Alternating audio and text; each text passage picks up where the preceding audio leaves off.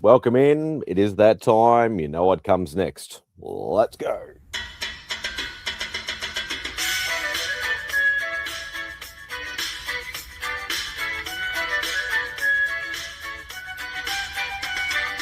Say goodbye to Remy's place. Looking for my friends on a Saturday. Where's Fantastic Lady, Chip and Journey, Beckerman and Robbie Fatstacks? And they're like, don't you watch MadSpidey'S Outback? Where Lemmy shows up just like that. Live chat here with YouTubers. You better sub, bring a comic cover. Bow down, bitches. Gobble, gobble, whack, bitches. My best mate Lee Simon Sorrow. A Lee meme with some muscle. On here you better watch your language, or you won't get any of his Vegemite sandwich. Freaky Sid, I come from MadSpidey'S Outback. Talking comics and some smack. Welcome all to MadSpidey'S Outback. You better sub, bring a comic cover, yeah. Yes, welcome in. It is Spidey's Outback time. As you can see, I'm a little bit rugged up because it's a nice brisk Sunday morning, 9 degrees Celsius, like the rest of the world. Not Fahrenheit, but yeah, it's going to be, hit a top of 12, so a whole 3 degrees more. But yeah, thank you for joining us. We do have quite a few people waiting in the wings today, so we will let them all in, and then we'll get to the chat and then to the shenanigans.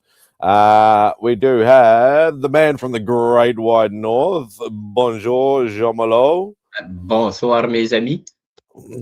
Yeah, I got part of it right anyway. We do have my distant cousin from the other side of the world. We have Matt from Heroes for Hire Club. We do have the man with the biggest smile in the comic book community, Mr. Cliff on Comics. We also have the man with the biggest mouth in the community comics. It's Izzyverse NYC, who doesn't know what sunglasses are. We have the man from my basketball hometown of Charlotte that doesn't know how to... no, I got nothing. I'm sorry. There's Vogsy. Sorry, Vogsy. I had something and then I just lost it. No, it's fine. And we do have one more person waiting in the background. Maybe first time or second time. I can't remember now. But you will notice his handle is usually Hurricane, and his name is Patel. Thanks for joining us, brother. Yo, Patel. Hey. How's it going? Now I get to be Alice again, so that's good. Because that's the way I like it. But let's say hello to the chat first before we get anything else done. We do have Les Crucius in nice and early, about 8 hours ago, because that's what he does. Vogsy was early about an hour ago. Jean Below is on the present as well. Yes, please hit the like button if you are, even if you're just dropping in to say a quick hello, that would be very, very nice. Ruby G, hope you're doing well, brother. Tate, hope you're doing well, mate. The free key Loowee man in the house. I hope you're doing well, mate. What's going on? Rob. Who's Lee? What's going on, Rob? Hope you're doing well, mate. I have no idea who I'm Lee going is. to step out for now. I'll be back in a few. Okie dokie. Go find Parking my has been sunglasses. found. We'll Yippee! find parking soon. I got the parking. I got the spot. Just like that. Oh, Well, that was oh, bad. that's good. Yeah. So I'm going to be out. I'm going to go upstairs. I'll see you in a few. Must have gotten cold. Yeah, it tomorrow. Excuse me. Tomorrow, 1st of June, is the first day of winter for us. So obviously, it's started a little bit earlier, but yes, Stank Industries. That's right. As I said, it's a little bit cold. I had to put on a hoodie because we had the air down too low. Loowee is here for the cliff bait. Yeah, that's what we're always here for, Loowee. Loowee. Pops, hope you're doing well, mate. Even And if Comics it's and Praise, haven't seen you for a while. Thank you for joining. Greatly, greatly appreciated. So how are we all, gents? So hopefully you're more in warmer weather than what I am. Not that I'm really fussed by the cold, but It's too damn humid here. Yeah. Fucking sucks. To put it nicely, it sucks. It's comfortable here right now. It's comfortable. It's 83 degrees and it's humid. Ugh. I'm not planning on being outside much when I go to Charlotte, North Carolina. I wouldn't. I'm going to go from the hotel to the convention center. Same here, Matt. Same here, Matt. These summers here get hot. The wife keeps our tea. I think he must have. He must have probably. Yeah. Thermostat. Something. Something like that. Yeah, that's all right. He'll chuck something else. Other than that, I'm pretty good. Spidey, you see that trailer for X-Men 97 season 2? No, I did see something pop up on my feed. It looks about a new trailer, but I have not seen it yet. But... The trailer's amazing. Hey, Bruce. What's up, Bruce? I'm happy to, and obviously he hasn't been like, I know Bruce has hopped on the show and stuff like that, but he did not realize that I was an anime guy. He's like, I didn't realize, there's another one of us in the community, and I'm like, yeah, well, I talk about every time I talk about anime, everybody else zones out. Generally, I'm fine with it. I don't hate anime. I like anime. The wife keeps not as the level of you and Bruce, but I like anime. I'm a pedestrian when it comes to anime. I know like the usual 80s ones and 90s ones like Ninja Scroll and Vampire Hunter D and back-to-back weeks. Let's go. And the other one called interrupts people on streams. That was a good anime. Thanks, man. Appreciate it. I love you, buddy. I'm just What's going on, Tate? Not much. Figured I'd stop in and say yo. Wow, Tate at the beginning of the show, amazing. Yeah, that's twice in 3 weeks he's done that. Yeah, well, I'm here because of you, Cliff. It's Bizarro you Tate. sweethearts. It's Bizarro Tate. It's down. What's up, Dope? Hope you're doing well, brother. Hey, hope you're doing well, mate. Of course. Yeah, of course we have, AR. What's that? He's being facetious, probably. Heard about it. Couldn't care less about it, but I always, for me, like I've been, and that's the thing, like I've been watching it since like probably the early 90s. So I've been around in and around it for a long, long time. And I always find it's sort of an ongoing sort of joke where, people who like love it, watch it regularly and all that sort of stuff. You talk to somebody like, oh, do you like anime? Do you like, oh yeah, I like Dragon Ball or Dragon Ball Z, and I'm like, that was played on like Cartoon Network and all that sort of stuff. It's like yes, it is anime, but it's like you get that on Cartoon Network. It's not like you're diving into the world or anything. But it's no G.I. Joes or Transformers, but I guess it's all right. Yeah, I'll let you get away with that one. I'm just joking. Anyway, I know. But it was good. So I know there's a few people in the community, but it's not everybody's cup of tea, and that's fine. I always say, look, just try it. There is literally a genre for everybody. There is. As long as you can watch animated stuff, because some people just don't like watching animated stuff, cartoon stuff, things like that, and that's fine. It's like asparagus. It's not for everybody. Yeah, but like if you do like animated stuff, like there's literally any genre you can think of, and even genres you've never even heard of or could never even imagine they have. So yeah, they have like sports animes. It's an acquired taste. Thousands of them. But let's put it at that. It's an acquired taste. They have some pretty weird ones, that's for sure. Yeah, and it's like I'll single him out because he is the one. He is who he is. But Mark from Legion of Comics, he's like, oh, anime, I don't watch that. And yet, like, he found that Terminator one that was on Netflix, and he absolutely loved it. And I'm like, well, that is anime. Mark. That's done from Japanese studios, Japanese animation style. That is anime. The Godzilla one's the anime top 2, right? They had one that's Castlevania, felt like anime. Yeah, yeah. I saw Castlevania. That's the only one I watched, and I like that one. I like it's a Attack on Titan considered anime. Yes. Yes. I kind of like very, that. very I heavily. don't like about whatever anime is that the guys and the girls, they all look the same. I've never even heard of that, Pops. Lily Cat. Yeah, no, I've never even heard of that. Unless that's. Yeah, They all look the same. The guys, the girls. You don't know if you're talking to a guy, if you're talking to a girl. They have some weird ones. Like I saw a clip, somebody, I don't know if it was from an adult one or something, but they put it on Instagram, and the woman's like, "Husband, why have you not pooped yet? You didn't come home and poop." If you want to find a creepier one, I was like, "What are we talking about?" That's probably AI. If you want to, probably AI. Okay. If you want to watch a creepier, I don't know. This AI fools me. If you want to watch a creepier one, it's called Assassination Classroom. Their teacher's the guy with the job. That was it's fun. The yellow smiley face. The Boondocks. The Boondocks. That was a great show.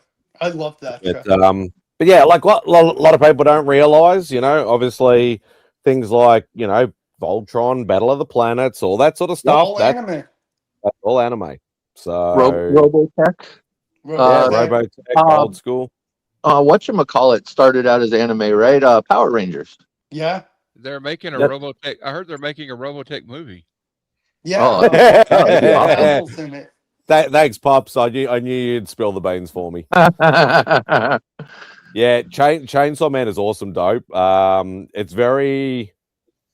If you've never watched anime before, it would be an absolute culture shock to watch that for your first one. But it is awesome. Yeah, I'm just waiting on another new season. Obviously, they only had season 1, and then the guy that actually created, like the main artist, the main director, and things like that for the show, actually left the studio, and then it sort of went up in the air for a while. And then they did a movie. The movie was visually stunning, and hopefully they pick it up and do another season. But Outlaw Star was the bastard child again. I'm halfway through One Piece during the thriller by. Oh, nice. Yeah, I've taken the massive task because I've watched One Piece in big sections, big chunks. And if anybody knows, there's like well over 1,100 episodes, so it's a big undertaking. I only got as far as about. Hang on, Vogsy. I only got as far as about the 700s or the 800s, but I sort of jumped backwards and forwards and things like that. So I went screw it about 2 months ago and decided to do a full rewatch. I've made it to the 600s, so I've almost gotten back to where I actually left off. So, and there is brand new episodes as well, so I'm trying to catch up so I can watch the new episodes. But yeah, massive undertaking, but I'm enjoying the ride. So, Studio Ghibli is considered anime, right? That is 100%. Yes. I can't do the reincarnated stuff, Bruce. I can't do the reincarnated stuff. Yeah, it's just not me.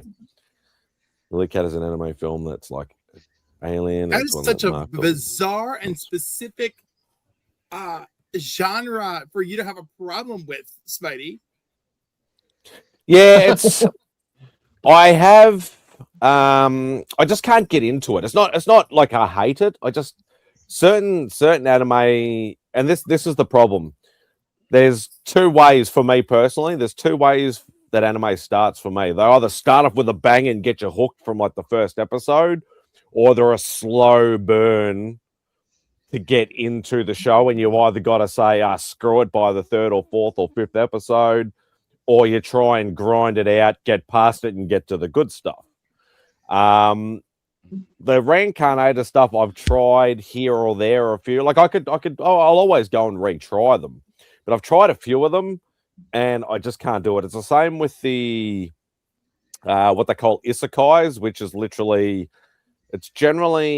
basically like the reincarnated stuff. Is you generally are like put into like a video game or something like that, so you don't know whether they're in real life or whether they're in a game and things like that. And I could never really get into them, but I have a pretty broad liking of most genres. But the certain ones I just can't get into as much. Do you watch the food ones? No, I know Beck loves the food ones. She especially Food Wars. That's one of her favorites. As she's slowly waking up and hearing her name mentioned. I can say specifically, they drive me crazy. I'm like, that I can't like. There's no entertainment value for me there. I'm like, why are we doing this? Yeah, I've Solo Leveling. I've watched a couple of times. Jujutsu, I'm having trouble with the last season because I don't know. I think it's because I missed the movie. I missed the movie, even though there's not a massive sort of like there is certain key points, and it's just I don't know. It's like the artistic style of the new season is brilliant, but it's totally different from the first two seasons. So I'm struggling, but I'm going to go back to it. And Wisteria, I have not watched yet, but Bruce did suggest that to me, so I'm going to give that a crack. Have you seen the one where it's about horse racing, but the horses are humans? Doesn't ring a bell. Yeah, it's like something champion or something, but yeah, they're all females.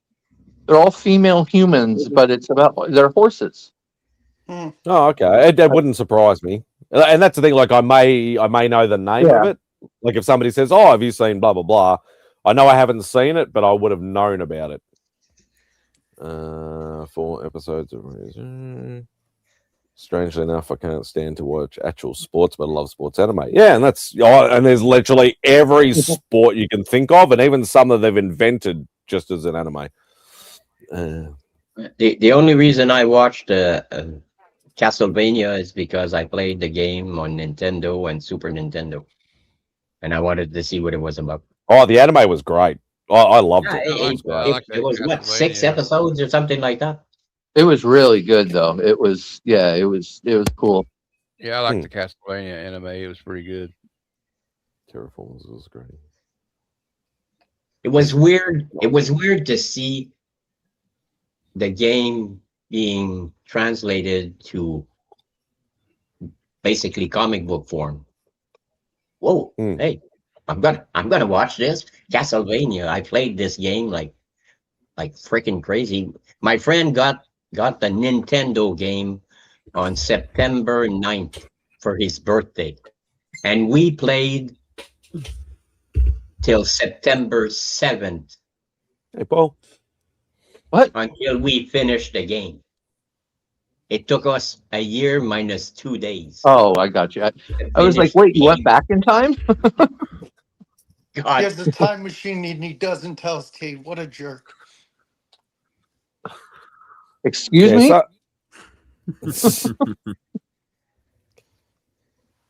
Yeah, I think it was. I think you're right. Yeah, it was. Some people didn't like it, but yeah, I loved it. Yeah, that was very, as like Gene was sort of describing, it was very nostalgic for me. You know, like they did like some branch off sort of one shots and stuff like that. But I just love the animation style because it's from the same what's the name? Same Studio. like production studio, I think, that did like Ninja Scroll and stuff like that. So what are you talking about? Castlevania. You know what I would love? Awesome. The anime.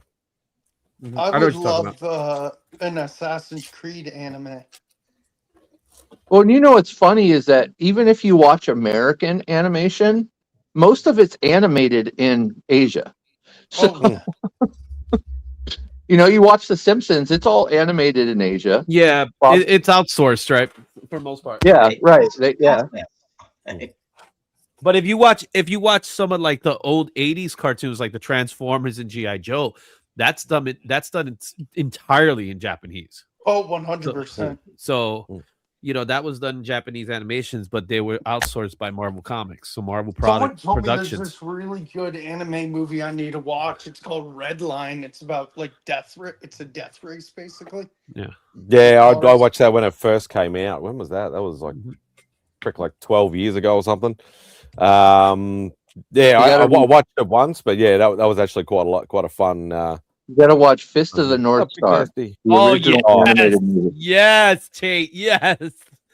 If you can watch, you gotta watch the original series. Yes. Yeah. The later stuff was still good, but the original series is the peak. Obviously, Vampire Hunter D, Ninja Scroll is pretty damn. Wizards. Wasn't that a movie? That's a movie, right? Is that a Japanese? Well, there's a I don't know if it actually. You know what? I'm not sure Are if you it's talking anime. about the D&D movie with the guy who No. looks like a dwarf elf thing? No. Oh well, you might be able to call it that, but the guy he rides like an ostrich-looking creature. Yeah, that's the D&D kind of movie. Yeah, I know what you're talking about exactly, Tate. Of course, I also like heavy metal and Fire and Ice. Has anybody ever seen Fire and Ice? Heavy Metal, Yep. Fire and Ice. You guys are gonna call me crazy, but I Yeah, recorded. I would never consider either of those anime. Or not? I was saying I like that type of animation too, Cliff. You know, speaking of animation, like was Heavy Metal Ralph Batsky? Yeah. Was it? Or what's his name? There's the two guys they consistently work together. I get them confused. Yeah, Ralph Batsky. This Ralph Batsky. Ralph Batsky did the Lord of the Rings, right? He did the Lord of the Rings. Yeah, he did the Hobbits. Did he Who's do the guy that did? Who did Fritz the Cat? Because that's the other guy. Because Fritz the Cat was not Ralph Batsky. You know what I got one of those Fritz the Cat books here. I'll look it up. You know, so you know, but that's Robert Crumb. Seen that? Oh, Robert Crumb. Okay. Yeah, but Robert Crumb's not the animator. Oh, okay. I don't know. Robert Crumb's. What were we saying, Vogsy? I said, you know what I've never seen or read, but I've heard the movie is kind of wakes you up to be like, oh shit, this is kind of crazy. Is it's kind of like the thing Tate was talking about, Wizards, is Watership Down. Yeah, yikes. Yeah, that was that is awful. That's one of those movies. Like, okay, it's a good film. Me and Cliff talked about this the other night. We're never watching this again, though. You know what I mean? Like Schindler's List is an important film. Well, Watership but I'm Down, never watching it again. All I know is I know what you're talking about, man. I know what you're basically- talking about. Watership Down is survival of the fittest. So it's like watching Passion of the Christ. I only need to see there it once. You go, Izzy. That's a great comparison. Yeah, there you go. Yeah. I'll be like this. This is when people tell me, "Hey, let's see Passion of the Christ." I said, "Yeah, I prefer the book." Yeah. Yeah. Well, and a lot of our stuff, like growing up, cartoons and stuff, were pretty like dark. But Watership Down is like tear your soul out type of dark. So Secret of Nim is another one that's pretty dark. That's really dark. That's pretty dark. What's his name from Star Trek? Was one of the Will Wheaton? He did one of the voices in that. You know, did you guys see they made another Animal Farm movie, but it's like kid friendly? I'm like, dude, no, that was not supposed to be kid friendly. You don't know who did the Animal Farm movie? It was this guy, Andy Serkis. Yeah, but it's not supposed to be kid friendly. It's always been kind of kid friendly. I read it. I read it when I was like in grade school, I think. Yeah, the book was written for children, although adults read it. It's still political satire. Oh, for sure. Yeah, but that's normal. I mean, I don't know if I was supposed to be reading it in grade school, but I did. It's actually my top 5 favorite books of all time. It's not a problem. Number 1 is The Outsiders, though. Mm-hmm. I love that book. The movies. God, I read The Outsiders at school, and I'm freaking twice your age. I like the movie as well. And I'll pick the same author, but I'll pick Rumblefish over The Outsiders. Rumblefish, yeah. Really? Yeah. Rumblefish is cool. Dude, it's so emotional and so like as a young person, I really related to it. Yeah. Speaking of dark movies and stuff, I'll be here, but I'm turning off the camera because I'm eating. I wasn't born when this movie came out, but do you guys remember? Yeah, you were born in like 2005, weren't you? 1994. Leave me alone, Izzy. Shut up.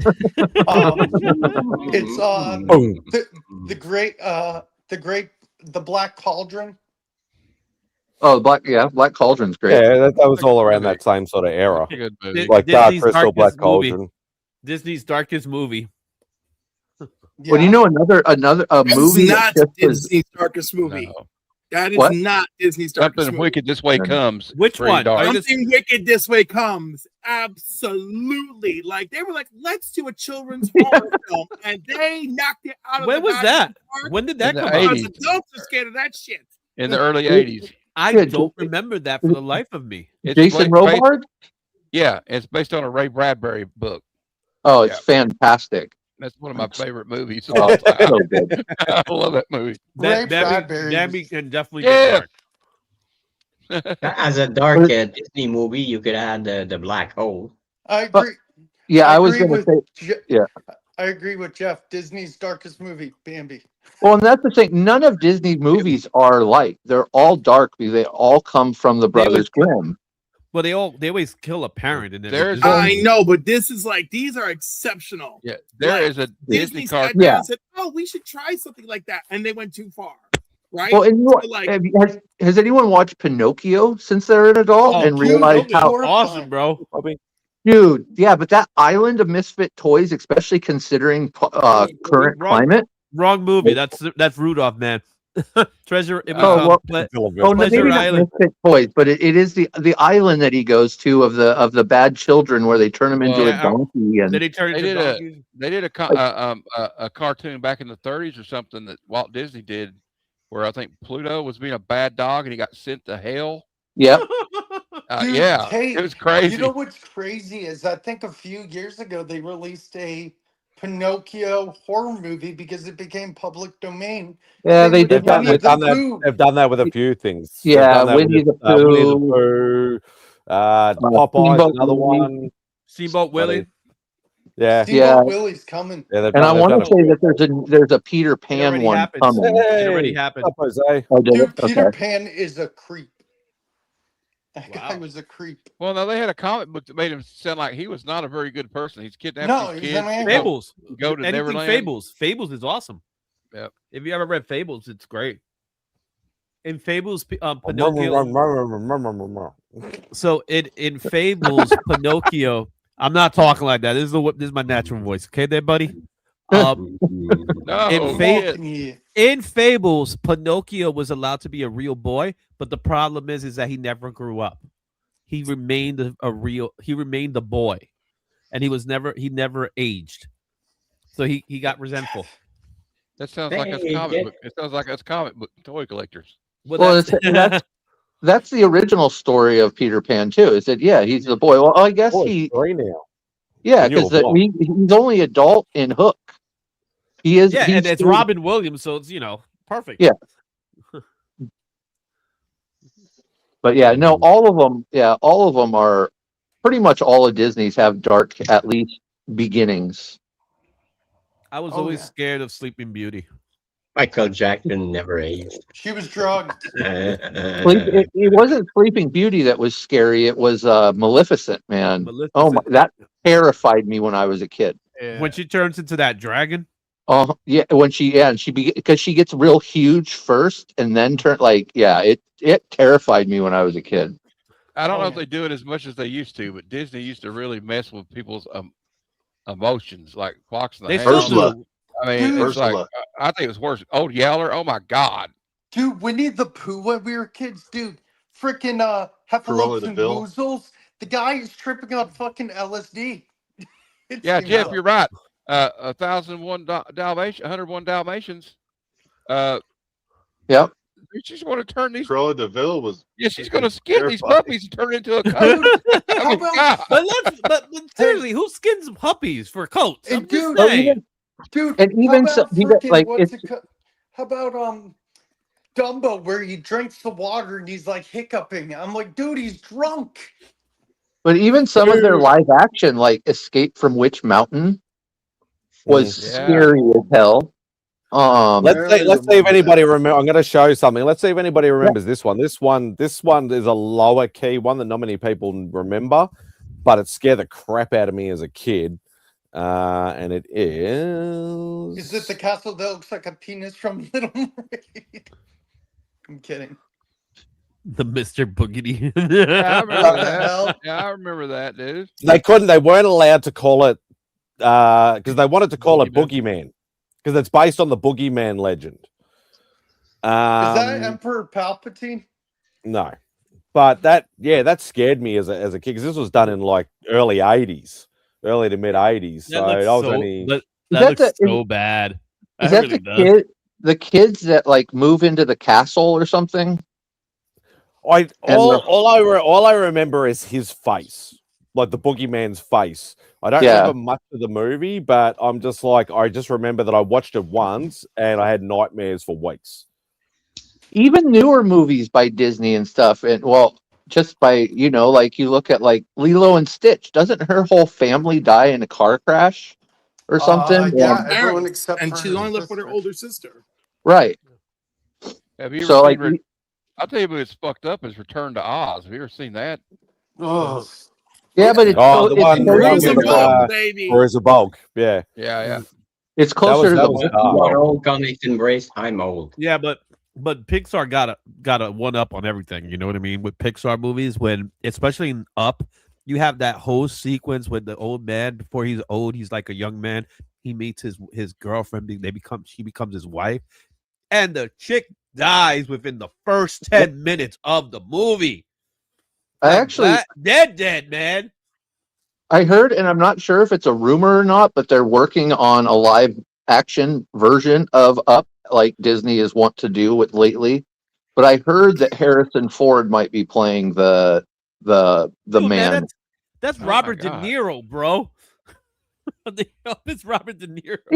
Yeah, closer. But I don't know if De Niro would do it or not. I'll tell you one of my favorite, actually one of my favorite he would all-time, do it with the money. Disney he's a money guy cartoons now. is the one they did was like a double feature of two shorts, Mr. Toad's Wild Ride and Sleepy Hollow. Sleepy Hollow. Again, Mr. Toad goes to hell in that. Yeah. Like Sleepy Hollow. But Fantasia, that you have this whole scene that the gates of hell is opening up. In Fantasia, I think Mickey Mouse is scary taking, as hell. And I have a theory about that one. I think Mickey Mouse had ingested LSD, and everything's LSD, but not in that scene. That's a completely different scene. No, I meant when they're like brooms going around and. Oh, no, it was something else. It was the it was the magical potion. I know it wasn't, but like. It is a good movie to watch on hallucinogens. Is all I'm saying. I'm pretty sure Ed Asner has passed. Yeah, he passed away. He was the voice of Granny Goodness on the Justice League Unlimited cartoon. Yes, he was. You have some interesting taste there, Rob. Back in the day in elementary school for old people like me, they had like that 45 minutes to an hour of time where the teacher would read some from a book, then she would have a class member read a little bit, blah, blah, blah. We all read the same book. And they dropped fucking Where the Red Fern Grows on us in fourth grade. Oh, no. And just absolutely wrecked the whole classroom. Red Fern Grows in the school? At school? Yeah. Oh, my God. We read that in elementary school as well. Yeah. That used to be there one a of those dry eye in the classroom. That used to be one of those, we used to have all those books that everybody read. Diary of Anne Frank. Dude, what about Diary of Anne Frank too? Hey, that one too. Hey, I got one too. How about Charlotte's Web? Charlotte's Web. Oh, that was one of my favorites. That was third grade. Yeah, that was definitely tearjerker too, where the freaking spider dies. Third grade for me too, for sure. Lord of the Flies. Oh, Lord of the Flies. But Lord of the Flies, usually you're introduced to later. Velveteen Rabbit. No one freaking warned me about Scarlet Fever. No one. I'm not gonna lie though, but Who Framed Robert Rabbit? This guy Christopher. Oh my goodness, what's his last Christopher name? Lloyd. Christopher Lloyd. Yeah. Christopher Lloyd. Man, when you found out who he was. He was scary, dude. I was upset when they took the little cartoon shoe. Yep. And he picked it up. It's like beep, beep, beep. And he puts it in the dip. I'm like, oh my God, you killed the little guy. It's Deb. Oh man, Roger Rabbit. Dude, Not Near Mint is right. Bridge to Terabithia. Yeah. Oh, painful. Mm-hmm. That movie killed me as a kid. I was like, I think a lot of those. But you're still alive, bro. I think they were trying to teach us about grief and Yeah. not Believe me. not life isn't perfect, and that you can overcome like and stuff. Yeah. I think because a lot of those books that we read were dealing with grief Death. straight up. Did Yeah. anybody? I didn't read them. My brother and sister. I think I read a little bit of it. The books. Roger, not The Robert. what? I didn't say The, Robert. what read is it called? West Side School. West Side Story. No, Story? it's like it was a school and it had like 10 different levels. I forgot what it was called. Not West Side Story. Uh-huh. Harry Potter. Dude, Harry Potter was my childhood. I lived It- 10 minutes. That was your from childhood. Dude, Yep. I lived 10 minutes from the London Zoo. I told you as a you were. kid. I tell you were young. I tell you were young. Harry Potter was my childhood, but I was 30. So Dude, I lived 10 minutes away from the Wayside London School, Will. It's Wayside School. Wayside? School, thank you. Wayside, yeah. You know what I read part of The that I Wayside. kind of wish I finished? Holes. I That's like a the good one. movie. I like the movie. The That's what movie this is guy- fun. I know no one's finished my holes in a while.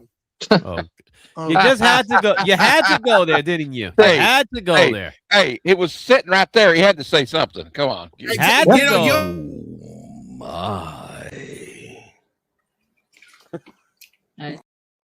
Y'all don't know how Only many free Cliff can passes you segue get. from You Disney get a to lot butt of free sex. passes with me. You don't even know. Yo, what about the Chronicles of Narnia?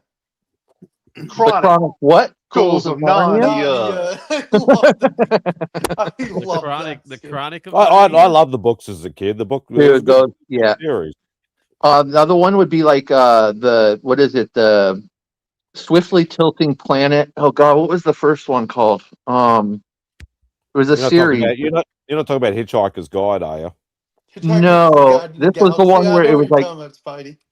it was like three kids that get swept up in like time machine and oh God, what was Bed it? knobs and broomsticks? No, that was a movie. No, they recently they did a movie in the last like 15 years. They did a movie and it I know had what you're talking about. had Whoopi Goldberg in it. Are you talking about Color Purple? No, what's that movie I hate? Sister Act. No. Oh, The Wind in the Door. There's House something Party. in the door. House Party 3. No, there's something in the door. I is it can't where, is remember. it where It's just a really the good. three friends build an actual space? Three men Oh, in that the got basement. got Ethan Hawke in it in River Phoenix. Yes, yeah. Hot Tub Time Is that Machine. what you're talking No, about? no, Explorers. Explorers. You know what movie I hated? It was like when it came out, I think when I was a teenager, is A Series of Unfortunate Events. Oh, the books was are great. incredible. You know what movie I hated was Debbie Does Dallas because she wasn't even in Dallas. Did Dallas you was see in the She had a movie? very This special. is terrible. Do you even YouTube, bro? She had You a know- very special neck. Tate, did you? What you don't understand? Don't watch the movie. It's The a movie was about trash. a girl who meets a guy named Dallas. No, it's Dallas. Yeah, it's a love story. Tate, don't watch the movie. The movie was horrific. I What, think I Debbie saw the first one and I Debbie liked Does Jim Dallas? Carrey in it. Yeah, I like Jim hated it. Carrey in it, but the books are incredible for The Debbie Does series of Dallas movies. unfortunate. No, series of important events. That's what I thought they were talking about. Easy. I was like, what? Did anybody? My brother read the book series. Did anybody read the Red Wall series? Mm-mm. No, What about Artemis Fowl? no. I know what Okay. you're talking about. I'm too Artemis old Fowl, for that, I but think. But yeah, Too old. Artemis Fowl. I'm too They old. made. You, they you know, just made all a this movie. talk about dramatic movies. Not one of us said the never-ending story. Like, Oh my god! That's I'm a trying cute to- movie. Oh my God! Right, like if like that didn't didn't say that. traumatize the Hey, generation. hey, I'm trying to Yeah. forget about it. I'm still trying to forget about it. Vortex. What's that Jim Henson movie, The Dark Crystal? That's pretty good. Yeah. I love that. Yeah, movie. that man. Yeah, We- somebody in the chat mentioned that a lot earlier. Third grade, my teacher took our entire class to go see The Dark Crystal in the theater. Now, Like, this one, That's a cool now, this feature. one wasn't really scary, but it had David Bowie in it. The one called Labyrinth. Oh, Labyrinth. Baby, Yeah. funny look. Two I love girls that in the movie. cup. Yeah, that's definitely a love You knew story. what I was referring to. Two Yeah. girls, one cup. It's two girls, one Hey, cup. mute Izzy, would you? He's just. Hey, Yeah, you should, I just want to eat. see You what should is talk he, a lot. I just want to see what Izzy got at the con when he's done eating. I ain't showing you crap. Hey, Yeah, Ender's Game. The other, the Maze Runner books were really good as well. Did anybody read? I didn't read them, but Aragon, When I think when I was the young. Oh dragon. wait, no, not her. Let's see folks. See Cliff. all right, my Cliff. Cliff left. He got offended. No, come back now. You hear? No, he can only get one weekly dose of you, is he? Yeah, That's the But thing. don't worry. I don't give him any doses. but everybody, don't worry. Cliff will return in Avengers Doomsday. Mm. All right. Batman will return in a. There's a lot of great like children's book series. Like the other one was the Dragon Riders of Pern. Yes, Did you that read was Earth? that was one of the Bear? first fantasy novels I ever read because it was library day in elementary school, and I'm flipping through the books looking for something that has a cool looking Stay cover there. because We can I'm see a those kid. eyes. And I grabbed this book, and I don't care if it's Anne McCaffrey, I don't care, but I saw dragons on it, and I was like, Yeah. "Boop, this one." Yeah. It was great. Another great one was Dragonlance, which is literally a Dungeons and Dragon book, but the Dragonlance books are incredible. There were some weird Yes. books I read as No, a excuse kid. me. There was one called The Magic Treehouse where it was a brother and his sister, and they would travel through time to feel like, for example, like French Revolution, American Revolution. I'm like, what the fuck? Yeah, Brian, I never read the Ready Player 2. I read Ready Player 1, fantastic. I never read the second one. Well, isn't Ready Player 2 more recent though? Didn't it? Yeah, for sure. Mm-hmm. That's what I mean. I just talk I about don't Aragon read- or Aragon? Sorry, Tate, go on. No, I was just saying that I don't read like I used to. Did anybody read? I didn't Reading, read it. what's that? The movie's good though. Da Vinci Code. Yes. Yeah. Of course. I liked the movie. I never read the Angels book. and Dragons, and the other one is You mean Angels and Demons? Angels and Demons. There's another one too. There's a third one. Dragons and, Yeah, and Debbie does Cult Dallas. something or something. Yeah, exactly. Spidey and the Outback. That seems to be a popular movie. I take it. Spidey and the Drop Bear. Pops, we were just talking about that. The Dragon Riders of Pern. Perth. Dragon Rise. Anne McCaffrey and Anne McCaffrey. She's the one No, that 'cause I wrote the noticed- Dragon Riders of Pern. Oh, okay. And I was thinking, like, because when Rob said Aragon, I'm like, is it Aragon or Aragon? Because there was I think Aragon. it's E. I think it's an E. When it comes Yeah, to it isn't fantasy because they book made a readers, single movie of it. certain like fantasy book readers, some of them like the medium-sized stories, couple hundred pages, and we're done, or whatever. Even if it's a trilogy or whatever. And those that enjoy world building and very verbose stuff, the Wheel of Time by Robert Jordan, each book is like between 800 to 1100 pages, and I think there's 12 of them. But I it will is tell you, fantastic. It is great. Yes, The it drags ass in parts, but Did you the read movie that scarred me as a child will always be The Miracle of Life. Because that stuff is real. Did you, Jeff? Did you read? I know Trev and Evil Mike like is The Dark Tower. yeah, Stephen King. Stephen King, yeah. Another really Slinger. good book. Another good book series was the Myth Marker series by Robert Asprin. It was like dude, Kevin loves Robert Asprin. It's fantasy, but there's also computers and robots and stuff. So it's like it's fantasy, but with a little touch of sci-fi. And With a name like aspirin, you'd think he was a cure for a headache. Yeah. Or he probably was. I read a lot of those books. He probably was. Did anybody read Tom Clancy? No, but he has a lot of books. Yeah, I know. My parents love Tom Clancy. Tom Clancy read wrote most a book. He wrote a memoir book a book about his life, about going to school, being a doctor and stuff, and it's so good. It's so good. It's The books from John Grisham are pretty great. John Grisham's fantastic. Mm-hmm. The Hunt for Red October was a great movie. Hell yeah. From him. Dude, it's hard to even think of a bad John Grisham movie. Like that's one thing that they were able to figure out how to turn Grisham books into movies. Mm-hmm. It so many movies that get from books aren't good, but for some reason, all the John all the one with Samuel L. Cruise. Jackson.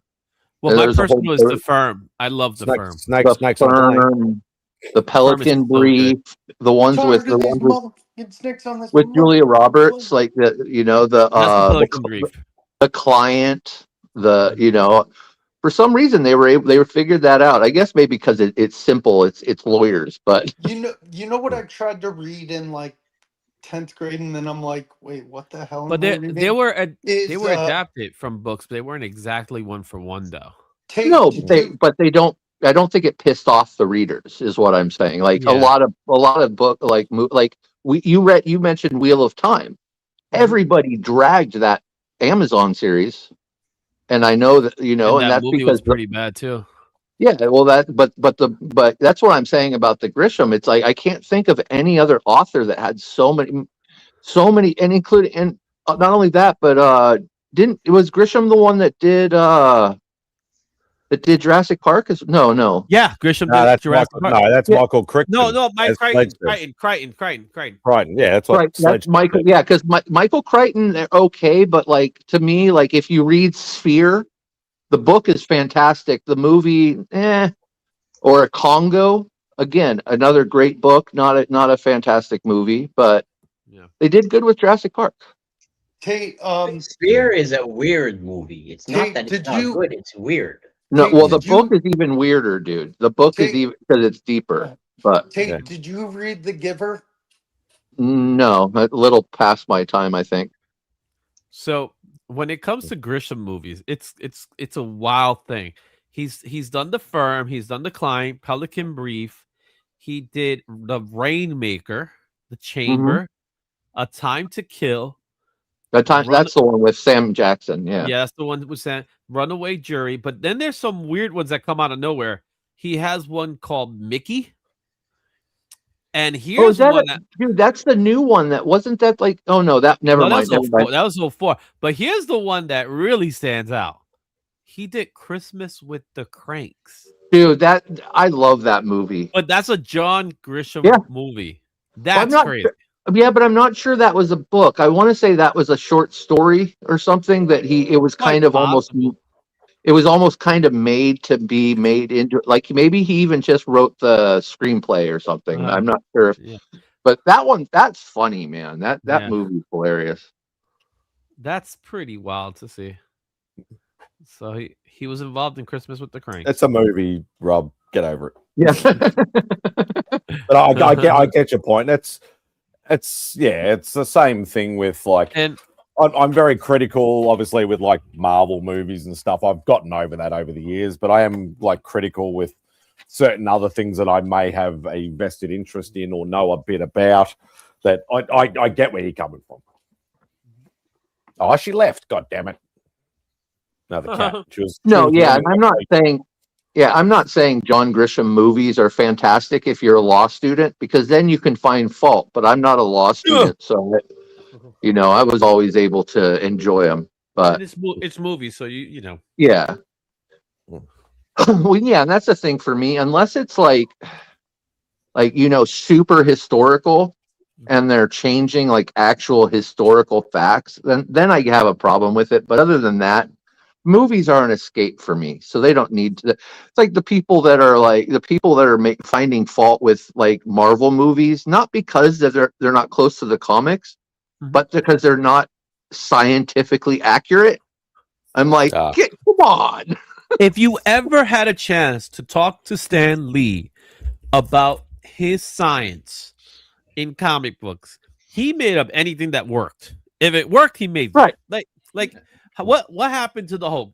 I don't know, gamma radiation. What the hell is gamma radiation? I don't know. It sounds scientific. That's what it is. I read it Like- I read it in a science magazine once. Yeah. Yeah, or how he explains Thor's hammer.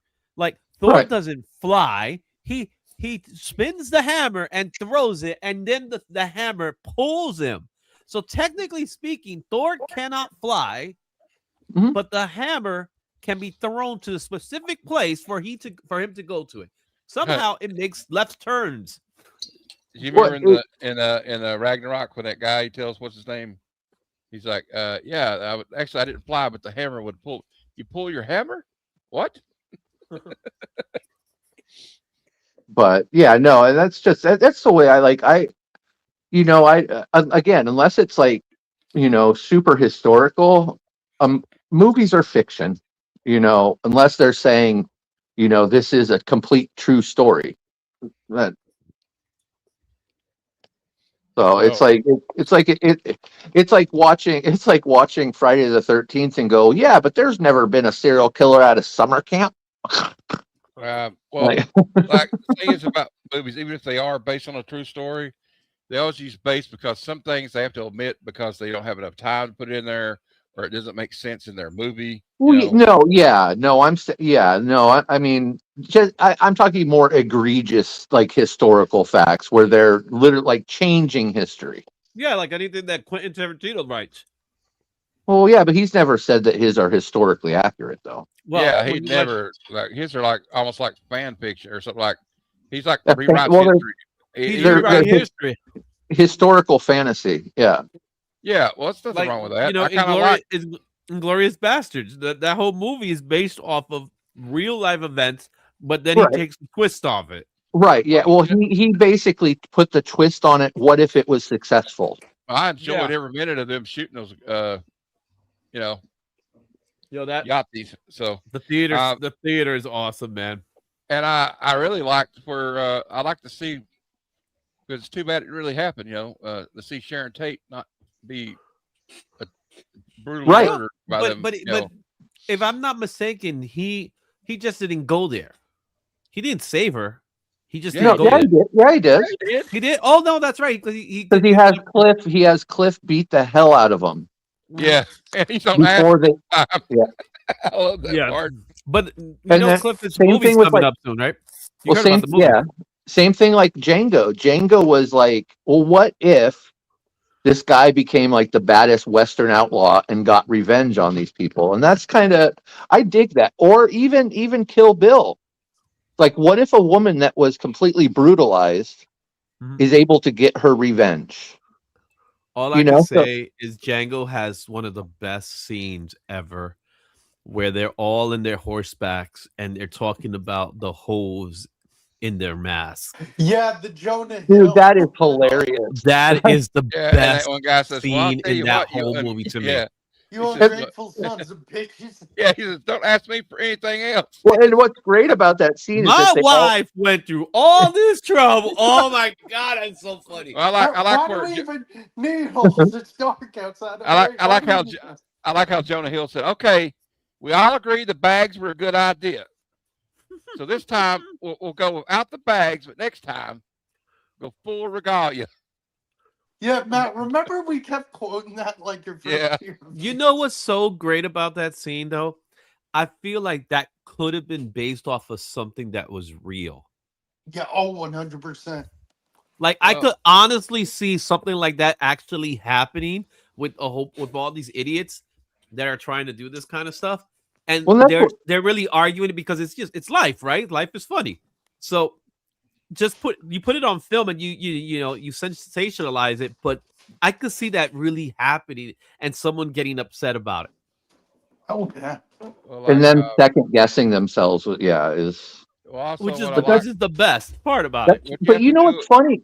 It's actually, when I think about it, every single Quentin Tarantino movie is like that, because you think about like Pulp Fiction was like people being abused and the bad guys were good. Mhm. And so all of his movies are kind of that. He has like a Seinfeld sensibility when it Well, like, comes to his what he said to- about what Pulp Fiction, that scene, especially the first of it, he goes, everybody's seen the Richard Donner action movie, where the two hitmen go up and kill the people and retrieve a briefcase, and then that's all you see. What would happen later? Like, what are these people like?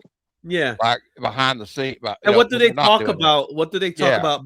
And what about when they're not as cool as they are in all the old movies? Like the hitmen were always cool; they got the job done. But in this, they're messing up. They shot the guy in the back seat, and have to go get it. It's like, yeah. What's brilliant Say about what it, one more time. What's also brilliant about the one scene where this is a perfect way to set it up too, and the good perfect foreshadowing when he goes to Eric Stoltz's house to buy the drugs, and he says, like, it's a little thing. If you don't know it, you don't know it. But like, they usually put the heroin in a balloon, right?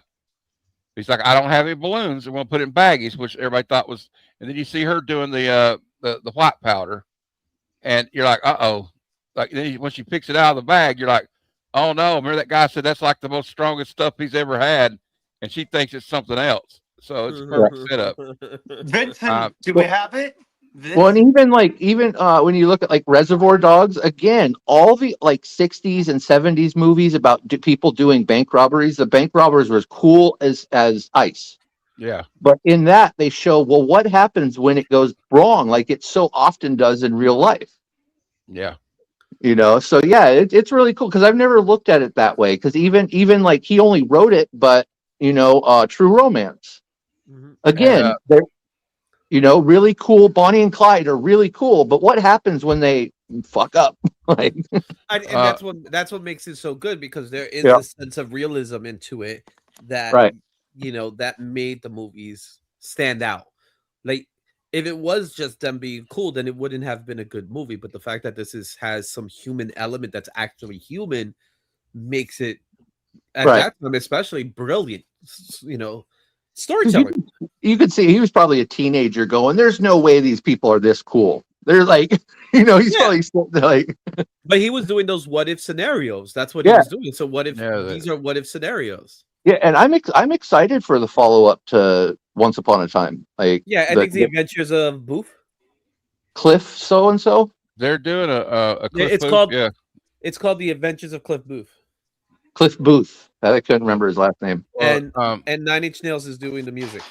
Oh, nice. And he's letting someone else direct part of it, right? Like, this is the first time he's ever let someone else. Yeah, it's not his movie. Right. Okay.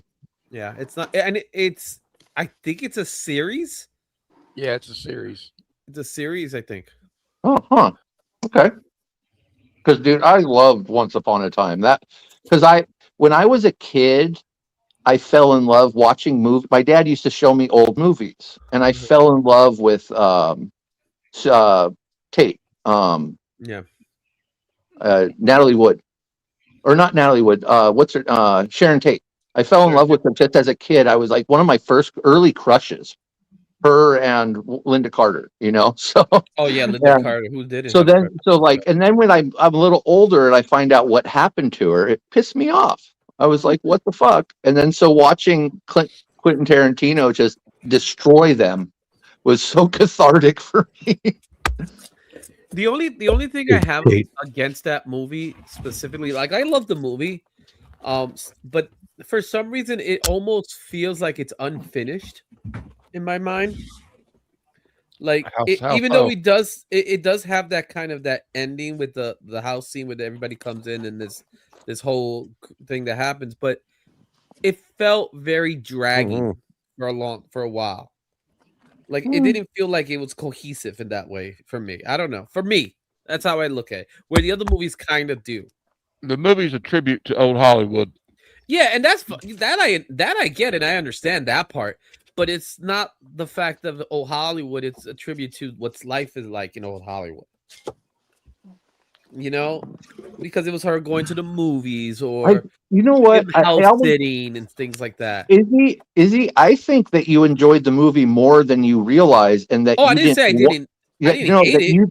But you didn't want it to be over, so that's why it doesn't feel finished. You wanted it to keep going by that moment. You were in. I think that's almost at least what it sounds like to me. Well, possibly, but it's a long movie. It's not short either. I just want to say, Tate, hey, Rob. see, Four Rooms. Four Rooms. Which? I remember that. I know, Tim I saw Roth. it. Good movie. That's a good Tim Roth? movie, Rob. Yeah. Oh, is that the one? The hotel, and it's like four different perspectives of the same With of four the. directors Yeah. doing their own. That's one I probably need to rewatch because I don't totally remember it, but I remember really enjoying it. Rob, my favorite one is The Man from Hollywood when they got, okay, we're going to bet this guy he can light his Zippo lighter 10 times in a row. Oh, okay, I do remember it. Not to be confused with The Room. Yeah, I was fucked by a coven of witches. Admittedly, not the worst part of the evening. And it had what's his name? The bellhop was oh god, Roth. Tim Roth. Tim Roth, yes. Tim Roth, yep. And then you had Madonna, and you had Antonio Banderas, and a whole slew of people. Yeah, that's some Bruce definitely. Willis. Yeah. But my point in bringing it up was only you said about not directing stuff. When he said that about the coven of witches, they say, "Did you say you just got fucked by an oven of witches?" Yeah, that's right. How's it going, Rob? It's going well, sir. And how are you? I'm all right. Hanging in there. All right, all right, all right. Yes, sir. And that's a line directly from one of my favorite movies of all time. Oh yeah. Perfect movie. Just keep on LIVIN, man. It'd be a lot cooler if you did. Yeah, obviously the chat went on a tangent, but has anybody started Spider-Man Noir yet? Five episodes in. Yeah, I'm the same. I still haven't made my judgment yet. Oh, it's good. What are you talking about? Yeah, I don't know. There's something irking me about it, but I can't put my finger on it. I'm still watching it. Like if I totally hated it, I would have stopped at like episode 2. But I'm loving it, but I'm hating it. But that's what I mean. Like I'm not 100%. Black and white. Does he get called Spider-Man in the show? No, they call him the Spider. The Spider. Right, yeah, the title. I didn't know if they called him that at all, though, in the actual show, because it's some of that. It's some of that. They're going to. It's some of that. I don't think they're going to call him stuff, that. Right? They're not going to call him Spider-Man. That's even the show. The show is called Spider Noir. It's not called Spider-Man Noir. So. That's why I was curious. That's got to be a Disney Sony deal thing. Yeah, that's what I was thinking, is that it's rights because they don't want to give up the Spider-Man title. Mm-hmm. Well, I think it has something to do with the agreement with Disney, because keep in mind, Sony does have the rights to Spider-Man, but according to the agreement, Disney has the namesake. Oh, okay. So that's what it is. Where if something needs to be done that's Spider-Man, then Disney has the right to make it, even though Sony still owns the rights. Right, and that's why they didn't use Spider-Man in Morbius or Venom it's also the same reason why he's Ben Reilly as opposed to Peter Parker. Okay. So, and in animated, it works differently. So the agreement's a little different in the animated front. Therefore, you could get the Spider-Verse movies in. So it's also silly. Well, it's lawyers being lawyers. Yeah, no, but as a fan, it's silly. Yeah, to us, it's like, why don't you just do it? It's like, no, it's because it's in contracts that are pages long. Rob would know. He handles that kind of stuff. I live for it.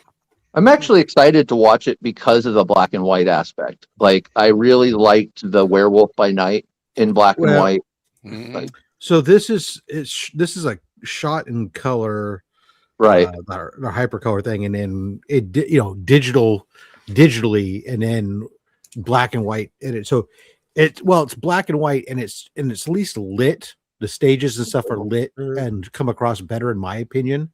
Watching it in black and white, it lacks that same black and white film feeling. That grit that came along with 35 millimeter. Yeah. What they should have, my personal thought is they should have just filtered it. It's not like you cannot filter that. Here's my thing. I noticed it. I don't care. I'm watching the story, not Oh, wow, where's my film grain? Oh, But it- this is but it- awful now. But Or you the can way I- just watch it on a CRT, and then maybe it'll be grainy. so to that point though, as you're watching it in black and white, you could clearly tell this is a black and white, as if you were watching from a black and white television set, as opposed to recorded in black and white. Yeah. Well, and I mean, it makes sense because all like film, all media now feels really weird to me because it's all filmed in that high def. Yeah, because it is high. It's high def black and white. Yeah, But it's funny. It's funny you mentioned the black and white versus color, because like I know, like Tate mentioned, like Werewolf by Night. I actually loved it in both. Like I originally watched it in black and white first, then in the color. I love them equally. Like I do prefer the black and white a little bit more, but I think Man Thing shone a lot more in the color version than it did in the black and white. But this, I went to start it in black and white, and then I didn't click it in time because it had like a time, and it just went straight to color, and I went, screw it, just leave it in color. You can and then switch through them. Well, yeah, I thought about that, and I'm like, I don't mind. Like, if I end up really loving the series, like as I said, I'm a bit mixed at the moment, but I can always go back and rewatch it in black and white and maybe get a different feel for it anyway. So, hey, shop. But Hey, to that Shop. point, Werewolf by Must be- Night. When I watch Werewolf by Night, I feel like it's old black and white. Well, it's because they put artifact over it, right? That's what I meant. They filtered it. Yeah, they because they even had like where you saw like the film skip a tiny bit, and like they were playing with that for sure. Very Fight Hey, Club Mike. esque in that way. Well, and the black and white also wasn't completely black and white, right? They had red, right? For They had red for certain blood scenes. for the Man Things, like he had like a button or something that was red or something. Yeah, red eyes. red eyes. Oh yeah, that's what it was. Because all of a sudden there's just red, and you're like, whoa.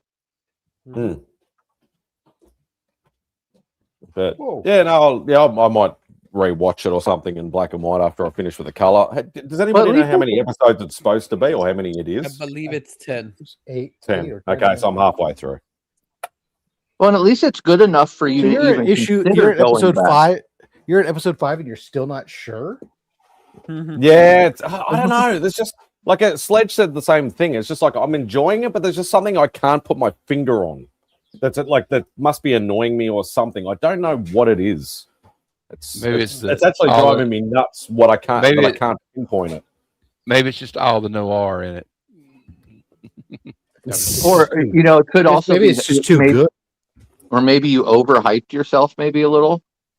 No, I went in because I obviously not like I know of the character, but I've never read any of the stories and things like that. And maybe it's the fact that in the back of my brain I don't have his first appearance, and that annoys me. And it's expensive. And it's probably even more expensive now. Yes, I know you haven't, Rob. Shut up. Should we give it away? I have no. Yeah, give it away to me. I have a 9.8. I don't care if it's a 9.8. Give me a friggin'. I could show it to you if that will help. Give me a 6.9. I'll be fine. What I love is that, Rob, didn't you do one recently where you were showing off like newer like variants of the first appearance as well? Like you've got a whole bunch of it. Yeah. It's 8 episodes in total. How about screw you all? How about we see You guys, I'm going home. Yeah, exactly. You know what though? I think that I don't know, because do you feel that like do you have an Ultimate Fallout 4? Yes. Couple. Okay, so I was just wondering if you felt the same thing about Spider-Verse. Do you have an Ultimate Fallout 3? No, I do not. No, I do I not. don't have any of them. And the other answer to the questions, I don't care. Incomplete. I'm trying to think I know I'm missing one from the. I don't remember which one it is on my Ultimate Fallout run. I'm missing. I've got the blank cover for 4, but I don't. I have all the other issues, but I don't Number have 3 is the one I'm missing. I have 1, 2, 4, 5, and 6. 3 is not exactly cheap either. Well, that's relative, but it does. It's not like a dollar bill. So what you're saying is I would find it affordable. Thanks. Well, that's called pennies for you. And what is 3 a cameo? I think there's a mention. I don't know. Or a mention. Yeah. Okay. Yeah.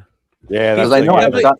It's That- definitely that not was a cameo. stupidly If expensive it was a cameo, it will get the same kind of treatment as a 180 would. So it's definitely not a cameo, but I do believe there's a mention. Okay. Yeah. Because I've got the whole series. I've got the whole series, but I don't have a first or second of the number 4. So Number 3 is not listed as a key. What's up, Reggie Bear? Reggie, what are you doing? Rob says that UF3 has an ad for UF4 with the cover on in it. Oh, doesn't one really of do them old chestnuts. Ooh. I get you. Yeah. So the Marvel previews is more sought after because it actually has him in the cover. but that's Which I sold. I sold my Marvel preview. Dude, you gave away a First Miles today. That was cool. first solo title. Yeah. Well, yeah, that's what I meant. I'm sorry. That's what I meant. Speaking of I Rob, I did that too, accidentally though. Because you're a moron. I got a whole stack of stuff to reload the giveaway bin now. speaking of Rob and giveaways, I won his Transformers giveaway. Yeah, you did. Nice. Yeah, look at that. Making that boy big. I'm trying to, but my StreamYard is playing funny buggers. Look at that boxy guy. That was a nice giveaway. I know the reason why, but it's still very, very nice. Still great though. I mean, I'm Yeah, big shout out to Nelson and Big Time Collectibles for absolutely. That one's really cool. This one right here, I really like this one a lot. 1 in 50 variant. So is And that the one- Megatron with a nose? Yeah. Yes, first appearance of Megatron with the nose. 150 and 125. Those ones there. I mean, those will press if you really wanted to. That's Probably. that's a nice one. I like that one. Couch and Slouch, you're hunting for a Ultimate Fallout 4? I like their bags and boards they have over there. What grade are you looking for? BTC is a really. I've been always super happy with their shipments, the way they ship them and everything. Yeah, this one only got damaged because one of the book when I ordered these books, I had also ordered a 1 in 100, and I paid extra for them to put the 1 in 100 in a top loader, and and because they put the top loader in their box, they had to remove 3 of the 4 flaps that hold the books in place.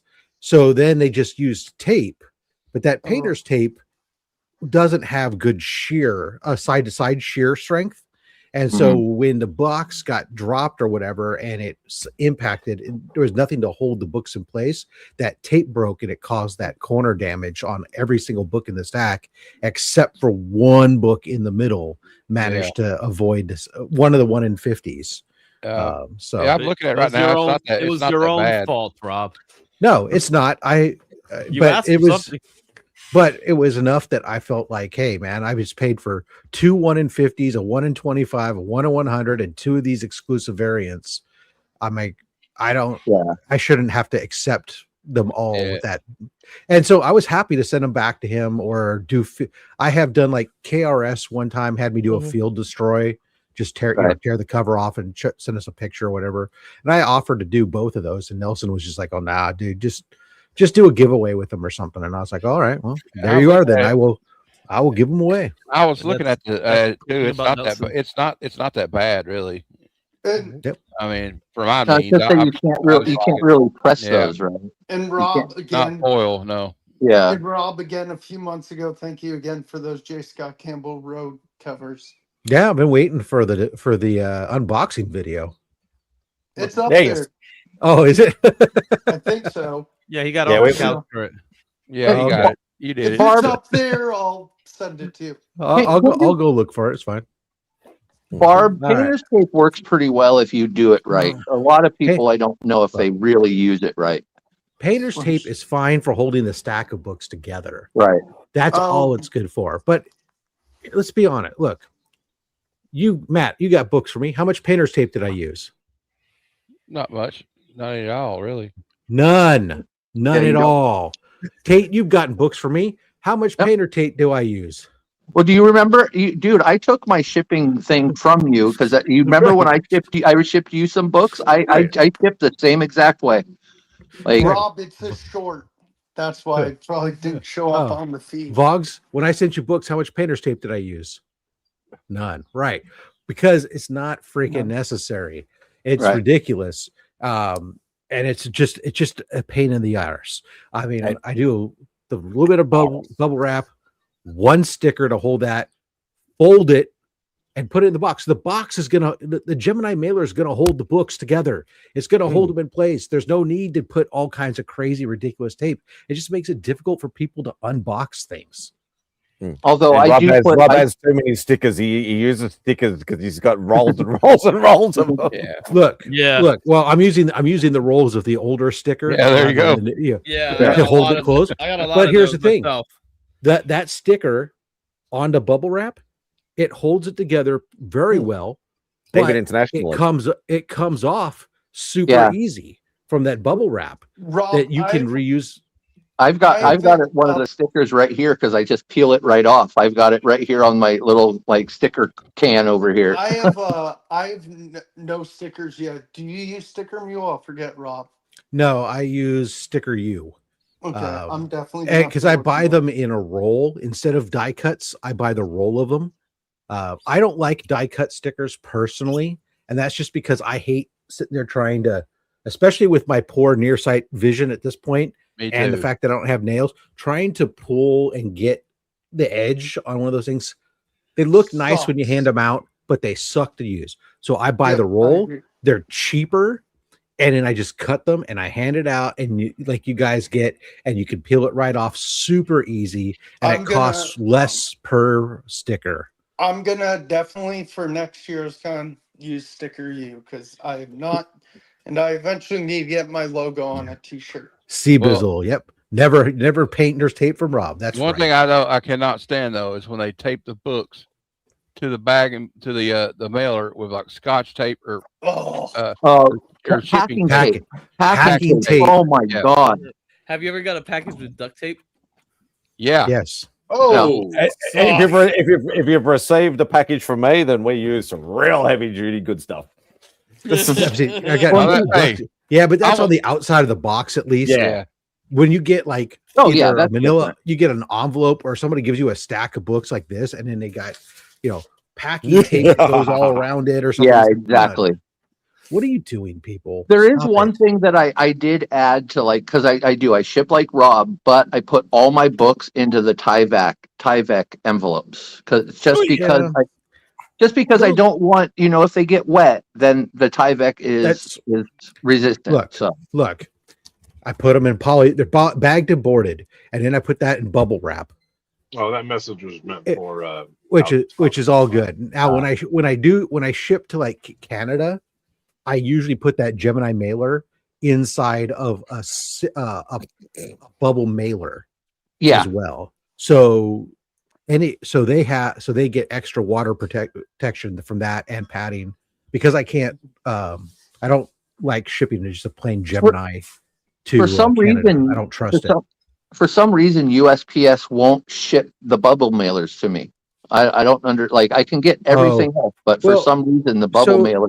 So the bubble mailers that they have, those are going to be letter size. So they're not you won't be able to put a Gemini mailer in it. Right. No peanuts. No peanuts. And then I think I can get the Priority Express envelopes, but I'm not sending Priority Express. If you want to ship anything, you're going to use the shipping supplies. A Gemini mailer fits inside of a legal flat rate envelope. Right. Yep. Then when you're shipping, as for those of us on the West Coast, when we're shipping to the East Coast, when you're shipping along the eastern border, most of the time, some of the time, depending upon the weight of the package, it will be cheaper to ship priority mail in that flat rate envelope than it is to ship in just a Gemini. Ground Advantage, it's really close. I just did one today where the Ground Advantage was to New York. Because I was less than 1.5 ounces or 1 pound and 8 ounces, it was like $9.90 through to go Ground Advantage versus the $10.80 to ship it. I've had Ground Advantage that take take 2 weeks before. They do take longer, because they're ground. They're not priority mail, and that was the advantage for a while. I was doing priority for everything. simply then it because won't- I could put them in those envelopes, and I get them within 2 days. But the problem with it is that they keep raising the rate. Yeah, it's at and I have to. 1080. I think it depends. Now it's a variable, which is really bizarre to me. Yeah. Is like the flat rate. I'll get it. I'll ship one to Florida and one to Virginia, and they're two different rates, which doesn't make any sense to me. But at the end of the day, I have to be cognizant of the fact that I have enough people that win in internationally now that sorry, US, I'm shipping more and more of them ground advantage to save the extra $1 there. So that way when I can afford to continue to include everybody in the giveaway. Poor babies. You have to wait a week to get your free books instead of no. Hold on. You want to think it's a week. Now let me prioritize now. It's pretty quick. From me, ground advantage from me to anybody on the East Coast is still probably about 5 days, because they're still sticking it on a plane from the West Coast. Right. It's just not going on the first plane out. It's going on whatever plane has cargo capacity. They're not actually putting it in a truck and driving it across the country. I've gotten stuff from Rob where he sends the package out based on what he tells me. He sends it out on a Saturday. So obviously they're not working Sunday, but I could get it as they early. Oh yes, so the post office is working Sunday. They're just not delivering on Sunday. Yeah. So Rob. I would get the book. I could get the book as early as a Wednesday from that Saturday. I've had people get it on Tuesday. Rob, do you use pirate ship by chance, Rob? I do. Yeah. Okay. Have you ever watched a book that you sent to somebody and saw an amazing backtrack? Like it goes over here, back over here. Oh yeah, crisscrosses the whole United States. I had some do that. Go ahead, Rob. UPS is the worst at it. Every once in a while it happens with the post office, not as much for me, but like I ship stuff to Spidey, it goes to Kentucky first. Why would you go from California to Kentucky to Australia? It's like the went back to California, and then I've got stuff that was shipping. I got stuff that was shipped from New Jersey to go to Chicago to come back to New York. Yeah, that's Jersey. I understand your concept of it being put on a plane where there's cargo. I get it. They're mixed, matching, shuffling. Logistics is logistics. Yeah, but I sat there and I don't know why I did this, but I sat there and used all my brain power, which isn't much. And I'm like, why? What is the what possible reason is there? Missort. It's better not to question the USPS. So mail gets missorted and it gets on a plane. And then when they scan it, they go each destination they're scanning it and they're scanning it and going, oh, that doesn't actually go here. So then it has to go back someplace else, and it happens. That happens it's not just the mail. I mean, freight. That happens with freight all the time. Yeah. I had an interesting one with me on pirate ship. I printed the labels out. One was supposed to go to Washington, D.C. The other one was going to New York, upstate New York. They both went to Arizona first. Well, that's phenomenal. Yeah. All right. Well, I see what you try out in the your box. books. Sure. Try out all your humid Kentucky comic books. Here, we're not voting today. I just grabbed an assortment of books. Here's what's going in the giveaway box to replace stuff that's come out recently. It was shown off today, so we might as well give one away. X-Men 2099, first appearance of the team, X-Men 2099. Including Bloodhawk. We'll throw in a Batman 475, first Renee Montoya. That's a cool cover. Yeah, that's a great cover. We give away issue 1 of the regular series, but let's give away issue 2 of the limited series. Yes, please. Nice. Senor Zek. Some Silver Age Submariner. That pose. Son of a bitch. A beard? Because he's rock hard. And he's getting it from the back. Yo, like seriously, that makes Alf looks weird. We got some New Gods going in there. Great book. Kirby. How about some Michael Turner goodness. Yes. I approve of that. Yeah. I like that series. That series has got a whole bunch of. That was a How about- fun series. Yeah. How about the newsstand? First appearance of Amanda Waller. Oh, look at that $12 book instead of 10.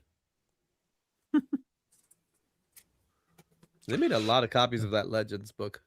First Bloodsport. How many blood sports have you had? Because I've seen you That's had Jean-Claude Van Damme? I don't know. It's an easy book to find. 187 of them. Ah, The look at Turtles that number 1. Some more Kirby goodness. To go right along with your only my slabs recently. Yeah. First Bishop. In a cover. It's a cameo. First new team appearance of the first new Doom Patrol. It's still first, Izzy. It's still first. If you ain't first, you're last. First is first. First appearance in preview of Spider-Man 2099. Yes, sir. Love it. First team appearance of the Champions. Jesus Christ. Wow, why is Hercules so big? Because he's mad what kind of at pants Ghost is he Rider's wearing? crap. Those are his sandals. And those are his sandals or his stockings? Oh, waist high sandals. They're like waist high sandals. They must take forever to get into. Meanwhile, Ghost Rider stole a policeman's motorcycle. We'll go with Captain Marvel issue number 9. Oh, for That fuck's is a sake. gorgeous cover. That's a gorgeous. That's awesome. Oh, it is freaking really nice. Wow. And they've got they've got the He-Man soldiers on there. That's how comic books should look. They kind of look like the He-Man foot soldiers. Transformers issue 31. Yeah. So Rat Bat. What is this first? No, he does it. He does it to spite me, Glenn. Marvel Red Sonja. feature Red Sonja number 1, first ongoing series featuring Red Sonja. As Bobby Yes, D it is, says, Glenn. Red Sonja. Because Rob takes notes on what runs I'm trying to collect, and then he just puts them all in the giveaway bin just to spite. Yeah. We'll throw in this That's Ultimate nice. Endgame 1, which will come with a DC Walmart pack because of irony. Tomb of Dracula 56. Interesting. Well, that's awesome. I finished that run, so that one's okay. How far does that run go? High Strangeness number 1, the New York City Comic-Con secret variant signed by Chris Condon. Nice. I've been wanting to read that series. Kentucky is where UPS World Hub is. All UPS travels through Kentucky. Yeah. Fantastic 449, the BTC Foily variant. Nice. But also the fact is, Brian, that major port is like LAX and SFO to get international. It shouldn't have to go back. Hell yeah! Marvel Tales, Peter Porker, Spider-Ham, the first appearance of Spider-Ham, Hulk Bunny, Captain America, and the Goose Rider. The Goose Rider. I did not own that book yet. Really? Oh, I have to send you. I've got like 6 of them, I think. That's Terminator Metal number 1. That's cool looking. I've never seen that. That's cool. Izzy, I'm not tearing it up. I'll just give it away. Yeah, Jeff, Tear it baby. Come on, Rob. Come on. Do it. First appearance of Madcap. Nice.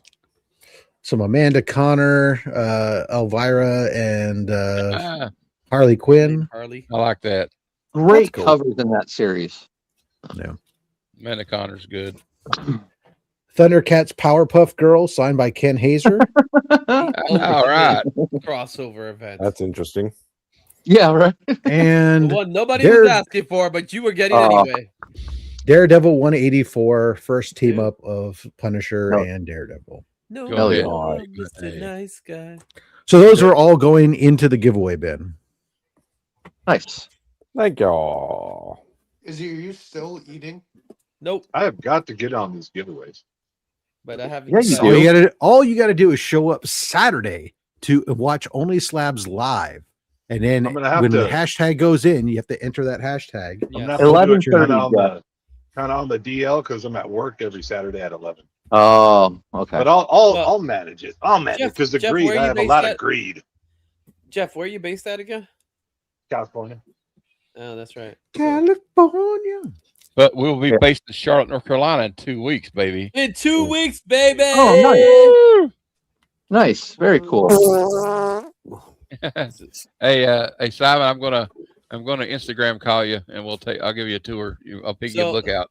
So I'll pick you Rob, something out. I went to Elite Comic Expo, and I'll have you know there was 3 graduations happening at that show because in St. John's University, you should do the same thing for Heroes Con. Have the graduation come to you. Oh, well, if I see what you're saying. I got there and I'm like, "Where's the con?" It's like, "Are you here for the graduation?" I'm like, "No." Everybody's like, I'm walking in and everybody's all dressed up in their gowns and stuff like that. And I'm like, "Where's the con, guys?" It's like, "Oh, somebody was telling me, I don't know who it was, but somebody was telling me like when I wasn't there like 2 or 3 years ago, Heroes Con, there was like a big prom or something, and like all these kids were in there. It might have been you, Rob. Yeah, it was crazy. Getting the elevators was like impossible. So, yeah. Hey, Izzy, did you hear about the increase for New York Comic Con? Of course, I heard about the increase for New York Comic Con. Holy Christ! It is so Almost- ridiculous, yeah. and it makes no sort of sense anymore. Yeah. It didn't make sense then either because the price they just gradually do that. It's like CGC in a way where year over year they decide to raise the prices, but now it's at the point that you have to pay $100 up because you also have to consider the fees and taxes, right? That it's included. So it's going to cost you over $100 a day. Well, yeah. I heard it was like $475 for the weekend. Yeah. 3-day passes are near 1,000. well, I guess I'm never going to New York Comic Con ever. So Ever. I put in for my press pass because I'm waiting for it. I usually get in that way, but I put in for my press pass. I had to give them all my credential information, and I have to wait because I had to do it before. Had to do it before yesterday because that's the cutoff period. Not the cutoff period for the press pass, but that's the cutoff period to know it before tickets go on sale. How much is San Diego usually for 3 days? They're not as expensive if that means anything. But I think means a lot. San Diego, I think San Diego's prices are already up too. I would guess be that far behind New York. I'd guess in between $300 and $350 for the weekend would be a guess. I'll tell you right now. So badge prices are pay $350 just to queue up everywhere and never get to anywhere. Well, that's the thing. San Diego though is it's the whole city is the con basically. So San Diego tickets they're not that far off, but they're still not as expensive.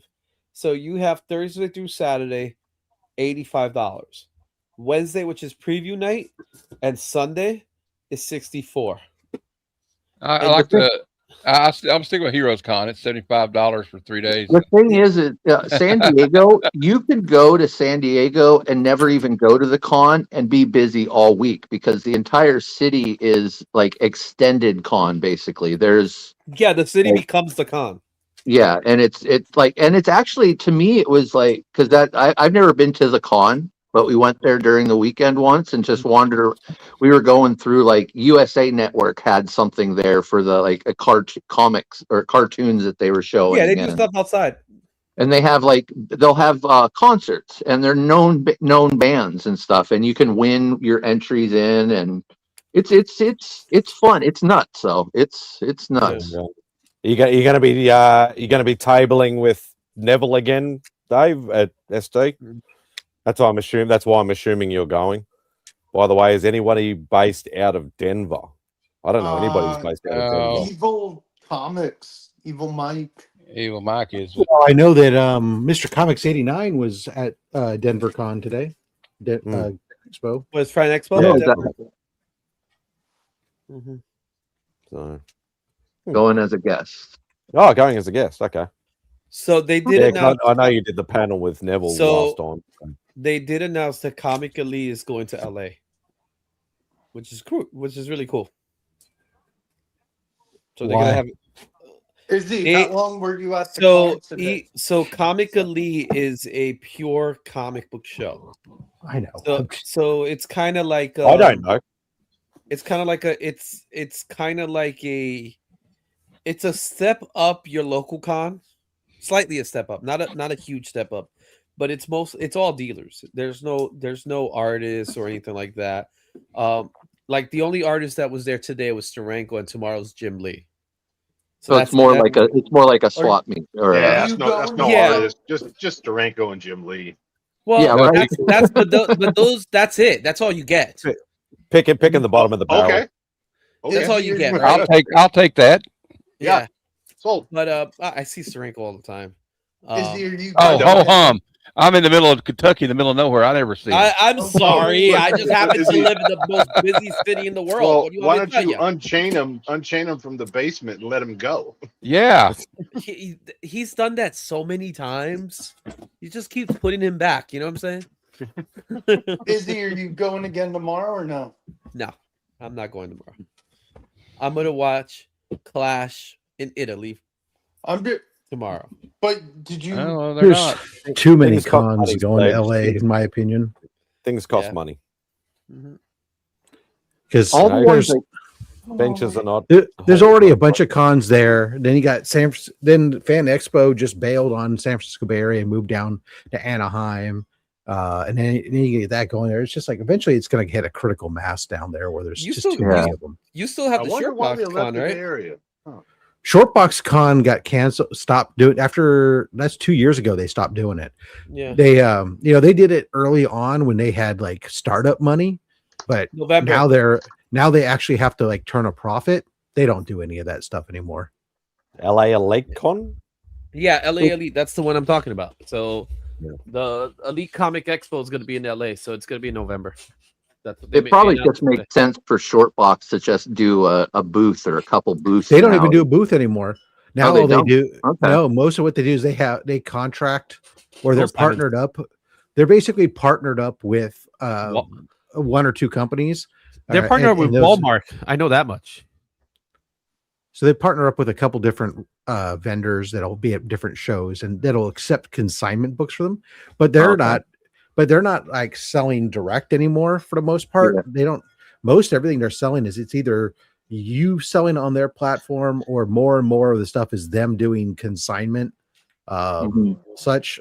I don't know. I don't do very much on there anymore. I'm not a fan ever since they switched their payment method to the point where now, if I want to pay with a credit card, I got to pay the surcharge and stuff on it. Oh. Well, I didn't get into them at first either because it was like you were paying shipping on every book as opposed to like an overall. There was no consolidated, yeah. Right. It was, and I was like, yeah, but if I want to buy like 5 books, then I'm paying 5 times the shipping. But most of the time they weren't from the same seller. Yeah, early that's on, right. you That's didn't the catch. Early on, you didn't even know what seller they were coming from because they didn't display the seller name or anything either initially. Yeah. But the seller wanted to sell his name because they wanted to sell their books. yeah, I don't know. It's another platform that's there. That's all. I mean, I looked at one of the auctions that was going on here the other day, but I bid on a couple books. I got outbid. I said, all right, I don't care. I don't really need those books. Let me move on. Because they were a good supporter of C3 for a while too. Yeah, I mean, they came on and they made some donations of some stuff. Gene? Is it Gene? Yeah, Gene. yeah. Yeah. Gene, I haven't seen him for a while. Some of the people that the one guy that I've talked to on a regular basis, since they're not at shows anymore, you don't see them. Even local here in the Bay Area, they don't even show up. They'll have they're based here, and when I go to a show here, they'll still be using a partner to accept books for them. So No, when they were in New York, but they weren't, like you said, they didn't have a booth, so they were working alongside Walmart, because if you guys didn't know, Walmart sells comic books now. It's crazy. They do like new comic books and everything as well. Walmart. So, yeah, Walmart. Well, I know they used to do the grab. Who's Walmart? Are you saying Walmart. Walmart? Walmart. Walmart. Mart. With a Mart. T? Mart. Mart. Okay, because you're Okay. saying I'm you're a New Yorker. Deal with the accent, okay? You know what I'm talking about. No, we that's not an didn't, accent. because you That's said that's a Walmart. mispronunciation. I said That's not an accent. Walmart. Even the Australian heard Mark. Okay, but you know this is a New York thing. Don't ask me a question, okay? Hey, Izzy, how about you show us your books? How about you keep out of it? Okay. Damn, y'all chill. All right. Um, Relax. I don't think my Walmart or whatever it does. We don't have a Walmart here anyway. It doesn't matter. Izzy, I understood you. Well, they used to. I know they used No, to you do didn't. Will quit it. They used to do the comic packs, right? They used to do like the 5 books, and They did the comic, but I packs. didn't realize they were selling. They also did magazine style books as well, like Treasury edition styles, but not as big as the Treasury. So it's kind of like the magazine size. So they did those for a little bit. I know they did some DC books like that, but if you go online, you could buy comic books for them. I'm not sure. Their shipping's pretty crap. So you get what you get, bro. Well, yeah, exactly. They So send it to you. They send it to you all rolled up with the rubber band around it. So I'm going to order from a shop that can Support your actually local ship comic it. shop. Support your local comic shop. Don't Yes. support the big freaking The conglomerate, right? Yeah. Absolutely. But they started doing it, so that's something. They started doing it. I Yeah. thought it was crazy too when I saw it. I have noticed a sort of a weird thing happening over here too, with like the big retail chains. So like your Kmart and your Target and stuff like that, is like something will pop up on my, like, say, Facebook feed or IG feed or whatever it is, and it'll be like, it'll have like, you know, like collectible statues and figures and like heavy, like high end stuff being advertised by like Kmart and Target and all that sort of stuff. I'm like, they don't sell that in shop. What the hell are they doing? It's literally all they do is they have a marketplace. They're just doing drop shipping. They're just doing drop shipping, probably. Yeah, I'm going to show you exactly what they have, which is crazy. I'm not going to buy from that anyway. Yeah, no. So this is the Walmart, but look at this. They got a It's a 129. market. They're not selling it. It's a market. No, it's a marketplace. It's like eBay, but you know. Yeah, but you're looking at they online. actually got legit books though. Yeah, but not Look at the prices. Oh wow! Do you look at? That's look, 'cause- it's on sale. That's because they're just hoping that somebody who's stupid doesn't know what they're buying on Amazon, or the person who's looking for books on fucking Walmart. A 9.0, 2,800. Hey, I know where I'm selling mine. But it's just again like eBay. People can put whatever price they want. You know, it's. Look at but this. yeah, I've never found good prices in their third party selling. Me neither. Wow. And How about Spider-Man #1 for $5 under $400? It looks like it's signed though. Wait, but meanwhile, you got ASM It is. 101. Well, for that's Second print. $185. Second print. The Spider-Man signed though. This Yeah. one's the Venom sign and the Spider-Man sign. Okay, but who signed it? That's the question. Todd McFarlane. There's Todd. It's right there. There's Yeah, Todd. T. McFarlane. Todd McFarlane. Oh, look, you got a Punisher Warzone issue 6. Yeah, That's the one I got off you at C3 last year, Izzy. Oh, that's not a bad price on that Silver Surfer. And it's I was going to say that. $565 for a 5.0. That's not a bad price. Was that Wolverine 9.8? Yep, that's a There's probably a few odd like outliers that might be all right, but most of them are severely overpriced. Yeah. Well, yeah, but that Punisher War Journal with Wolverine 9.8, that's like $120 book, and they've got it for $330. But so. again, it's not Walmart selling. Right. Right. Yeah. Actually, there you go. It's Amazing Spider-Man 10, $500 for a 5.5. That's actually that's a good now he's thinking about going to Walmart. Something stinks. So, Hey, It is. You might have some good sellers. You might have some good sellers. You probably find there's probably some greasing of the I'm gonna wheels. go there. I'm gonna go there and look for all of Dave's serial numbers. Yeah. Oh, check this one out. This is 315 for 515. I like that. 315 for 515. 98. It's also signed. Okay. Superior Spider-Man #1 for 265 and a 9.8. I don't know about that. All right. Well, I'm gonna take Walmart as my cue. Take care, everyone. Take it easy. Thanks for letting me hang. Love y'all. I'm seeing a lot of repeats though. That's kind of interesting. There's a few repeats popping in. Let's see here. Okay. Oh look, Spider Girl, 155. Yeah. So look, the art book of David Nakayama, 9045. So they're selling comics. Dumb. Mm-hmm. Online. Trying to do something. Look at a 9.4 for 290. Yeah, that's not the price. Oh, this is a cool book. I like this one. Yeah, so there's a few diamond in the roughs in there, but most of it's way overpriced. Yeah, way overpriced. Would you get a Venom #1 for 165 and a 9.8? Not in Australia. Pay $100. You wouldn't pay $100 for that book. No, in Australia, you'd pay that. Well, in a 9.8, in a 9.8, you might pay 110. But I mean, that's a book that's $1 billion. That's a dime a dozen. Mm-hmm. Unless it's an Australian. If it's an Australian price variant, you probably pay over $500, $600. Yeah, they're super rare in a 9.8. Look at this one, Marvel Team Up 14, the 9.9, 118 from 154 to 118. That's actually pretty cool. If you want a 9.9, that's not bad. 9.9. Oh, look at this one, Ultimate Fallout 4. What's the third printing? I think it is second printing alternate version. Yeah, the Pacelli variant. Yeah, that's okay. 140, I guess. Always a pleasure, Tate.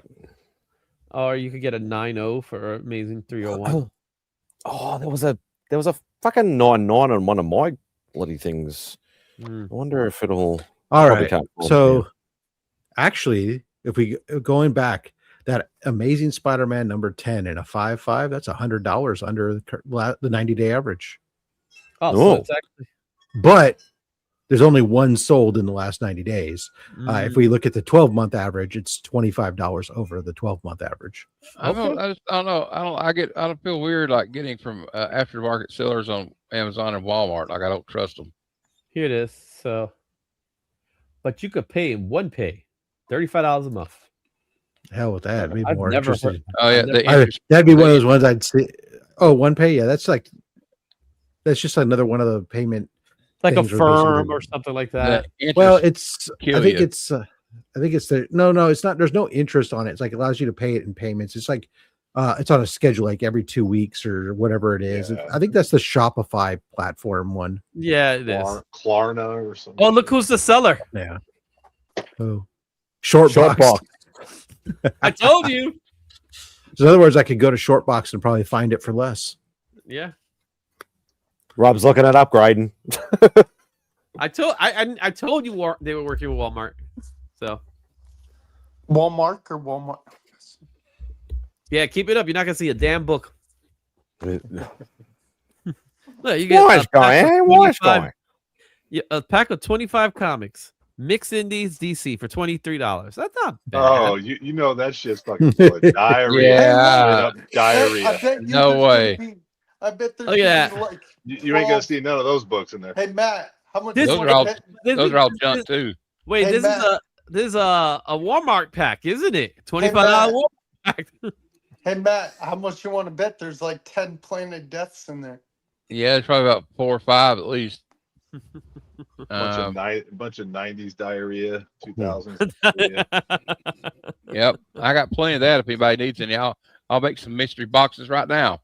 Planet Death. No, everyone gets a Planet Death. I've done a few like those ones like on eBay where it's like 50 books for like $20 and stuff back in the day. I've done that too, man. I've done it too. Starting out, I did that. I paid like 50 for some, and I was like, "Yeah, maybe I'll get something cool." and it was like straight runs of Superboy and the Ravers, and like What's even Supergirl worse? from the I'm 90s. okay. I'm okay getting Marvel DC books. It's when you get those crappy indie books that nobody buys, nobody knows about, and they're Valiant. Not even. Interesting. Not So even Valiant, interestingly- man. Like Eclipse Comics. Xenoscope. Shortbox is selling it for the exact same price on the Walmart platform as they are on their own platform. That's crazy. Yeah, because I guess they're just working together in that way. But I knew they were working with Walmart. Oh, Now I can't fucking find it.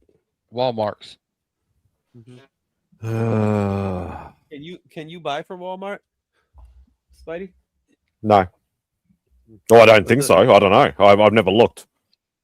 Of course he can. He goes, Rob. Can you please give me this? Rob, I need you to buy something for me and then send it for me, please. And then Walmart's like, imagine they tried shipping to Australia. They're like, how the fuck do they know what we are? Well, to be fair, Sles, there's plenty of 40-year-old comic books in dollar bins. So Also. I showed this. I forgot where I showed this, but I'll show it to you guys. This is going to be the auction piece. Yeah, we're talking for- about dollar trash, Sledge. This is the auction piece that we're gonna. Cue Izzy. I'm gonna donate this piece for C3 for the art auction in HeroesCon. So if you go to HeroesCon, Hell yeah. this is the Dude, piece that's going awesome. I off. love it. Yep. Is that a Well Captain done. Marvel kid? He looks like a kid. No, it's Captain Marvel. But It looks like a if kid if version. if you remember the Death of Captain Marvel graphic novel comic book by Jim Starlin, it was the Michelangelo Pieta homage, if you recall. If you know what the Pieta is. I The one don't where remember. they're touching. So Andrew. on this, I have something important on this actually to say. Mhm. Sir, first of all, Izzy, thank you You're very welcome. much. We greatly appreciate it. Mhm. Second, if you would be so kind as to have someone take a picture of you holding it and send it to me along with what table number you're going to be at. We don't have the table number yet, but once I have it, I'll tell you. Okay. We'll put a post up because featuring you holding this off that's going to be there, and also mention your table that you'll be at there as well too. Yeah, I'll send it to you. Izzy, I love the background, by the way. Yeah, it's actually two pieces. So I drew Captain Marvel. I drew him separately, and then I did using a different. I used like a watercolored paper for the background, but it's still really sturdy.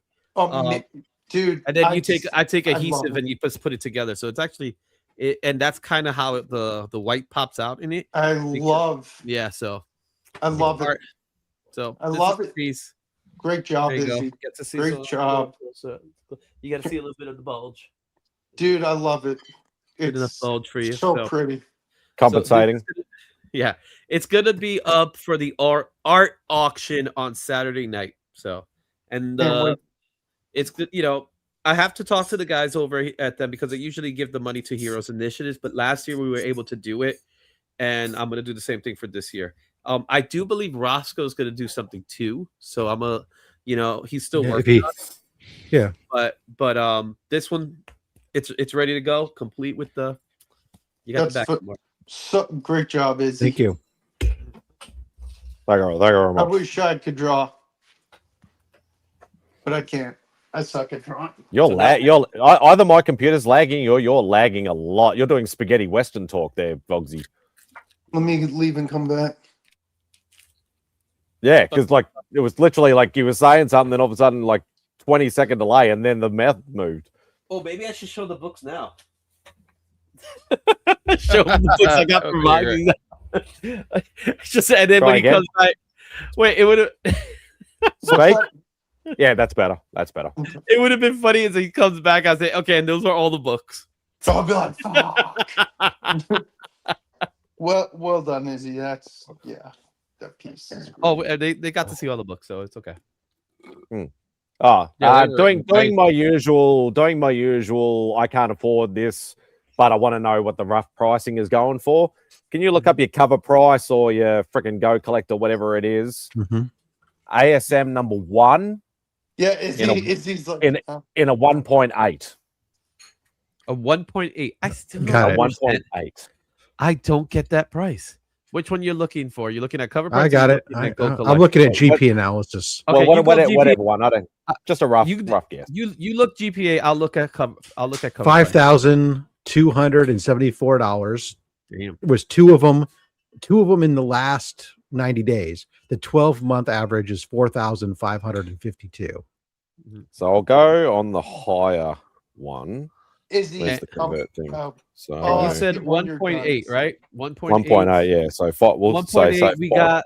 We got 5,948, and that was the last sale, which was March 2nd. Yeah, So- well, Okay. May 20 May 2nd. May Yeah, March May 26 was 4,600. Yeah, and that's So even the if we 1.8. even if I pick that highest price, just for argument's sake, so that's 8.2 Australian, yeah, so way overpriced. Guys wanting 12 grand Australian, which is For a 1.8. Yeah. for a 1.8. So Yeah. I'm like, he's like, oh, I've got it up on eBay, but if we do it on the Facebook group, I could do it cheaper. And I'm like, I'm not even gonna like attempt. Yeah, I can't afford it, obviously, but I was just more curious that like if it was a really good price, maybe talk to him and say if I could, maybe go look, can I have like a 5-year plan? So the 1.8 sold in March for nearly 6,000. So $50, below Yeah, well, I looked 6,000. at the conversion rate. So 5.9 US is about 8.2 Australian. So it's still $4,000 overpriced. But either way, that was a high sale. So the last sale was October, and that was 3,008, and in September it was 4,003. And it literally is in that range from like 3.5 to I guess 6 now. But at its height, it was almost $9,000 at its height. Izzy, because you're solo this year, are you flying down or are you still driving? I'm flying, The Drew. tube is glitching again. My last comment has disappeared. Make sure Last you're watching comment. the live. Make sure you're watching the live feed and not the Yeah, just hit top that chat. live. Hit that live Refresh. button. Yep. Because it.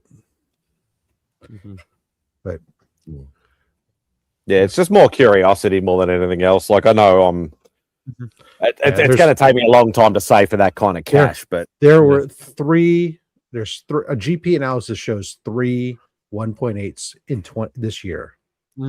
What the low in January at 36.99 and the high in March at 59.48, and then you had a mid-ground one in May at 4,600. Yeah. Okay. Yeah, so it's still anywhere between about 7 and 8.5 Australian roughly is what I'm looking at roughly. Yeah. So because I haven't seen one sold over here. Like and it's funny thing is I've looked. Like I always keep an eye out just to see where the market's sort of going, even from my market over here. And I never see one under 5 figures over here. It doesn't matter what grade it is. I never see one. So it's just more of a I need for when I come to get that book, I'm really going to have to not look at my market, but look at the overall market for that kind of dollars, because I don't want to be going, oh, well, it's just available and I can afford it. Let's just buy it, sort of thing. I don't mind doing that with the lower end books, but I can't do that. Not at that kind of money. If I can save myself $1,000 or $2,000, then fucking oath I will. So for Heroes Con, it's going to be 17. What's the number? 1766. 1766. Maybe I could talk to Carla and get a. I know it's an old slide, but it still works. No, it's still Yep. yeah. Yes. Last year's slide works just like same because we're same booth.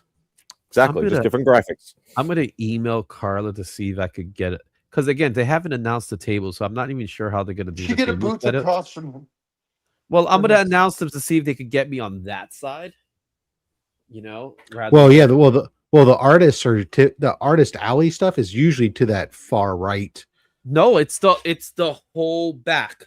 So where you guys are, if you go further out to like where the restrooms are, so you got when you come in through the entrance. Well, so I'm saying the back and to the right is what I'm saying. So I got the floor plan here too. So I forget, when do they normally announce where everyone is, like artists and stuff? I don't know. usually probably a week. So so you guys are going to be right around right here. This is you. This is So this is just the floor plan, not the allotment. Yes, Correct. this is the floor plan. Okay. So when you walk in the main entrance, which is right here, you go in. You are going to go right, and then you're going to see the booths here. So what So I'm for thinking the about, uninitiated, all the grey area at the back is the artist alley, and all the rest of it's all the everything tables. back this Correct. whole section here is artist alley. However, Part 1. yeah. However, you have this, and will be a mix of everybody. So there's this little thing called Indie Island, but that's I don't know what they're justifying as Indie Island because everybody's going to be artist alley. So you'll have artists like Scotty Young will probably be in like the 400s or 500s because that's usually where he's at. And then you'll have guys like Claremont. Guys like Claremont will probably be here. So you'll see the other half of Artist Alley here, but this one specifically is the back more, wall where you have the queues, or there along your left-hand side, you have Ramita Senior. You'll have Vermita, Claremont. They're usually around here. Jurgens, well, I think. they're right there against the wall where you have the queues. You can see the queues built out in front of them. Yeah, exactly. And it's so because they know Claremont's going to have one of those lines because he talks like crazy. They want to put him in a spot that they could have the space If to they put know him or something. Well, if you pay attention to this, it's true. He does talk a lot. I know that. I haven't met him. If you look at this area, you can see it's set up so that you could these little dots here are representative of the queue lines. Yeah, they put little Q tapes out there so you can ropes. The ropes. Yeah, that's the robe. and On the ropes. And Claremont line goes to 500. What the heck is that freebies? What's that freebies area? What the hell? This is where they give freebies. So it's not what you Thank you, think, Captain Boggy. Obvious. It is not a place where you could get a freebie. All right, it's not that kind of stuff. It's free. It's free giveaway stuff. Okay, it doesn't work that way. And then you have the live art stage. This is where if you're an artist, which doesn't really matter, you could go in and you could draw a piece. There's some seating here. That's what you did last year, right? This is where I was like first thing. I think I started on Friday. I was doing that crow piece. I did the crow piece here. I was there. I was there for a while too. You were. I walked by you. That's why I did this piece in advance. I was like, I'm doing this piece in advance. I'm not gonna wait a while. So you got that going on here. Here's another creator line management. So that's another creator line. What's the color coding? The yellow and the green and the purple and. So as far is there as like a legend or something there that shows you what there what's is? Yeah, usually like go to right and see. What usually like comics or charity. Some of it is like vendors, toys, comics, apparel, art, charity, nonprofit. So do they have us? They should show us as blue, but they don't. Hey, Matt, there's a place they got us it said you're yellow. Toy and comic heaven, which is fine. Yeah, at the end of the day, everybody knows what you're gonna do. So well, it's because we're not listed as charity nonprofit because we're not taking a charity nonprofit booth. We're paying for a regular booth as opposed to one of these the charity nonprofit booths, which are usually like you get what you get and you put up or shut up. They're usually around the perimeter and stuff, unless you're tied to something else. Yeah, but so in other words, they put them in shitty locations, not prime locations. Actually, these are not bad locations where they are right now because you got the Heroes Initiative here. I don't know why this one. Heroes Initiative is going to get good stuff because it's their charity. But here's the other one. So if anything's considered blue, this is right in the entrance. 1455, 1453. Yeah, well, that's more of their usual stuff usually. I don't know what 1068 is, so I'm not. Yeah, sure well, scroll up. There's like little logos up there. So this one says Lumdale. I don't know what the term is. So Blumenthal. I got a question. Why does State Farm have a table? I noticed they have a table at Heroes Con. Because they paid for it. Yep. Yeah, I don't know. I'm not going to be buying insurance on there. It's the same reason why you go to a place like San Diego or New York Maybe Comic Con they'll and Verizon has maybe they're advertising collector's insurance. I guess. You know that's a possibility. That's probably what they are doing. Dude, Jake's a freaking comic collector like us. Come on, man. Yep. There's an area for the restrooms in case you got to go to a restroom. They got an elephant door. This is What where the fuck is an elephant door? An elephant door is for vendors who Elephants. have to bring in items. This is where the I've vendors just bring never their heard. I've never heard the term before. That's all. Yeah, it's the size of an elephant. It's a big entryway. Allows you to bring in your trunk. Exactly. But bump. Mm-hmm. Yeah. So there you have it. There's your elevator. What's so funny? What I always find funny about Heroes Con is that they do panels, but I don't think anybody really goes to them. I didn't. Roscoe, Did you go to Puff? I think Roscoe's been to one. He told me. How was it? Yeah. There's only there's only a couple. There's not a lot Yeah, of them. they don't really advertise the panels. No.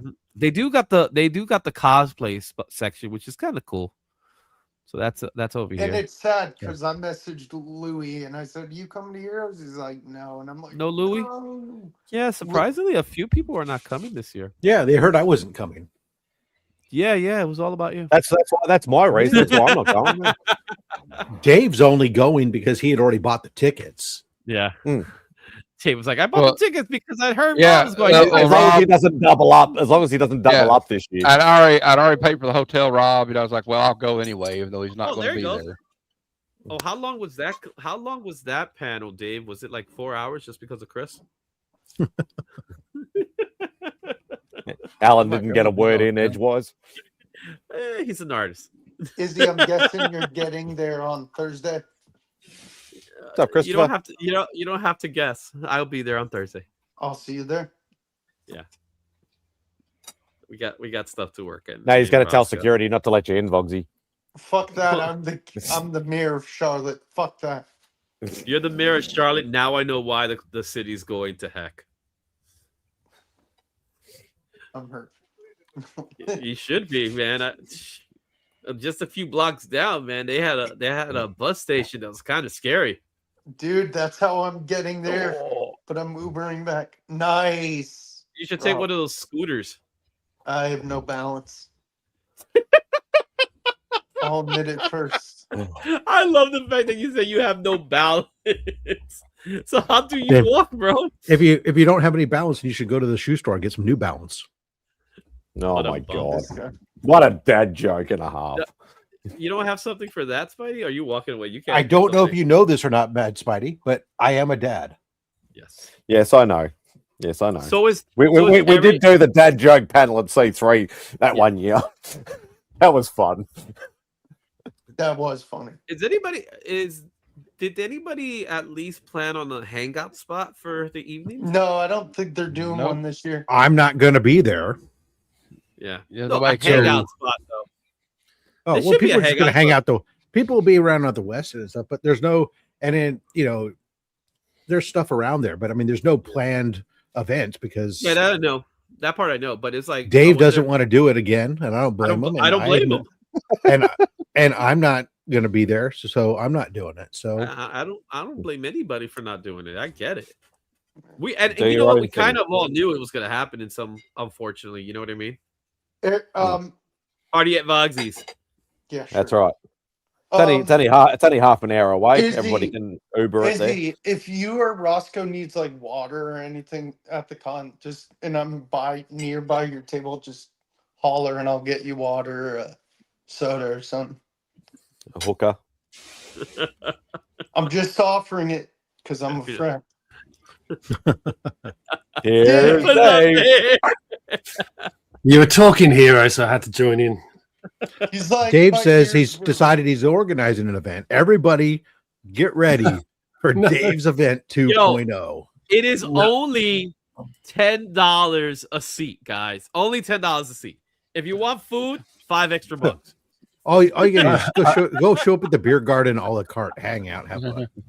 I think everyone's going to end up at Western, right? They're not going to bother. Like, I just think I've been invited to a sushi bar on Thursday down there, but I don't know that I'm going to do that. Yeah.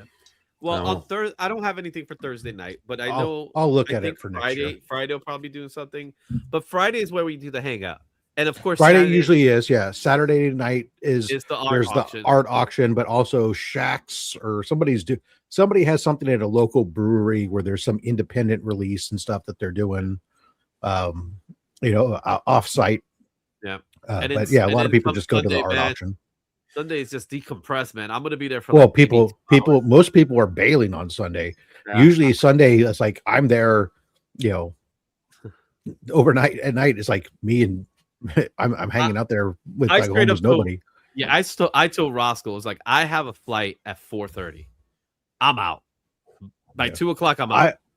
I miss, obviously I'm going to miss being there for everybody, but I'll also miss, like, my routine is like, I would usually get there Wednesday, and Wednesday night, DJ and I would go have steak at a nice restaurant and stuff. And it was, it's Morton on it was the good block, times. isn't it? Isn't it like a Morton steakhouse? There's a Morton steak. I don't know about Morton's. We were usually going across the street to the JW. But we had seen around when we were walking last year to the other place, we saw there was a Brazilian steakhouse. Oh, that's Fogo. I'm going to Fogo. Yeah, that's good. I thought, oh man, that'd be okay. Yeah, Fogo. It's Fogo de Chao. Is it pricey? Yes. Yeah. It usually is, but it's all you can eat. It's a Brazilian steakhouse, so it's relative. Mac as it is. It's not like it's like super pricey, but it you don't have to. It's $60. Yeah, it's not. It's like he said, it's an all you can eat kind of spot. It's kind of it's like a PF Chang's in that way. Where it's not like it's not an Applebee's, but it's not it's not like a Roof Chris or something like that. You're talking gibberish to me, so yeah. So it's not like McDonald's. When are you getting? Izzy? Thursday? I'll be there Thursday morning. Yeah. Yeah, fine. I'll fly in first thing Thursday morning. What time is your flight supposed to land? About 9 o'clock. So I'll be at the hotel by about 10. Unlike last year where I got in at like midnight on the Thursday before. And where you flying from? You're flying directly from? No, I'm flying from Dallas. Oh, okay. And then I leave Monday morning, first thing, fly to Denver. Yeah. So I'm going to hang out in Denver so that's why I was asking about the Denver thing. If there's anyone we know that's in Denver, might see if anyone's around to do a bit of a LCS tour. Do you know Evil Mike, Evil Comics? Yeah, I know Mike. Yeah, he lives in Denver, I think. Okay, that's good. He's not coming, is he, to Heroes? I don't believe he is. Oh, okay. You remember what happened to him last time? Yeah. No, I absolutely. Yeah. Poor Mike, man. He got massively sick. Oh, he literally, I remember seeing, like, he was out the whole time, except for, I think, the afternoon of the Sunday. And he was still white as a ghost. So my flight is supposed to land at 9:30. Okay, so we might be at the airport about the same time. I'll hit you up. Maybe we could hit Uber together or something like that. Yeah, perfect. Uber. Come on. We're going to teach Dave the ways of Rob. Got a black car, Dave. So my plan is to take the bus up there at 11, get there at 11:30. Bogsy, get a black car. Be a pimp. Yeah, I think you're right, Rob. He can drive himself there. We identified that he does not have any. We have identified he has no balance. So, but what's it called? My goal is to be up there by 11:30, 11:45, so I could get my pass at noon, and then I'm just hanging out for the whole day on Thursday. Well, you can't get in on the Thursday now, like you used. Last year we could. Into the con itself, right? Yeah. So they're you can hang out. They're not letting press in early. I'll be hanging out they're not. in Weston or in the lobby of the con. Are they going to be checking for vendor passes more more stringently this time? Yeah, it's a lot tougher. Like the press passes this year were very tough. I mean, yeah, it's they're treating it very seriously this time. I know I'm getting my press pass, or I'm getting my pass when they open at noon. I'll be in Uptown Charlotte by 11:45ish, probably, or a little bit before that. And then I'm going straight to the con because I want to get my passes and stuff. I've been toying with an idea, and actually, this is a good one to put past Rob. Yeah, and I'm listening. Izzy. Yeah, go So, ahead. obviously, I'm doing the live streams in my at 5:30 post the show every day. So I did that last year, did it the year before. Going to be doing that, but I'm toying with this idea of doing a breakfast show and doing it from the breakfast area, the breakfast terrace. Yeah. Just set up a tripod. Just set up a tripod and have a wireless mic and have the thing sitting there on the table. That's what I'm thinking. That'd be cool because everyone's there. Everyone rolls in. It'd be a really interesting way That'd to be do cool. it. But you're staying at the Westin too, right? Yeah. Yeah, I'm in the Westin too. I'm down. No. But that's such a good idea because then everyone can sort of like drop in and we can. When we were doing dinner, that dinner that we were doing, it wasn't last year, but I think the year before, where some of us were doing sketches. I was doing a sketch with Roscoe. Chris was doing a sketch. That day was awesome. Like we had like a long table among us. That was a Thursday night. That was the Thursday night. We were all there, long table, hanging out, just chilling and talking. And literally, some of us were sketching, and while other people were talking about comic books and stuff like that. That's actually really cool to like record in that way. Yeah, even the problem though it is a that little space personal. Maybe you could do a Heroes Con sketchy show from that area. That'd be cool. The problem is that the space ahead, Rob. The space that Izzy was doing it from, it wasn't, at least last year, it wasn't open. It was closed. They were still renovating it and stuff. And because the restaurant is now in the bar, and then unless you're paying extra to be able to go to the lounge, the Marriott Lounge, where you could then do it up there, but most people aren't paying the lounge. Yeah. And I was like, when I was there. The lounge is so last year we had breakfast in the lounge, right? Where we were having breakfast is breakfast in the morning, but in the afternoon and evening, it's a lounge. So if you have either enough status or you've bought the passes, you can go up there, and it's a separate bar and it's a quieter place. It's not as crazy. I had passes for it last year, thinking that maybe I'd go up there, but then nobody else had, so I couldn't bring it. Nobody else was going to go up there, so I was like, "Oh well, I'm not going to go sit there by myself." Yeah, well, I mean, I might if I'd gotten overwhelmed with a wine glass. Well, I mean, it's going to be interesting because Simonsons are there this year, so they're going to be like you would imagine in the Western. You know what? I'll be honest with you. I'm not 100% sure they might make it. I agree. I think they might sort of pull because I keep looking at the cancellation list and it's getting bigger and bigger. Well, they had to cancel some shows out here because of the health. Because I think it's more Walter than Louise. But of course, if one's out, the other one's going to be out to take care of the other one. Yeah, so, and they're up there, like they're really up there in age now. And she's great, but you could tell he's starting to get that way. So. Yeah. Though they're scheduled to be there, I'm not sure they'll make it. Yeah. Izzy, you brought up Louise Simonson.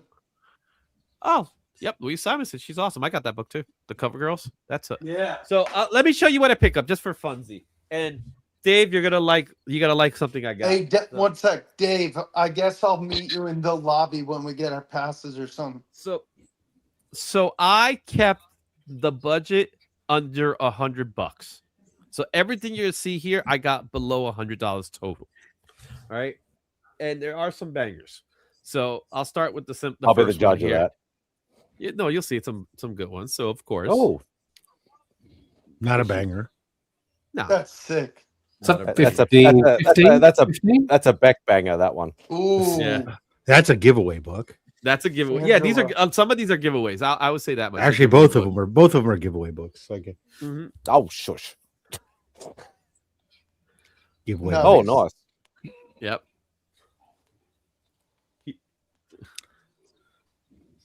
Definitely giveaway book. That pose. It's Frank Miller. Yeah, they're all giveaway books. No, yeah, I agree. They are giveaway books. Yeah, not that one. I would have This given is away that. this is the very first Dark Horse comic. That's So- what I've heard.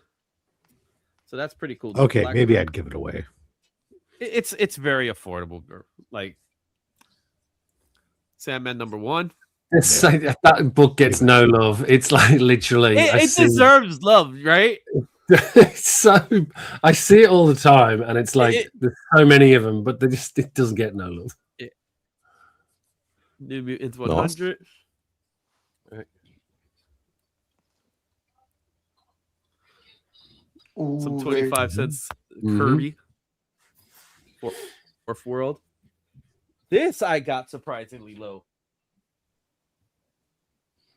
That's if your screen catches up again.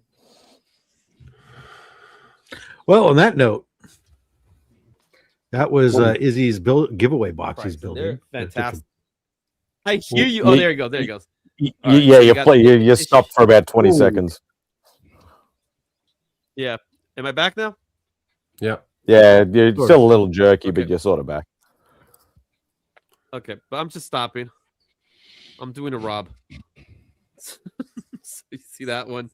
The Kingdom Come. So I ended up getting issues, I think 1, 2, and 4. So I It's got those. incomplete. Tear them up. Throw them away. I know, right? And the thing is, your OCD will now not let you sleep until you get that missing. I issue. have the book already, though. Right, okay. In fact, I have these already. Some of these books I have already. But So this why are is you the one buying dupes for the giveaway? There you go.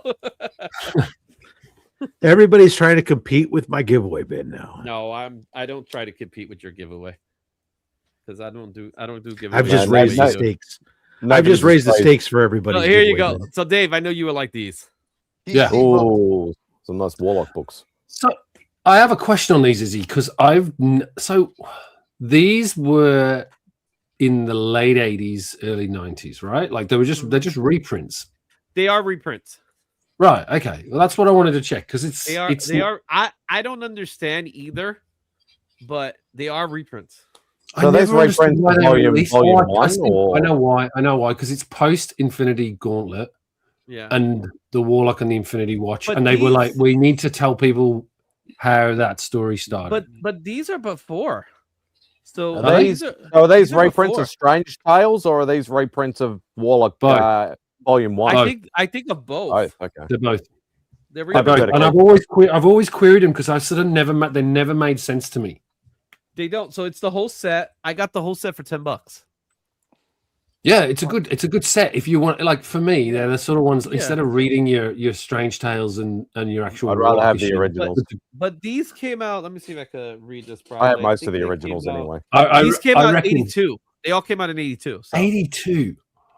Why Weird. then? That makes even less sense. Now, That's this- not far. That's not far off from the originals. So this was something I've Correct. been hunting for because I've been wanting it. So these are the holograms of X-Men #1. Ooh. You see, I've See got them- one see them here. pop up. Yeah. See them pop up every now and again. But here's the best part. I got the silver and the gold. That's sick. Yeah. I give you I've been 50 cents for the two. I've been wanting this like crazy, bro. So no. To put it in the giveaway bin. Shit. And here, I here's won't the pay any here- more. So So remember when I showed you guys the book of not the book. Remember I showed you the art piece that I'm doing for the art auction. I got the death of Captain Marvel. So this is an homage to the Pieta. If you guys know the Pieta. That would look beautiful with the signature. Yeah. I might, but it's a magazine size book, so I wouldn't Yeah, I agree. if I bring it. And Jim Starling's always out here, so I'm not worried about him either. Ooh,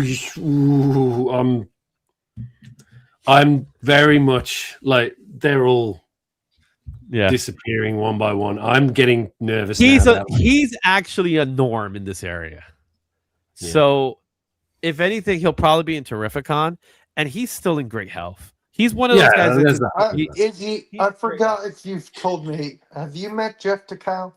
yeah, Is he a cool guy? Yeah, he's a cool guy. Cool. He's gonna be in Heroes. I have him signing a Black Cat cover for me. The one that upset me last year was Jim Shooter because I met him the year before, and then obviously he passed just before. It's so funny you said that because I did get my books from Jim Shooter the year before signed. Same. Well, he was at Jersey. He was at Jersey a few months prior, and it was like night and day. So in Heroes Con, when he was in Heroes Con 2 years ago, he was strong. He was tall. He was doing it. He was in really good shape, right? You know, he was of age, of course, but he was in good shape. When I saw him in it was Super Jersey when I saw him. When I saw him in Super Jersey, he's walking with a cane. You could tell he's fragile. Like you could tell he was fragile. So when you were looking at him, you were like, "Oh, he doesn't look good." Like you knew it. You knew it. I need to find out who's going to HersheyCon. HersheyCon? Oh, wow. They were. When's that happening? July 10th and 12th. Rob. Bart Sears is going to be there. I need him to sign a C3 book for me. Rob, he'll probably come out here somewhere. He comes out here too. Brian Barrett. Out here, so you know, in California terms, fucking Pennsylvania and New York are basically on top of one another, buddy. That's a 3 hour. That's a 3 hour drive. It's closer than it is for me to LA. So it's still a 3 hour drive. Me to LA is 7 fucking hours. Because that's central New Jersey. That's central Philly. Rob, central Philly. Brian Barrick, who's on Show Us What You Got sometimes, is going to Hershey. I gotta look to see where I gotta look to see where Bart's schedule's like for. Anyways, I just have to be doom scrolling through Facebook and saw a post. No, he comes out to New York quite frequently. Okay, so that helps me in California. How? If I see him, I could tell you, hey Rob, Bart Sears is gonna be here. That's a good list. I'm just saying. The reason this year the signatures I'm getting a lot more of the older artist signatures because I don't know how much like Al Milgram and Jose Luis Garcia Lopez and Larry Hama. I don't know how much longer they'll be around. You know, you never know. Yeah, you never know with any of these guys, right? So, Big Jeff. Jeff's back. Jeff makes that Coke can look tiny. It's a Jeff. Coke It can. is I thought you said he makes cocaine look tiny. He did say I that. I was like, oh, God damn. What cocaine, what baby? Coke can? What Coke can? All right. I'm looking at. Wait, who's Terrific gonna Con. be taller, Jeff or Dave? Dave, how tall are you? Jeff would be tall. Jeff would be taller. Jeff's like 6'7". Yeah. I don't. Dave, you're like 6, right? 6'3". 6'3". I'm 6 foot, and everyone thinks I'm 5'10". I'm like, no. So I'm looking. There's at nothing wrong with being Terrific 5'10". No. I'm not saying there is. Hey, I'm 5'8". Oh, Well, Rob. Getting ready to Bart hop on a Sears plane will from be at California Terrific all the Con. way across the nation. I wish. Oh, I was really? about 10. Yes, he will be at Terrificon. So, Rob, if you're interested, let me know. He will be at Terrificon. I will be at Terrificon. So I looked at the logistics for Terrificon because I had to make a decision between either that or San Diego, and I opted for San Diego in the end because Terrificon is a pain to get to because you've got to land at the airport, then you've got to drive. What's the airport for Terrificon for Connecticut? It's like an hour either one, which one you choose. There's no direct flight in to Mohegan Sun. Yeah, to Mohegan Sun. I'll have to say for comics, it's still a better show. How far is it from Hartford? I'm just worried that not far from Hartford. I'm not going to see a few people at Heroes Con. I'm just worried about that. My problem is if I go back there to Connecticut, I want to go spend my time in New Haven. Why am I so worried I won't see some people at Heroes Con? I don't know. Everybody's going to be running away from all you got to do is hang out at the C3 booth. You'll see everybody. Hey, Rob, one I am going to next year is the California Con in February. Cool. I was thinking of going to it. Yeah, I'm going to go to that one because it looked good this year. Everyone was like raving about it. Exactly. That's exactly it. As I saw all the pictures and people were raving, I'm all, huh?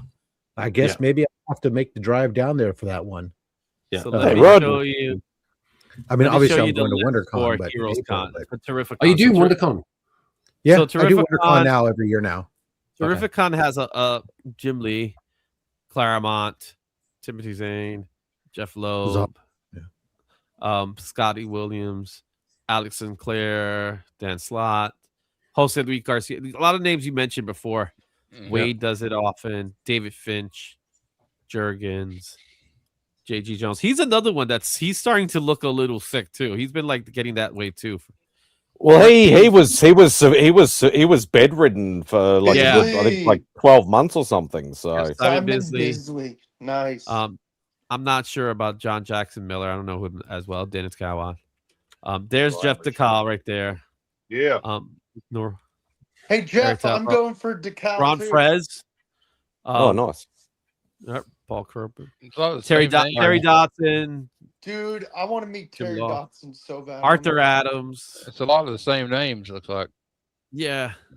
Tyler Kirkham. Well, not him. Then Jim Starling right there. Oh. Al Milgram. Fabian Esiena. Mark Morales. And Nicenti. Tim Sealing. He's pretty popular. There's Bart Sears right there. Derek Robinson. Like it's a pretty big. Look at Mike Grell. Jerry Mike Grell's going to be there. Mike Grell's going to be at Heroes too. Yeah, John Chang, of course. Scott Hanna, Brian Simfries. Oh, Brian Selfraise. Tom Rainey. He's a regular. Jim Clavier is a regular. Pop the Cloud. Dan Parent. He's going to be at Stephanie Phillips. Like this is honestly, it's a pretty big show. Klaus. Right. But that was big Heroes though. Yeah, this is a pretty big show. Like I will say, when it comes to Mitch, who's the showrunner, he gets people. He gets a lot of people.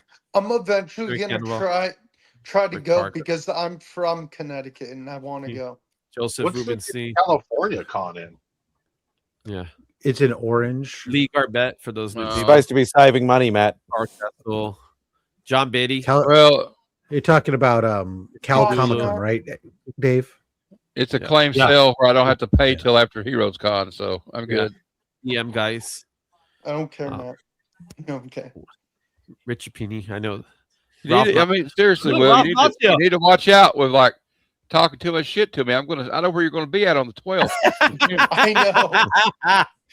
He got to roll over you, man. He's got to roll over you. I got Jeff with him. He's 6'7". He'll just choke slam him through the and we're going to do it right on, and we're going to choke slam him through Jenny Frizen's table. Just look, Cookie Hammer. It's going to be live stream right in front of Jenny Frizen's table. We're just going to choke slam. I'll record every moment of it, and I'm like, I'll be cheering all the way. Live stream. I knew you hated the Simonsons. I knew you hated me. Look at Dude, look at George Deep's face. Scroll up. Look, CB Sobolski is scheduled to be there. Hey, he's back around doing the traps around again. Like, look at this. This list is crazy, man. It just keeps going. And these are the guys that canceled so far. Mike Cho, what? Ian Churchill canceled. I would have liked to meet. I thought Ian Churchill had got out of comics.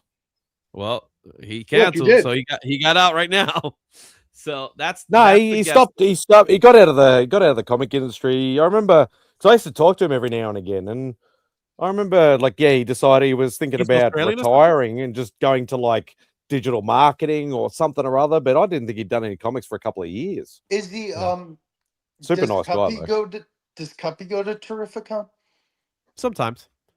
He's probably not going because he's getting married. I heard. Congrats to Cuppy. Sucker. Yeah. I told him. The crazy part is that WonderCon next year, when I'm there, it'll be my 30th anniversary. Wow. No, Rob. Rob's like 30th anniversary. Rob, it'll be my 3rd anniversary. When New York Comic Con 30th and last. Wait, when New York Comic Con this year It's the 25th anniversary, and it will be the 25th anniversary I've been to New York Comic Con. Yeah, I don't think he's talking about 20th, the 30th time he's going. He's talking about his own, his wife. Yep. Oh, that Exactly. anniversary. Rob's gonna wake up this morning. That morning's gonna drive to the con, drink a sip of coffee, and be like, "Oh, Rob, shit, do it's my what anniversary." I do, right? Which is you go to you make a holiday for said better half, and then what you do is you tag on at the beginning and end the Comic Con. So then that way you get to enjoy both. That doesn't always work, Dave. But you telling gotta act surprised that it was there. Go, hey, I just heard that this con was in town. Are we done celebrating the anniversary? Because she went with me to WonderCon this year, and she's going next year too. Oh, good. Does she in the hobby as well? When I got married, she was the one who had comics. I didn't. She doesn't collect. Good choice. She doesn't collect now necessarily, but she has her own stuff. So like this year, we went down there. We went down early, and we went to Disneyland, and went around in there because that was where we honeymooned, was at Disneyland. So then we'll go down there and we'll do the same thing. We'll go over to the Star Wars land and stuff at Disneyland the day before, and then we'll go hang out. So don't worry, I will go. Later on that year, we're going on a cruise. Later on in the year, because we'll celebrate our anniversary, but also my youngest is graduating this year. My youngest wants to go on a cruise, but wants to wait for their partner to finish graduating, which is next year. So we'll all go together on a cruise next year, probably late summer and stuff. So Where you guys we'll do going? stuff. Do you know, or probably Disneyland these days is for Star Wars. Well, that's all I go to Disneyland. But for the cruise, the we're Marvel probably Adventure is gonna. pretty cool. Go ahead, Rob. We'll probably go down to Mexico, most likely, because we tend to sail out of San Francisco. We've done Alaska a couple times now, so we'll probably wonderful. Oh, it's absolutely gorgeous, my favorite of all. But we'll probably go down to Mexico because we've only gone to the Mexican Riviera. We went there. That was our very first cruise, and when we did it, we didn't have money, and we didn't even pay for the. We were guests on the cruise, and our shore excursions were like let's just walk on shore and walk around the markets there because we were young and didn't have a lot of money and stuff. Now we can afford. I've been invited on 2 cruises. I went from Florida to Mexico, and then I went from Charleston, South Carolina. Is this thing on? All the way to the Bahamas. Yeah. I mean, I don't know. I thought it was. It's Vogsy, man. A stream of consciousness can't stop itself. I'll shut up now. For at least 5 seconds. Yeah, but now I can go enjoy some of the different excursions and stuff. So there you go. Boggs, it's your turn right after I plug these mugs. Look at these great mugs from the 2026 Comics Curing Cancer catalog. This is the newer, updated design to the one that MadSpidey's got down below. He's showing off that old one, but only the cool kids have the new mug with the new art style. But mine's huge. Available in both. This is available in both the 11 ounce and 15 ounce version that MadSpidey's showing off, as is also this year's Hunt for a Cure, with art featuring the cover art of Bart Steers. You gonna get both? You gonna get both of those, Boggsy? Probably. I'll probably get one. Question for you, Rob, on the booth. I know you're not going to be there, but just the logistics wise, and I think this is for everyone. So, will you have a purchase limit on the Mark Spears variant? That's the first question. I don't know. Maybe you should. That's a good question. I don't know. So, if they do, that'll be a decision that we haven't made yet. But and then can you like those that are going, like what's the plan? Is it literally you got to get there first come first serve, right? Yes, yeah, we can't track anything else. No, that's fine. I just want to double check that that's the case so that everyone's prepared and it's yeah, that's good. I'm sure if you like Dave, I'm sure if you talk to someone, maybe. No. I'd rather keep it fair. Like just turn up and like on the internet. It took us 5 hours to sell 200 of them. Okay, right. So, but that's still impressive, man. Yeah, but I'm still like, yeah, exactly. That's good. That's still good. And 300, you can just imagine if we're not getting in until. So the problem is that the VIPs get in first, rightly so. Yep. And so that'll be an hour.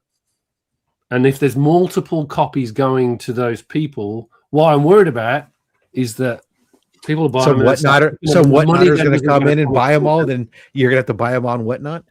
It's the acetate Kate all over again. That's the issue. That's the issue because you don't want to see them like. You don't want to see them like all then on flipping, and it's like none of that money goes to Comics Curing Cancer. Well, the after money, we get the initial money. Yeah. But the point I'm trying to make is the aftermarket. I get it. Like, the aftermarket is going to be the aftermarket. We're very excited for that. Keenspot and Mark Spears donated 500 copies, and it essentially, we're selling it at $20 a pop. If we want to sell out, obviously. Sure. That's a lot of money for the start our campaign. But I'm sure that those are all discussions that we'll have as part of the prep ahead of time, what they want to do on day one, the first part of the day. And then by Saturday, make a decision, whether or not, once you start getting, I think we definitely don't want to, we'd love to sell out on Friday, but at the same time, you sit there and you go like, okay, yeah, you'd like to have stuff for Saturday too. Sunday you don't care. Sunday you can hang out and just have fun. Yeah. So buy us all up by Saturday. Let's go, guys. You're right. We'll see how we go. So the one I'm interested in more than any other because I'm interested in the Matt Wilson, not because of the Absolute Batman, because I like to support Matt as well. So, but that one he'll be there. That one's gonna be gone because it's gonna be an Absolute Batman that people are gonna hunt for. Maybe. Ooh, it did sell. The online allotment did sell out on that one. But did they all do eventually? They all did, I think. No. I think I believe the A, B, and C cover are still available for a small amount. Yeah. The King Kong as well. Yeah, is the B, I think, or whatever. Savala, the Martin Savala. I take it the Batwoman. Stephanie Lavard and the Stephanie Lavard Batwoman one are still available. Batwoman's nice too. Yeah. But the Absolute Batman I just changed my bus time. I think I'm gonna get there at 11. So I'll see you when you get there, basically. The A, B, and C, the Bart Sears, the Zavala, and Lavad are still available in limited quantities for pre-order. The rest, the Matt Wilson, the Austin LeMay, obviously, because there was only 25 copies to begin with, so there was very few allowed to be sold online. Well, better than last year. Last year it was only 10. Yeah, so those are gone, and both Martin Zavala and Matt Wilson will both be at Heroes Con, so you can take it to them and have them sign it. Austin LeMay obviously be here at Heroes Con. He's tabling, right? Stephanie will not. What? No, I heard Austin's gonna help table. Yeah, he's at booth 1766. Yeah. Stephanie Lavad is not coming, but she's gonna be at New York Comic Con. And Bart Sears, we've just discussed. Bart Sears will be at Hershey. And Terrificon. There you go. Chocolate Factory. Yo, Hershey's awesome. That park is awesome. So Izzy, like I said, I bumped up my time for my bus. We'll probably also have some of the Crow Dead times there left, and of course, rumor, we know Big Time Collectibles is going to be there. They got Miko there. Oh no, that one's not a Miko book. The Sonic is the Miko book. Never mind. The Crow is Ace. Yeah, Ace. I don't think he's going to be there. No, I didn't see it's a bit hard from the Philippines. He's not in the Philippines. Joshua Middleton, because he moved over there. Because when I knew him, did he move? Because I've seen him at a bunch of shows. He just did Kansas this year. Joshua Middleton. So he must have. I haven't spoken to him in years. So Joshua yeah, Middleton flies from the Philippines. Like I'm excited for it because, like I said, it's gonna be a cool experience. I have no idea what to expect as artists there tabling, so I'm curious. We do have our price structure already set up, so I'm just curious to see how it's gonna turn up. And Roscoe and I is gonna be doing sketches on the spots too, but Roscoe already told me that he's not gonna be able to do as many. Oh yeah, he's got because his of issue. Yeah, because for those who don't know, he actually has a disability. Yeah. Where for him to draw is a mirror. It's amazing. It's a miracle. Yeah, it's awesome. And then what he did a Lobo last night. He showed me the finished piece. That's gonna be awesome. But we're gonna have sketch cards. We're gonna have prints. We're gonna have a lot. I'm bringing nothing but OA, so I'm bringing a whole bunch of OA with me. I'll bring some of those comic books that you guys already seen me work on and stuff like that. Awesome. So if I hear anybody in the cons like, hey, I need to go find somebody to do a sketch care for you, I'm gonna send them to you guys. Send it to us, guys. Yep, I'll do the same, Matt. Yeah. So can we put you in a dunk tank and throw the balls at the target? I'll make sure that we get Vogsy there. Okay. No, we're gonna get Boggs would love to throw you in a duck tank. You know he's gonna miss every time, or he's gonna throw it. It's just not. I don't know, man. I don't know. Wait. He's gonna hit the target but he's so weak, it's not gonna affect anything. No, I bet you I think it's deceiving. I think he's gonna. I think he has no balance. No, he might surprise you. What if he's got an arm like Nolan Ryan? He's just like, ah! Boggs a pretty big sport fan. He loves baseball. He'll throw the ball and he'll fall on the floor. He loves baseball. Go fuck yourself, Izzy. There you go. There you go. That's how you do it. Yeah. Screw you, Izzy. I love it. I love every moment of it. This is like a good fellas here. I'm like, get him, Spider. There you go. Yeah. No, go get your fucking shine box. Yeah, do it. Yeah. All right. You see, Voxley, I had a book for you, and now I'm not giving you crap. Nothing. But it's gonna be fun. Crap. Do you know what I'm really looking for? I'm looking forward to Saturday night. The art auction is the best. It is. You know what? But I hope my piece goes on early, but like towards the middle, not towards the beginning. How do they determine stuff like that? So how do they determine the order of the pieces? They come. I thought it wasn't it alphabetical? No, from what I gather, it was as they come. Yeah, right. probably as they get somebody gives them a pace that just goes in the line. Everybody's standing up. I couldn't see anybody. I will say, just like a main event in a boxing match, they're going to put certain books or pieces, in the middle. Yeah, towards the latter half. Like we all know, Scotty always be in the middle. Scotty Young. Actually, that's a good. What do you reckon this year? What number do you think? Because it was. Did he do 13 last year? I thought it was 16 last year. So yeah, it was something like that.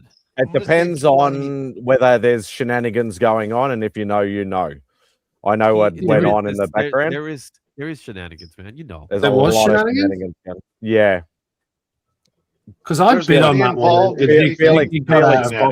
Felix Comic Art did a lot of dodgy stuff. So there are going to be people within the circle that are going to make bids.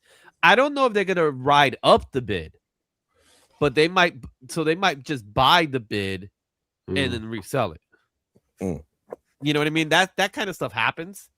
I don't know, but Scotty's gonna, and that's why Scotty usually gets the highest piece anyway. And honestly, I like the previous year's piece more than I like this past year's piece. Oh, I liked last year's piece. I really liked that. But last year's piece was the Galactus, right? The Galactus. That was awesome. Surfer. But it was two pieces. It was really good. 2 pieces. It was the Pac-Man, wasn't it? The Pac-Man. Yeah. It was the Pac-Man, which was it was cool. It was creative. But I think the previous year wasn't the Wolverine Deadpool one. It was Wolverine Deadpool. I don't remember. I gotta say, that's the point. Everyone remembers last year, but they don't remember the year before. No, it was the Wolverine Deadpool. Jesus. It was a Yeah, Wolverine Deadpool. I don't get it either, Jeff. to It's be like honest it's with you. good. It's good. It's like, oh, Scotty Young. It's really good. I like it, but it's He's the what's mayor. He's the all- mayor of Heroes Con. That's why. Yeah. He's the mayor of Heroes Con. It's technically the show is about him in that way. Heroes Con is for him. It's his show. It's practically his show. Even He's though the- he's not from there. To them, he's the biggest star. To them. If a he's Kansas the centerpiece, he's a if he's the Kansas boy. centerpiece of the show, then I get it. Totally. Yeah, pretty If much. If he's a centerpiece of the show, why is he not on the wall with Chris Claremont and Mark Bagley and all those guys? There's many other artists there that I would But he's much always rather have. he's always the top seller. He's always the top seller. I like his art. It's just it's kind of like the same with Peach Momoko. After a while, I get burned out. Yeah, it's especially since he's I get burnt out on Jenny Prison. Yeah, Jenny Prison too. It's the same way.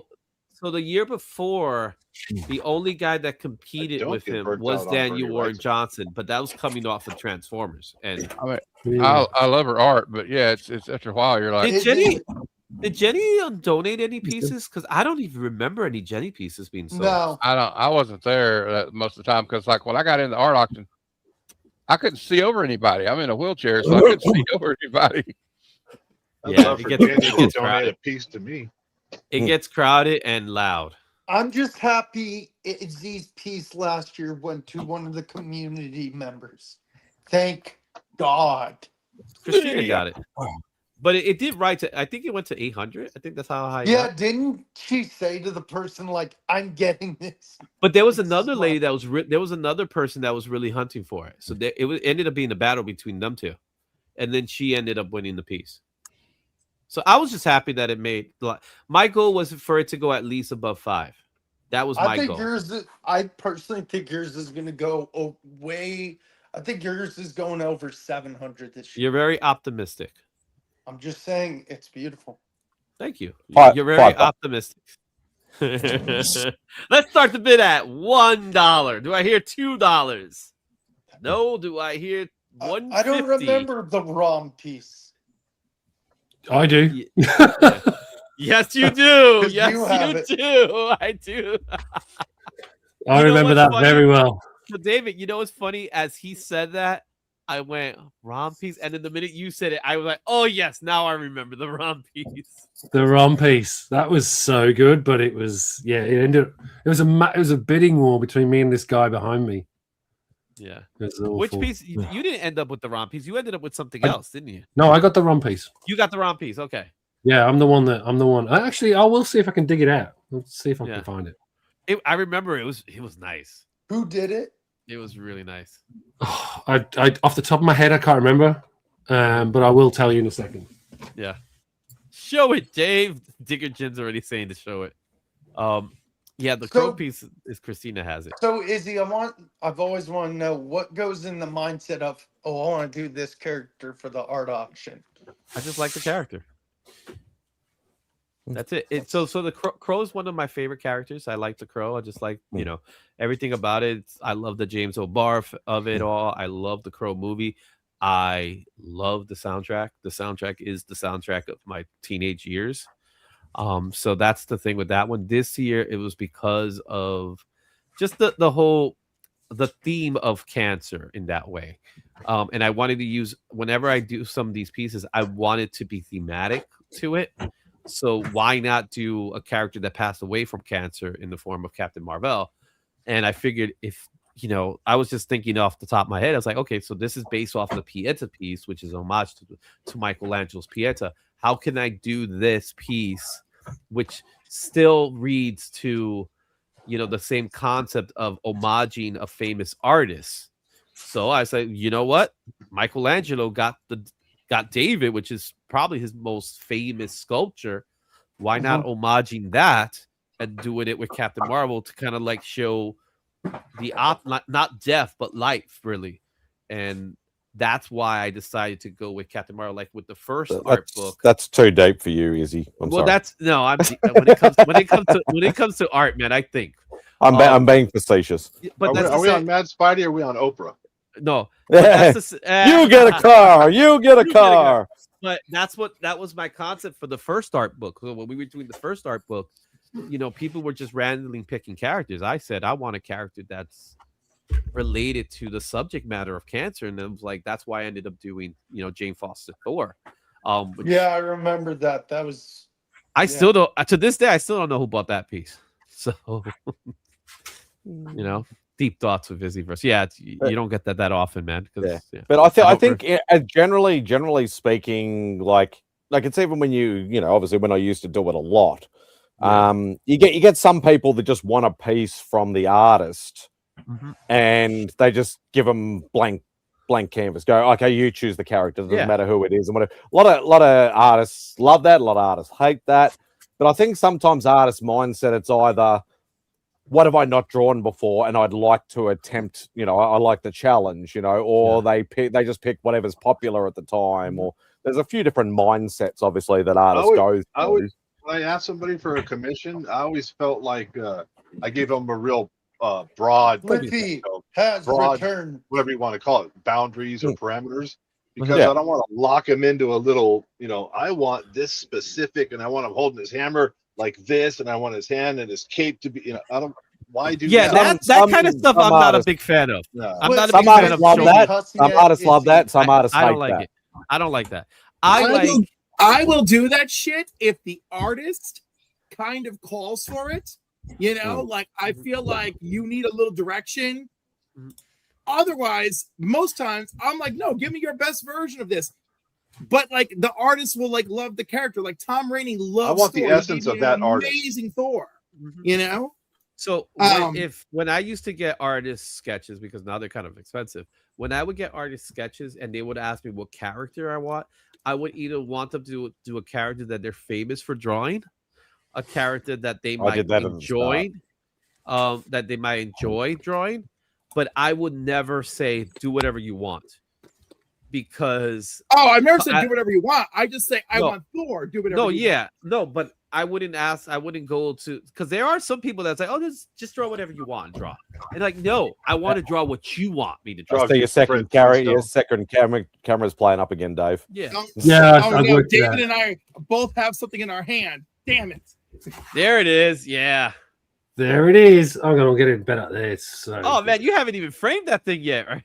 No, it's sitting in the original art drawer, and I was struggling to find it for the last 5 minutes because I need to do a video on all my original art. Rob knows some of it. What's the paint they use? Do you know? Do they say? Because definitely painted it with a mask. I think it's definitely, because obviously it's the ROM is actually just it looks like it's acrylic. Yeah, acrylic or concentrated watercolor. So I've shown this 1,000, probably quite a bit on shows, but I have some OA. That's so awesome, dude. You know what's so funny? It's more about the crackling that they did, because I know the effect they did. They probably did the toothbrush effect to do that. Yeah. But whoever, never mind. I think it's it's Tom Kelly. Yeah, Tom Kelly. So whatever he did, there was some thought in the process, but I know it was probably a little quicker for him to do it because it's all silhouettes. But still, silhouettes could be hard. Yeah, and I got the original comic, which is very different. So they digitally edited it for the comic book. And what's fun, what I love about this the most is not so much ROM, which is drawn or visualized perfectly. It's all the Space Knights. Yeah. And the Space Knights are all the Space Knights from the Marvel comic. So this is an IDW book when it was published. And you've got all of the original Space Knights, which again, I think they changed it for the main IDW book. So this is it's like a variation of that cover, but it's still the original art for that cover. It's just like when I saw this, I was like, right, I have to get that. I just have to get that. So how does the ink feel? Does it feel like weighty and stuff like that, or it's like? Yeah, it's look. I think it's definitely acrylic, and then it's got like a weird wash over the top. But I don't know if you can see it. The wash is. Oh, I can see it. I can see it. Yeah. So I know the splashes are a toothbrush. That's a simple toothbrush technique. Ooh. But yeah, so it's there was layers. There was layers of paint being used. But he was I can't remember how much I ended up paying for it. I mean, it went for a lot more than I was expecting. I need to go back and check the video. Where do you Obviously, at, there's a video of it about the whole bidding and. So David, I'm gonna get a chance. I'll show you the other piece I did, which is very similar to how I did that, how that one's done. But I can't show it here because it belongs to somebody. So. Oh, the other thing on this one, if you look here at the bottom, and I got a story from him, that has nothing to do. That white object at the bottom looks space age, but apparently it's a sea mine that he modeled that on. Oh, that's cool. See. I can So- see that. It's just so clean, though. It's just a beautiful. It's like honestly one of my favorite pieces, and I need to. You're right. I need to frame it, but I haven't got round to it yet. Whoop. Yeah, there you go. We're experiencing technical difficulties. Still here. And that was the end of the ROM print, everybody. There you go. But yeah, really, really, really good. IDW ROM number 7 cover art. That's awesome. I thought you did a video with it where you showed the comic book and the book. Yeah, I did. Which is Cliffy had something. And there was a clickbaity title, clickbaity thumbnail because it's like I bought a massive piece of original art from here. I paid over $300, and it's a Scotty Young picture on the thumbnail. I want to get an artist. I want to get it like man. I want to like get an old oil painting like from a thrift store that of like a stream or something and get some artist to paint Darth Vader fly fishing or something on it. Something goofy. Oh, that's so sweet. That's good. Brand flakes? Is that brand flakes? Yep. Yeah. So the last conversation that I had with anyone, DJ Links, about brand flakes, it was that he was still MIA, right? And I don't know. I spent a lot of time on Big Cartel and Constring Cancer websites last year, and I never saw this. Never. And then this year, in the heat of everything, I saw it and I bought it since I couldn't afford to go after anything else, but also because I wanted it. And it's here. It just came in? Yes. Oh, good timing. I just found out about it the other day. I literally found out about it like 3 days There's a comics before. curing cancer thing in the back of it. Yeah, that's even more awesome. Show that QR code a little bit more. There you go. Is that QR code active? That one? Yes. Yeah. Awesome. Always. No, just making sure. It could have been a new one. And you want to know how I know it's active? Because on one of my streams recently, I used the old QR code and it worked beautifully. Wow. This came this week. Oh. Frankenstein, Dracula. Big B McFly did that as a commission. Wow. I'm gonna. So we have a chat with some of the community artists. He showed us that piece, and I was like, "This is cool." Yeah. So I just reached out. Go ahead. It's cool. It's very cool. I really, really appreciate that. I'm gonna get the track. I'm gonna actually scan it in, blue ink it, and Blue then line it. also get the trade dress on it. Get the original trade dress for Legion of Monsters. Oh, sweet. Who's gonna ink it? Don't know yet. I'm gonna take a whole bunch of them. I'm also taking. I don't know if you've seen this. If you do one, bring me one. I'll do an ink. I love inking. Yeah. I'm gonna take this to Heroes as well. Oh, the book that you should get someone like And I'm gonna Mark get Scott Bagley. Hanna. Everyone. give people- Al Morgan to ink the panels. So that's the Nice. book that Mark Bagley used to do his commission piece for Marvel. It was that book. I say you should be just taking around and getting different artists each do a panel. That'd be Yeah. cool. That's what I'm Work on it planning over to do. time. Yeah, This'll be like, that's yeah, nice. It's a cool idea because it's such a great book, and they can do whatever. You could tell it has a longevity. Look at how browning those pages got. Yeah. But it's all blue. Like this is the thing. It's all blue. You can't really see it too well. Yeah, but- I know exactly what you're talking about. The blue line, yeah. Yeah, the I blue- think love the blue. ink. I think if you got inked pieces on that, it would bleed like an absolute. Yeah, that No, would it's bleed no, bad it's into proper that. Bristol board. It's Is proper it? Bristol. Oh, okay. You know Yeah, what yeah, the yeah. weight- It's proper Bristol. You know what the weight of the Bristol board is? Is it 400, 200, 300? Does it say it? Because it looks like it would bleed through that, but yeah. No, it's I'm- super thick. It's like Yeah. it's really. It's probably Yeah, it might be a I've 400. never seen Almost one. like little pieces of white cardboard almost. Yeah, it might be a 400 blade if it's thick. It's got a little bit really of tooth. It's got a little bit of tooth to it. Not too bad, but No, usually books like that, if they're gonna sell them, they're probably like 200. But I think based on what you're telling me, it sounds like a 400.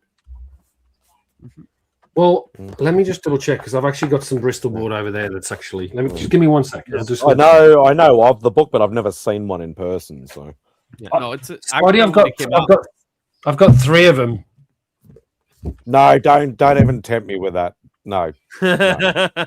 I like that book. I am retired. So what that book? So David, what would that book go for if you were to shut up, sell bitch? Because I would love You're only that. allowed to talk dirty to me in the bedroom. Wow.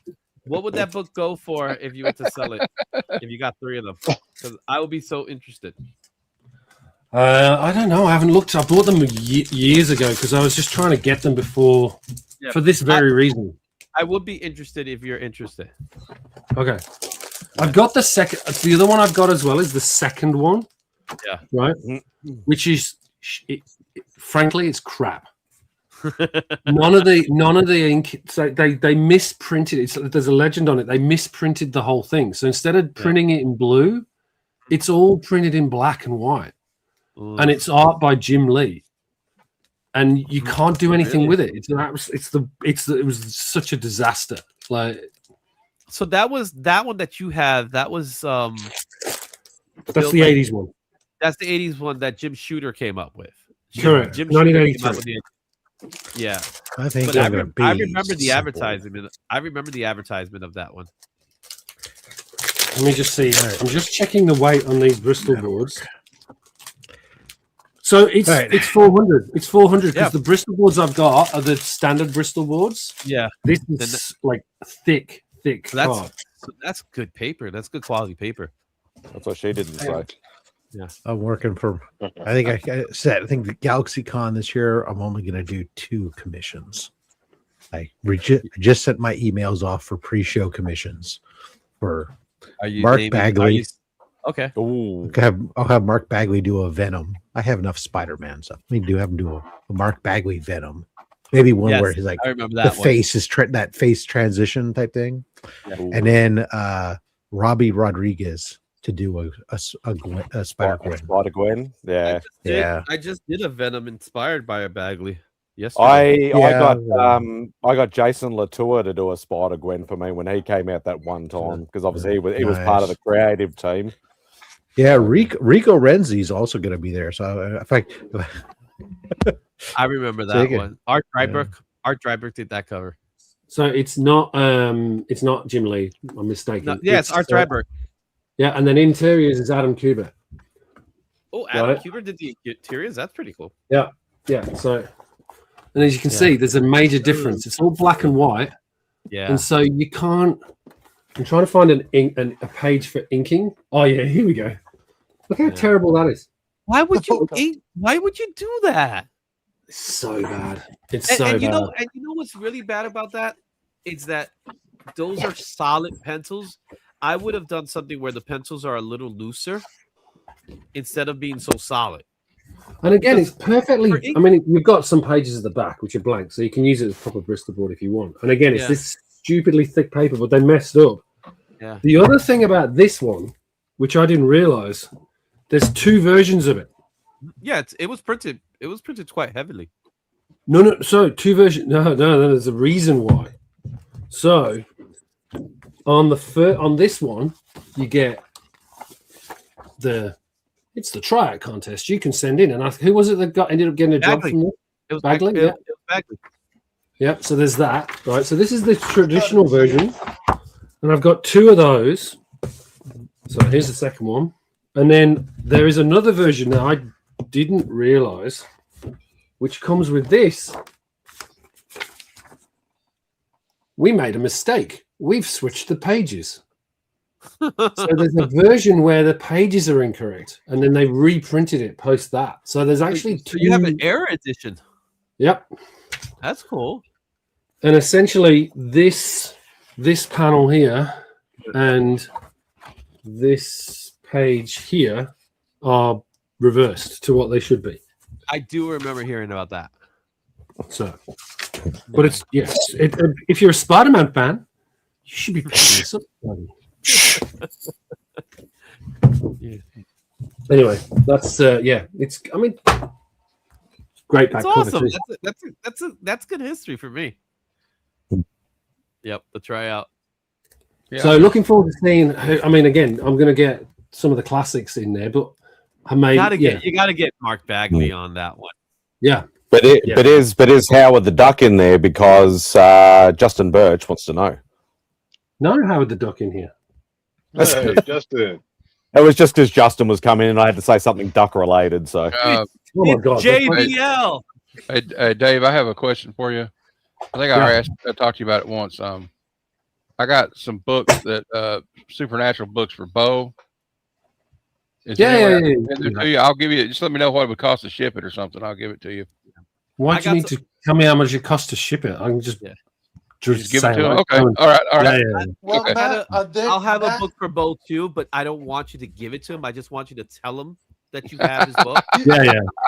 No. You give it to me, and I'll hold it for 2 years, and then I'll eventually give it. And then to he'll him. get it. Let's give it to another Aussie, and he could hold it for 2 years, and then the following 2 years we'll give it to another Aussie, and they'll just go to all the Aussies before it actually makes it to him.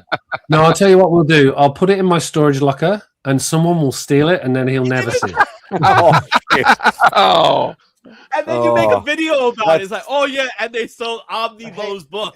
That's dark on so many levels. Matt, I have that Carnage post. I will get the book graded for you for that to happen. I'm gonna give you the Carnage poster to give in your bow thing. Okay.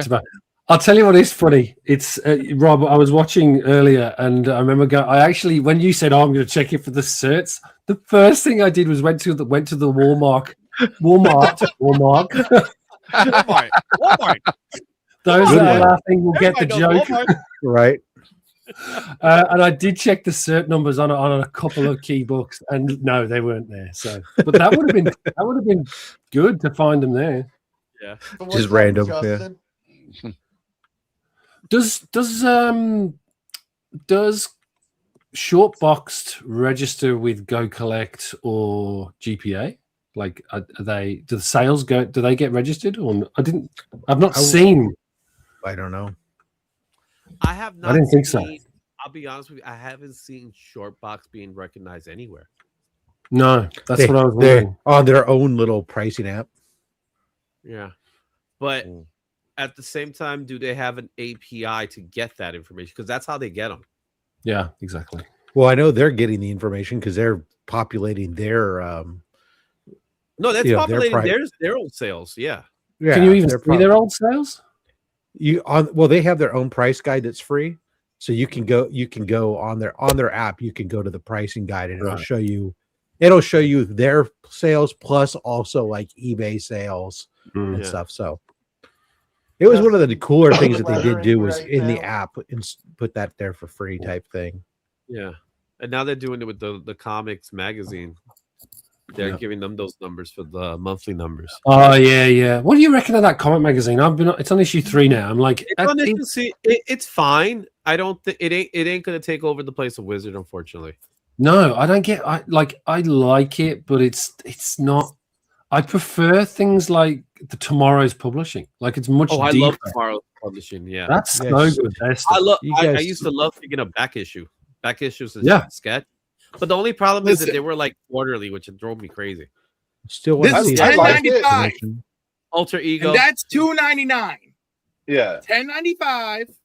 Still the best goddamn commission on the planet. Oh, this isn't bad. Nice. You might see me in some movies called. Because if you know Magnus and you know Futurama, then you know they wear the same damn outfit. Of course. I liked how it's a Dynamite issue. Oh, you know what? Rob just disappeared. In the meantime, Rob just disappeared. Rob just kicked himself. Rob. Wrong button. Rob, if I got a Magnus Robot Fighter or a Robotech Blank, I would get Rock'em Sock'em Robots. So this is the Well, the that cards I did. was a mashup idea that Beckerman actually kind of planted in my head because I was collecting Magnus Robot Fighter at the time, and I was talking, and we were talking about Bill Morrison or something, and then somehow it got put in my head that I could put Zap Brannigan, since he wears the same outfit as Magnus, and have him fight Bender. And when I went to Bill Morrison and told him, I mean, at the time it was like the most expensive commission I'd done, but it was worth every. Well, I mean, look, that was 2 characters in color, and that was $400. I heard That Bob was Camp. actually I heard Bob Camp is pricey too. so $400 for 2 characters in color like that. It's not ridiculous. No, that's good. Yeah. So I got, this Yeah, you did that last night on your I show. did this last night. What you been working on lately, Justin? Long time no see. So that's that. So that's that was last night. Oh, never mind. He's working on books. I did a little Thor. Actually, I do have a question. Once you finish, Izzy, I've got a question for Justin too. They'd be sideshow, Glenn. He's a big sideshow guy. Would I be correct in saying that, Justin? Yeah, I gave him some funny haircut. I see a nod of the head, so yes, I'm right. There's the crow. Oh, that's dope. Sorry, I was muted. And then I just did where is he? Skeletor. Fun little sketches. You big boob. I hope he says that in the movie. Justin, are you going to be at Heroes? Yes, I will be at HeroesCon. I have a question for you then. Given the book that I've got, this one, it will be interesting to have some form of logo or something in there, maybe, or I don't know. What would you do if I presented you that at Heroes to do something? What given, like, obviously you could, well, you tell me what would be good. What would you do? What I would do is I would very politely thank you and then hand it right back to you. I knew he would say that. I knew he would say that. I knew it. Do you not do anything? Do you know don't do commissions or anything? Well, keep in mind, I'm all digital. Like everything I do is Have you ever used Have you ever did pen work? No. Oh, no. I could just when he was in kindergarten. Yeah. That puts me back in my box. Yeah. Like, come on, penmanship. I can give you an iPad. Someone give me an Ames guide, and we'll have an Ames guide. I do want have one an of Ames those. guide. I want one of those. I have 2 of use those. it. Well, I have no idea how to use the damn thing. I know. I think I want to try it. know enough to know how to use one. I've just never done it, and don't feel the need to do so. Yeah, obviously. So when you do your bubbles and whatnot, do you just kind of look at the size, you know what has to be said, and you just kind of that's going to have to fit, that's going to have to fit, and just do it that way? Tab. Yeah, so like a lot of times I'll have man, my camera angle is really bothering me. I'll have don't give away your secrets, Justin. Oh, no. Yeah, I'm sorry. Command C, Command B. That's my secret. A lot of times, let me look at my laptop. Hold on. Justin, no, your secrets are press Control W. Sometimes it's Command Z. Mine would be Command Z. A lot. I thought your secret was up, down, left, right, BA select start. Actually, I'm legitimately curious, because if you do work strictly digital, is it just a software program? You just get to basically type and it does what it needs to do. I don't even think he typed. No, a lot of I have a lot of like I have a template, right? Depending on the book, and it'll have pre-made balloons that I or someone from the studio has made. And so I'll take the dialogue and sort of put it where I think it should go. And then I will grab one of those balloons and shape it around the dialogue. Right. Oh, okay. Right. Yeah. Makes sense. Yeah, like I have a book Justin signed 2 years ago called "The Devil That Wears My Face" that he lettered from. Now I have another question. How did Justin sign it if he doesn't use pen? He has a stamp. He has a stamp. He has a stamp. Stamp. Yeah, I have a stamp. I have an authenticated Justin Birch signature. Oh, and send that to CGC afterwards and see if they J say it. That's the What best book part. was it, Rob? Well, CBCS did. What book was it, Rob? Which is funny because I still want to know how they verified that was me. Seeing as how like they have no record of my signature anywhere, you know. Well, that I was talking to somebody about that. I don't know how Kid many next door is doing it for signatures him. they're actually truly verifying. They just, in some cases, some signatures where you could be like, yeah, I know that's the real thing. But like somebody saw a comic book today and it was the Todd McFarlane comic book, and it was a signature. And when he showed it, it's like, that's a fake. And he was like, I know that's a fake. But Yeah, who's when you faking said- Justin Birch? Yeah, but when you look at some of I these encourage people signatures, to do Justin so. Birch's. right? When you look at some of these signatures, there are some signatures that you like look at it and I was like, like if you ever seen a Jim Starlin signature, it's kind of like that. It's just That's changed. That has Yeah. changed, and Chris But Claremont has changed. yeah, but there's still nuances to them that they still remain the same. But it's like to Well, verify they that. What are those nuances, Dizzy? They verify against multiple signatures. Yeah, yes. It's not Yeah. just one signature of record. But the thing is like, I have several that have people that you go like that have said to me the same thing as Justin. It's like, really? They verified that? And They it's just got like, me. well, it's like, let's be honest. Some of these people, I'm putting names on it. It's like nobody's, they're no offense, Justin, but they're not like major players in the comic book industry. So, who are you trying to steal? Who are you trying to pass it off as? They don't care. Somebody's signature. It's like, yeah, it says Justin Birch. Congratulations. Yeah. So there's a Stan Stan Lee from 1970s, And which that's is very different from what he ended with. correct. Yeah, it's like it's. I mean, it's still it's still very much the same, but it is. Yeah. In biro rather than necessarily sharp. He actually saw where he was writing. Yeah. As opposed to wherever he feels like putting the signature at the time. I have to show this as well one more time because Rob. I think I've shown this on yours, Rob. Oops. So this one, I love this one. It's my favorite piece of original art that I've. Jim Chung. Jim You can tell- Chung. Every time I know Jim Chung by the lips, it's something of the way he draws lips that it's just very obvious that's him. Oh, damn! That's a good Magneto. Yeah, How I much reckon that this should have been a. That should How have been much a was cover. that piece, man? Would have cost it. 1,500.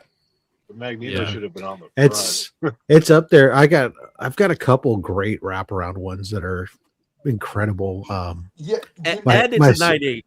you know what commission I love from you, Rob? And I'm like, damn, if Rob would only part with it, is the Batgirl you've gotten recently. Oh, those ones, yeah.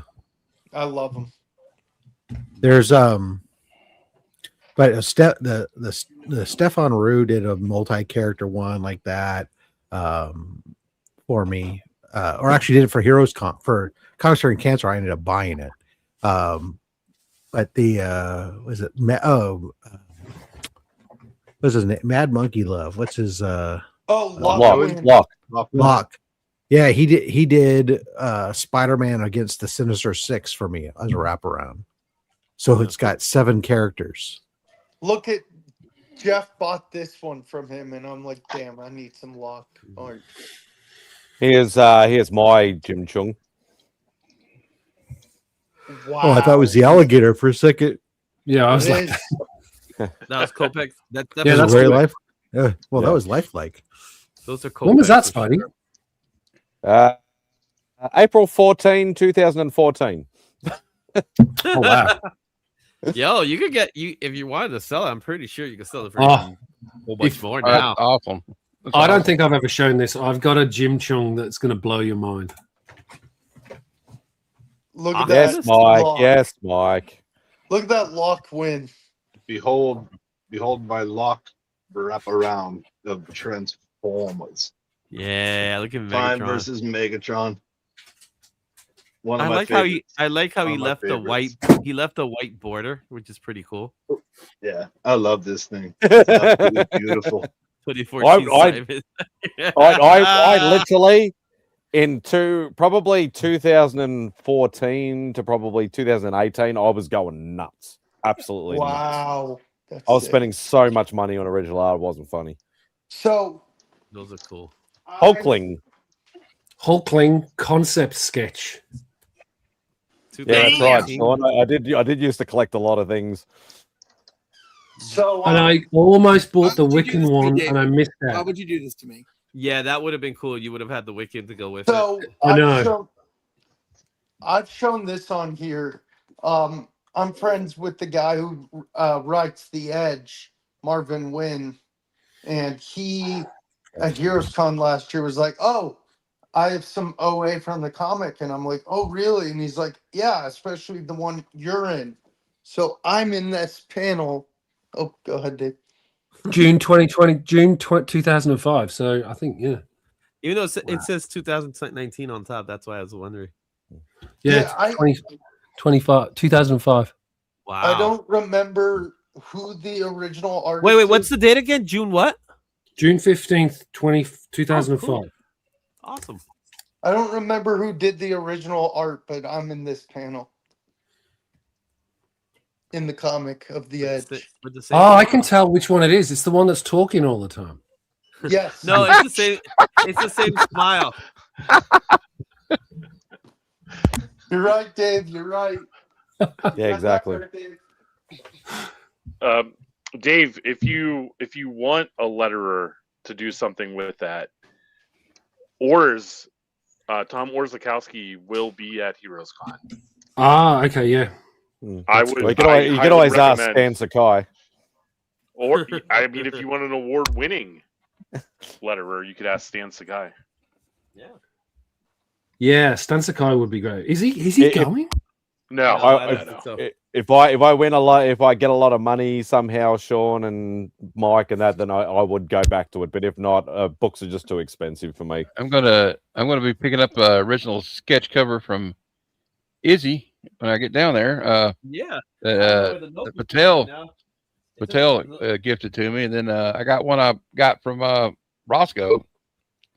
So I've already got two original sketch covers. That's if it waiting on makes me. it. That's if it makes When it. the first year I met Izzy, I hope so. I gotta find it now. No, I'm shit. I got this mess, dude. I got a mess here. It's ridiculous. Izzy did the Dark Side Anakin for me 2 years ago, and I love it. Yeah, I regret doing that piece all day. Of course you do. Damn. I've got my Judge Dredd here somewhere. Y'all are mean. He cursed me out. So what am I supposed to do about it? You know what I'm saying? Nah. So where is it? Oh, that's wow! Holy shit! Marco Whoa. Santucci. Yeah, Marco. Which one's that one? Is that the one that's yours, Rob? Right? Yeah, Marco Santucci. I think I saw that on one of your. Jeff. Yo. Look at this. You gotta hold on a minute. Ah. Set up for a minute. Well, I'm good. Was that Beckerman that just said that? Yeah. So I'll be at San Diego. So that's a good idea. I might see if he can. Here we go. Here's what I got. So here's what I got for the show so far. So you guys seen some of these already. So, but I got the Null. Oh wow. Yep. The Spider Punk. Heck yeah. Yeah. So that's so far. I may buy another piece from you, Izzy. You better. You may. No. She's She's got enough. Right? No, I love that one. That one is. I'm surprised nobody's bought that already. Yeah, I know, right? There it is. There it is. We found it. It's been found. Imagine Izzy accidentally sells it. Oh, so I got shit. the little spider. Well, you could just do another one. Then, can't you? Accidentally sells it to me. Hey Jeff, you interested? Yeah, Jeff's gonna fight. Jeff's gonna fight me for it. Wait, I'm working on this one now. Izzy, is that X-Men 97 one been started on yet? Yes. Damn it! I was gonna ask you to do Rogue. Well, you got to pay me first. Hey Cliff, are you going? Or I remember last time we talked you weren't, but are you going? Or You're not going.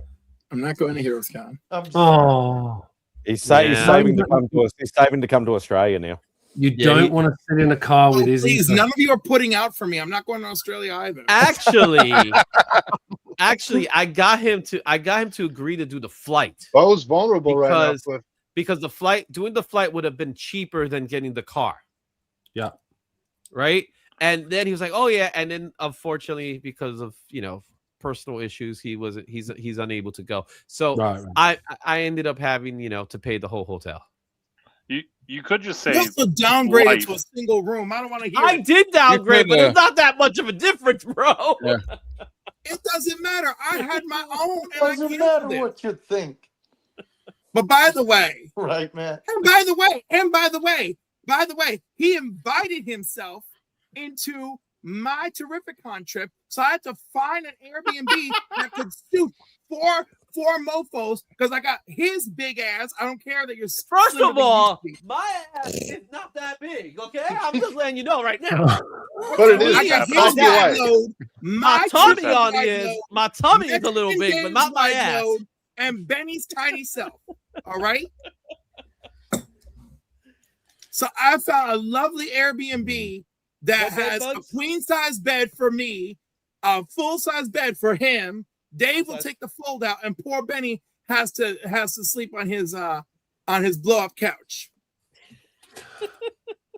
But I will sleep peacefully. I got to call Otto about the tickets. And make sure I was gonna say, and you make sure you meet us there. I'll be there. I will be there. I won't bail out on you. I'll tell you what. You do or don't at this point. It's all paid for now. So I'll tell you another thing. I'm looking at hotels for San Diego Comic-Con. Holy cow! That's where the money goes crazy in San Diego. Holy cow! Were they going for $500 a night or something? No, my God, $800 bucks. That's $800 like. Matt, it's crazy. I'm gonna stay in Newport Beach and drive down. Like that's how bad it is. So people have been doing that, and even the outskirts have been going up in price because people know that. So what they've been doing, they've been going and they'll be taking like there's a train that takes you there, from what I know, to San Diego. You could take a train there, and even the hotels within miles away are still.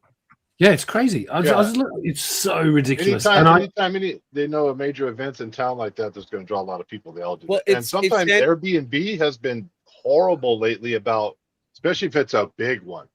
People will have shit booked for like 4 or 5 months in advance, and they'll know or whatever, and they'll forget. Like, oh shit, this big thing's going on. Airbnbs are going for this much. This guy's paying this much, and they'll say, "Sorry, sir, we had a problem. We got to cancel. Sorry." And then they put it back up. Yep. Yeah.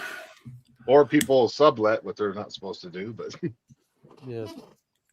No, but San Diego's, once you have the dates planted, people start putting that price because everybody's going.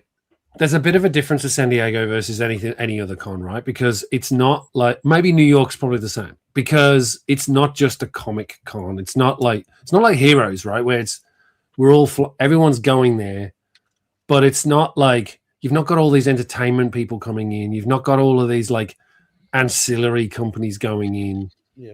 Right. And so it's a little bit more. So New York's ticket, as we talked about earlier, New York's ticket's expensive. The ticket to New York Comic Con is expensive. Yeah. However, hotels in New York aren't in comparison. No. In comparison, New York hotel, because hotel is a major. It's a major tourist attraction anyway, so it doesn't change anything. But the prices will go up for the closer hotels. But you could get hotels in Jersey. Oopsie. I had a question for you on that as well, Izzy. So are you doing press pass for New York? I applied for press pass. Right. Okay. So I gotta wait. But you know me, I'm gonna get in. So one way or another, I'll be there. Yeah. Okay. So I'll have either a press pass, I'll probably have a pro pass, I'll probably have a panel pass, I'll probably have a retail. I literally get them all. I got a pass for everything.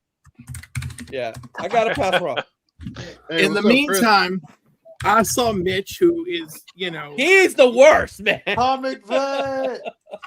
No, you're the worst. You're the Mitch worst. is the hardest guy to get past. Hello, Christopher. Yeah, because he don't care, and he's right. He's the hardest guy to get past this, bro. No, If you want to get past, yeah, go ahead. I saw Mitch at the 3 Men in the Basement, and he's like, "Did you get your VIP ticket yet?" I'm like, "No, Mitch, I haven't." I'm putting a lot of money together for the show. He's like, "Well, I only have 10 5XL t-shirts," so it's like, "You better get your ticket soon." I was like, "Bitch, you called my fatness out and everything." So anyhow, I got the ticket, and I was like, "I ordered my 5XL. Better be waiting for me." I remember they were passing around t-shirts last year. 3 Men in a Basement at Heroes Con, so I got one of their shirts. So Izzy, you got the big major connections at Heroes or what? No, I just know some people. You don't know shit. Can you give me a 3-day pass? No, not like that. Oh, you don't got. Oh, so you don't know people? Okay. No, I say I know people for myself. No, but I actually the table I actually purchased. We purchased the table. So you guys know Izzy loves to give me shit. Like He you, actually, I don't give you any crap, man. It's all well deserved. I'm so There you go. And especially saying I'd be a first-time traveler too, there'd probably be a lot of suspicion. So No, they wouldn't. Why would there be suspicion? So what's the question, Voxy? What's the question? No, I've never been to a country before. Why are you coming here? You would breeze in. They're not going to. My first year at Heroes Con 2 years ago, I got no money we went anyway. to a little bar. They treated me. I Really make sure they carded him.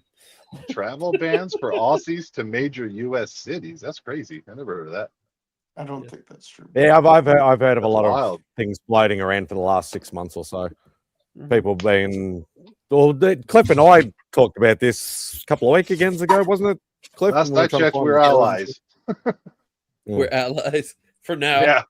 At least just, this week. Just the comics, just the border security. Exactly. At least this week. Until we decide we need Australia for military purposes. All right, here you go. That's exactly why we're allies. They're strategic. I want to show you guys some. We're allies items. with Greenland too, but These are pieces that are going to be available during Comics Curing Cancer. These are not part of our art book. I'm not showing off any pieces from our art book yet because won't do that until it's actually been released. But these are some items already, some pieces of art for this year. It's art auction. We got from Stephen Gordon. Wow. Oh, that's nice. That's a nice Hulk. piece. Yeah. Yeah. Rob, Claim. when I get my own Claim. place, I'm gonna hang those Geraldo Netos I bought from you last year. From Carl Bourne is a new artist. He's was a government worker who got doged and has decided to just become an artist full time. He's doing some stuff with his own independent label called Rat Race Comics, and he's also doing stuff with Pork Chop Express Productions. They're doing a book that was released called Of Thunder, which is about a Hawaiian girl who finds the hammer of Thor. It's got a couple different variant covers here, but from it, fun. The main page, I have the OA. Wow. From the main page. That's gorgeous pencil work. Gorgeous. Yeah. So gave Mjolnir a nice Hawaiian tribal feel to it. Have you read it? Yes. Hey guys, I'm issue. going to leave and watch a movie. You guys have a great night. Take care, Matt. Take it easy, brother. And then Good night, Matt. Love y'all. we have a piece of original art from Scott Morse, who has been in the art book in the past. He's not in it this year. This is a piece of art from his book that he recently put out called This Ink Runs Cold, which was a collection of one-page stories with a ton of different upcoming and established authors and artists, and who did one-page stories, and he did all the art for all of them. This was actually the OA for the certificate of authenticity that went with all the noir ones. So you get this. Everything was either sci-fi or crime noir themed. I say a bubble helmet. Yeah, I think somebody might be interested in purchasing that book, that piece. That was the piece of OA, and then we have. So this is the book itself. Oh shit! And then I'm gonna go watch the movie with Matt. We'll see y'all later. Wow, Jeff. You're watching Debbie Does Dallas. I know, right? Late night special. So he's got he did a full page remark in it. I just love this style though. Yeah, it's fun. Yeah, and the whole book is these like one-page stories and whatnot all throughout it.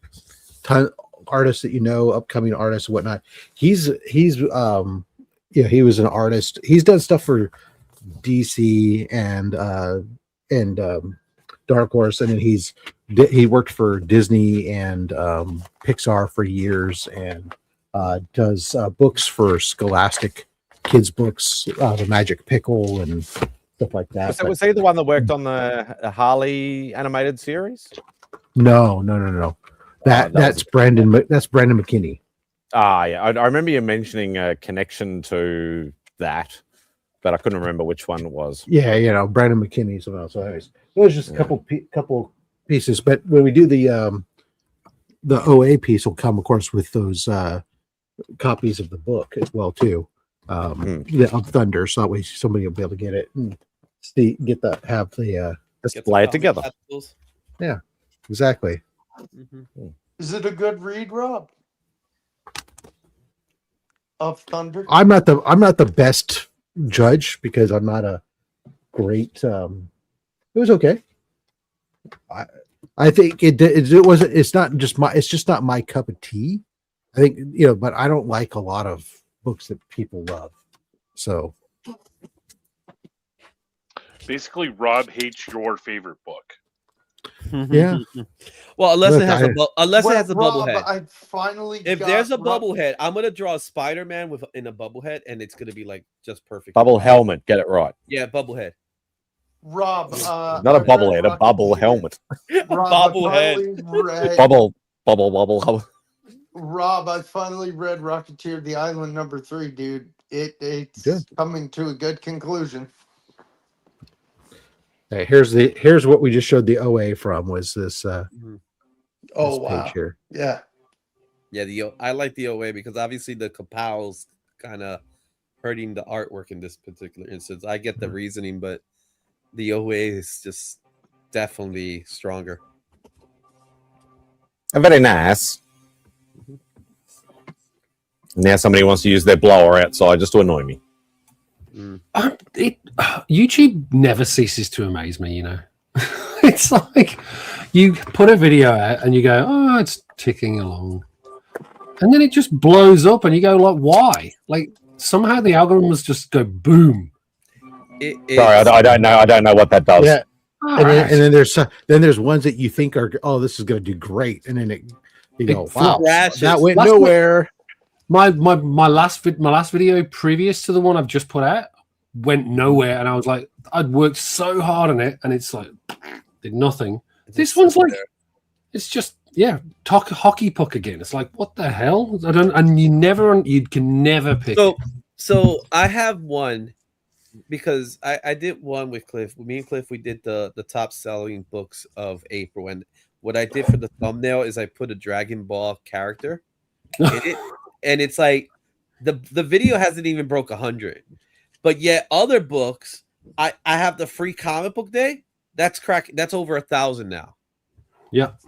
So it really is. In many cases, it's a crapshoot. Like I don't know what people wanted. Like I'll tell you right now. Like one of my highest performing videos is John Byrne. People just love seeing the John Byrne video. I think this is why this one's blowing up because it's got Byrne in it. And maybe they're doing a search in this because I do put Byrne in the keywords, but not in the title. Yeah. Look, he is quite reclusive, so that can be a thing. Yeah. Yeah, maybe. It's the only way to find him. Well, I have a Burn signature. I have a few of them actually. I've got multiples of Burn, yeah. Yeah. He used to do cons. He used to do them. I have Nextman #1. Not X-Men, Nextman. Well, Dave and I know somebody who's been to his house a couple of times. Yeah, seen his studio. Yeah, Royd's been there quite a few times. So that's a good one for you, Rob. Actually, you and I should think about this longer term. The Milan OA. You're talking about Lake Como. Lake Como. That would be a hell of a one to go to. That's big That's biggies. George Clooney territory. I know, but if you're an OA fan, that's the one to go to. Yeah, but I mean, I don't know. I'm not international travel. I don't know about that. It's very expensive to go and stay there, but it is, like as Dave said, it is one of the peaks because you'll get a lot of these like top tier artists that you can actually get OA from. Nearly guys that hardly ever draw or do sketches or commissions or anything like that all of them will do it at this particular show specifically. Byrne did New York Comic Con a few years back. Izzy will know this, but he wasn't signing. He was only signing his new series, the Star Trek series he was doing. It'll be interesting to see if he comes out of the woodwork for the new X-Men Legends book that he's just done. You'd hope. I'd love to see that. That would be great. I'm still trying to track down not the one that was just released, but the original. Someone did a bootleg run of taking the original art from burnrobotics.com and published it, and I'm trying to find that. It's hard to track down that book.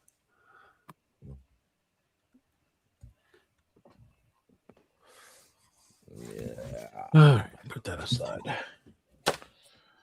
I've actually done very little preparing for Heroes Con. I have no idea what I'm looking for. Or there's no need to. There's nobody has a booth yet, so there's no need to map anything. So it's just a matter of thinking to yourself, what do I want to buy? Justin, you know the answer. You're gonna buy cool shit. Duck books. Yeah. It's You're funny. gonna walk around with Dustin. He's gonna tell you, oh, you should get this, and you're gonna buy it. He'll be like, oh yeah, I can bump this. Get this one. That's usually how it works.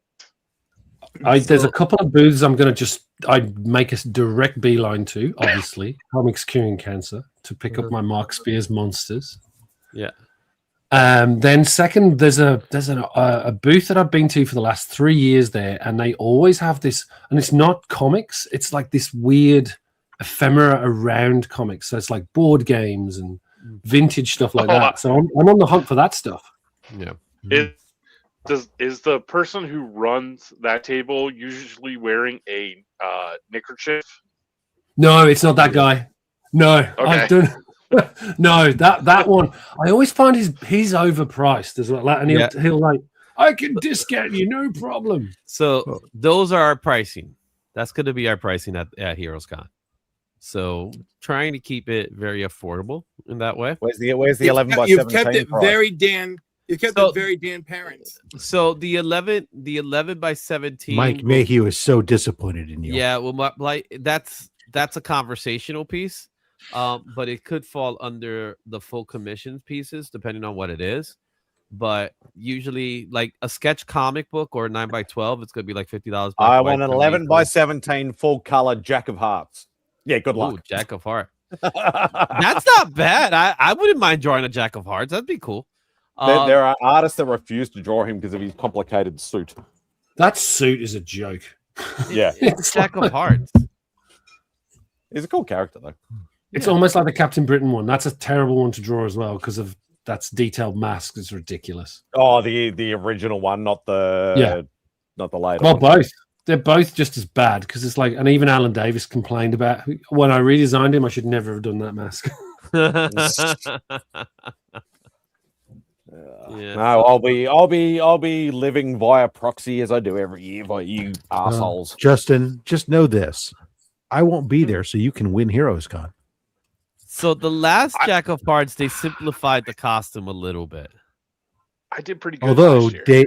Although Yeah, Dave may decide to play, but Yeah, they simplified the costume a bit for Jack of Hearts lately. This will be an interesting one. Again, to your point, Justin, right? Like you never know what. I'm like you. I go if I see something, that's when I get it, and it's in the moment. Mm-hmm. So I don't know. I wouldn't be going to buy it. Like that's the thing. I wouldn't go to buy a big book. Mm-hmm. I'm not in that. Like it's all I would buy. Yeah, but I don't. But the thing is, I don't think you're going to get a deal. Like I just It's need to, hard. you That's can hard. buy You can buy a I big just book need to be able from to me. find it at a good price, at a fair price.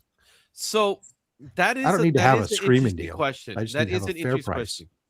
I think Heroes Con's prices might be slightly above fair market, depended on the dealer, right? Certain dealers are going to overprice because they know the type of how many people are showing up. Yeah, only matters what you pay. And that's Forget it. what they have it Yeah. priced at. Biggie. But then at the same No, time, no dealer can reprice everything every single week. well, that's the other thing. The other thing is, will they be lenient They always are. Not all the time. There's some people that they don't want to budge on their Well, numbers. then it's fine, and you walk past them, and you Yeah. move on, and you But go there to the are people next that guy. won't budge. They will be like, The "No, nice that's my thing only about a price." place that has 100 comic book vendors is that you have more than one option. Yeah. I'll give you a good example. Mhm. You can get I think raw books you can get bargains. I think slabs probably it's a bit of a crapshoot. Mhm. This is a good example where I got a bargain. That was I think That's from memory 200 I ended up getting this. Okay. And got it graded. You couldn't like Oh, that. you got it. So that was you got that raw, and you got it at 9.6. That's awesome. Yeah. So that's a good example where it works. But I find, in my experience, it only ever works with raw books. But then I've had misses too. Like I had a Planet Comics, Dave Stevens. Yeah. Bought it for $300. It ended up grading in 8.5 because I missed Rusty Staples. Ooh. You amateur. I found, I think every year I've gone there, I've grabbed a big book that I thought I got. It wasn't like a screaming steal, but it was a really good deal it was a good value, and it was at the price point I was looking to pay for that quantity, that book, and I was very happy with the transaction. That I round, and more importantly, it's to me when I go over there, it's the fact that like I can go and say I'm going to look at this big book and have multiple copies that I can shop against another vendor on. Yeah. Not as opposed to most cons that I can find a Hulk 181, but is it going to be in the grade range I want it to be? And are they going to be willing to come to the price I want to be versus going, okay, there's fucking 4 of them here in the grade range that I want, and I can shop I can have the luxury of comparing covers and picking the very best presenting one, as well as shopping them against each other. And that's what is great about that con to me. But you'd have to ask provide a counterpoint. Yeah, it's dependent on the few factors. How many days is the con? So first of all, you count how many days. I never no. When it comes to the price of a table, that's you're talking about pricing a table. Okay, I thought you're talking about whether or not they're getting a good deal. Oh no, I'm going to Glenn's question. So hey, madam, it's based off of how many days you're going to get the con for. So is it a 2 day? Is it a 3 day?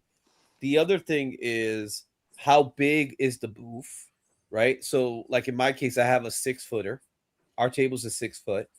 But like for Heroes, for Heroes, I know for Comics Curing Cancer, you guys got a full booth, so that price is a lot different. So it's all dependent on the show.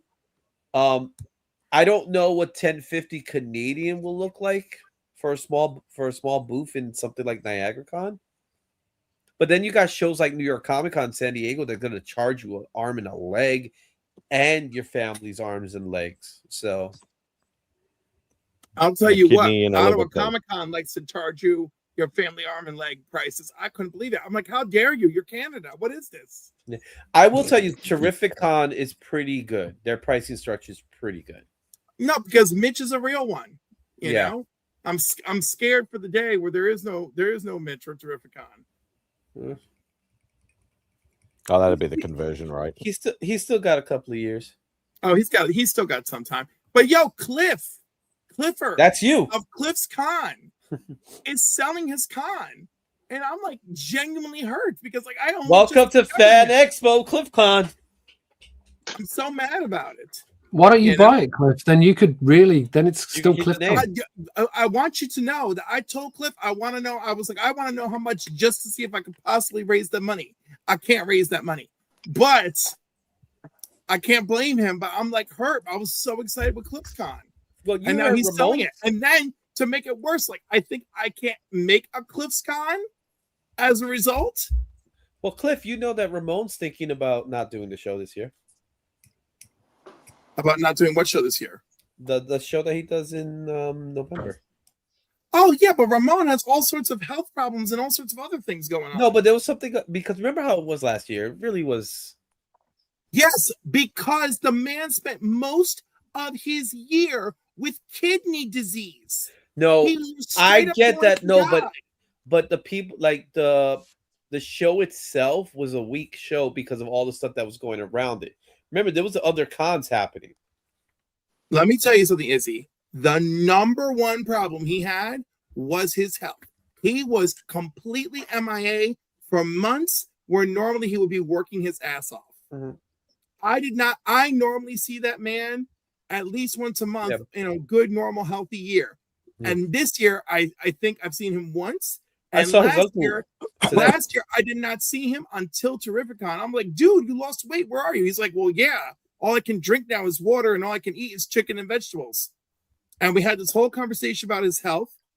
Then we had a conversation of him trying to work with other people to keep the show alive. And, you know, he told me, I don't know what happened. Then I talked to those people, and they all gave me their own interpretations, you know. So right back to hashtag men are not okay.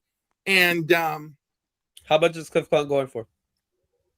I can't remember. It was a lot of money. Cliff not being at CliffCon makes me sad.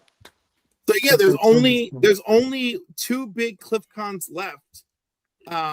Allegedly, he's gonna do his hotel show in July, and the one he does at Christmas time, and then that's it.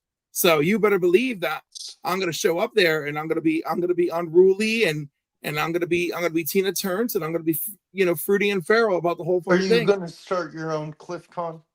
I think legally I can't. with hookers. Like, can blackjack, you do CliffyCon? What if you called it Thank you, Rob. Cono Cliff? Thank you. No problem. Just call it Cliffy. Yeah, CliffyCon. Just call it Cliffy. Just add the Y. CliffyCon. Yeah, just add the Y. No, I mean maybe there's a way for me. I'm definitely not going to discuss my ideas online. I don't want anybody to just share it all. No. CliffyCon coming to us. Madam wants to link some. It's in her chat if she hadn't noticed. Yeah. Yeah. CliffyCon. Well, you could just call it the Cliff on Comics Con. Yeah. I probably can't have it. I probably can't have it anywhere that the guy who's buying it has his shows.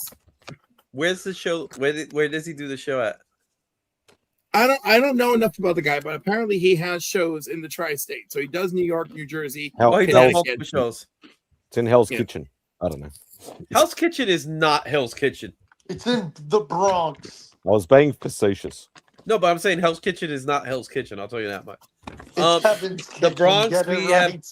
So when we do the Bronx shows, there's 2 locations. So there's a hotel. So there's a Atrium Marriott hotel that they do their smallest shows, and then the Bronx show, which is more of an all-encompassing type of show.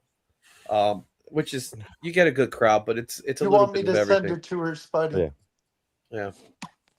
It's like a little bit of everything in that show. But it's Madam, I'm sending it to you. Yeah, so I'm doing Spidey Affair. That's something I would like to do one day. Just make my own con.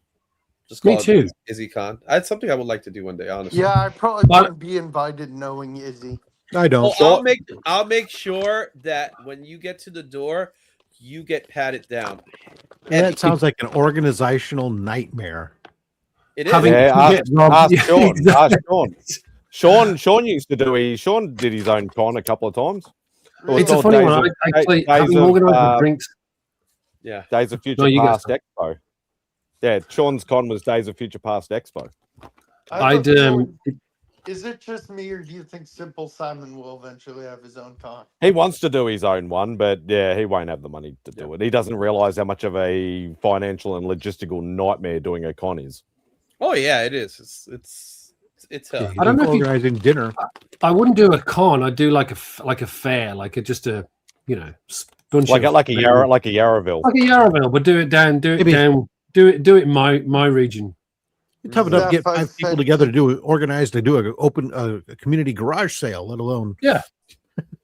We got Street Side Anthony that he does these things literally from the backyard of the house. Steph, I sent it to you, Steph. It's like a yard sale, but for comics. Yeah. There's a few of those that are pretty good. I do almost. It's having organised the drinks last year. Is he? I don't. I would not. I'm sort of on hiatus. I don't even know that one. That's not that bad. No, but even that was a logistical nightmare. That's only because the contract was wrong. So Dave, no. It was also just do it in the storage unit. No, I was with Dave.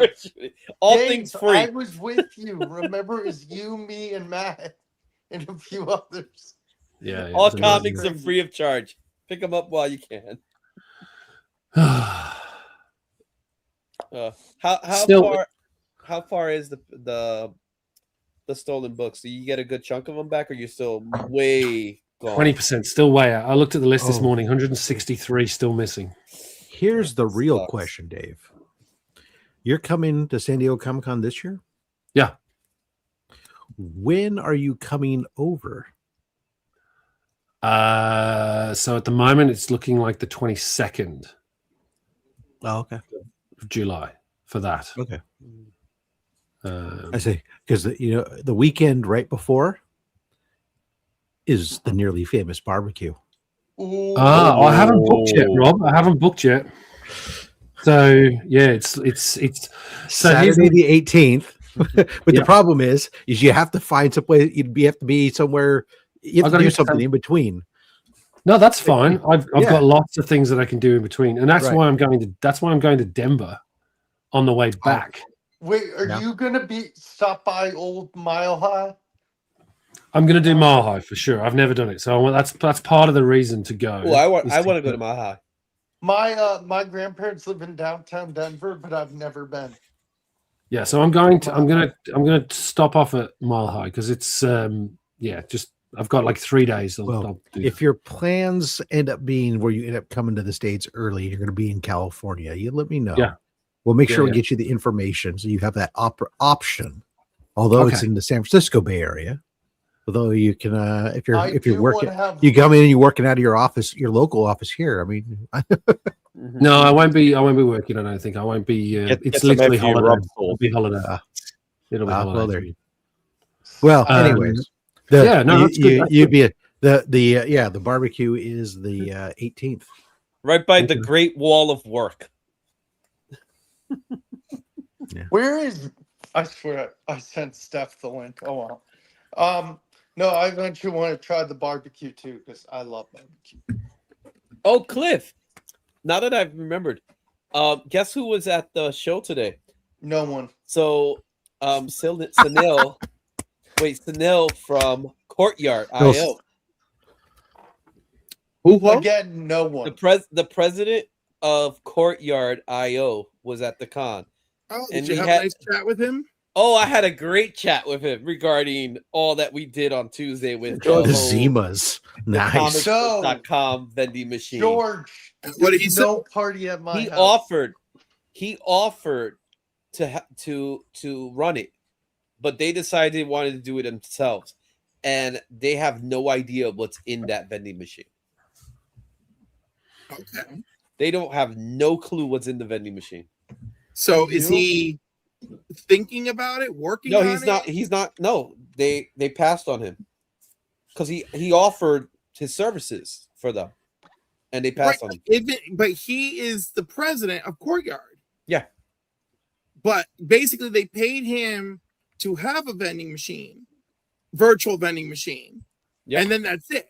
And he offered further services, and they're like, no, we got no, we're gonna do this ourselves, and it's been a mess. He thinks it's gonna last 6 months. He's probably right. Mm-hmm. On the other hand, there's some very reasonably priced slabs in there, and some unreasonably priced slabs. Yeah, but no, and there's garbage. But he did say no raw books. So if you go to Courtyard, you're gonna get graded books. That's all they have is graded books. So the tier system is graded only, which actually makes it better for the pricing structure and stuff like that. It was It was an interesting conversation. And yes, I did get a lot of recording. Oh my God. On Instagram, listen to this. I'm getting it. This is an ad that I got, right? And it's called The Grounded Gay Men's Retreat. Rest, regulate, restore, and reconnect. It's in Charlotte, North Carolina. What? I'm telling you, the internet is devastating. Devastating. It was like, yo, bro, maybe if HeroesCon didn't work out, how about this? All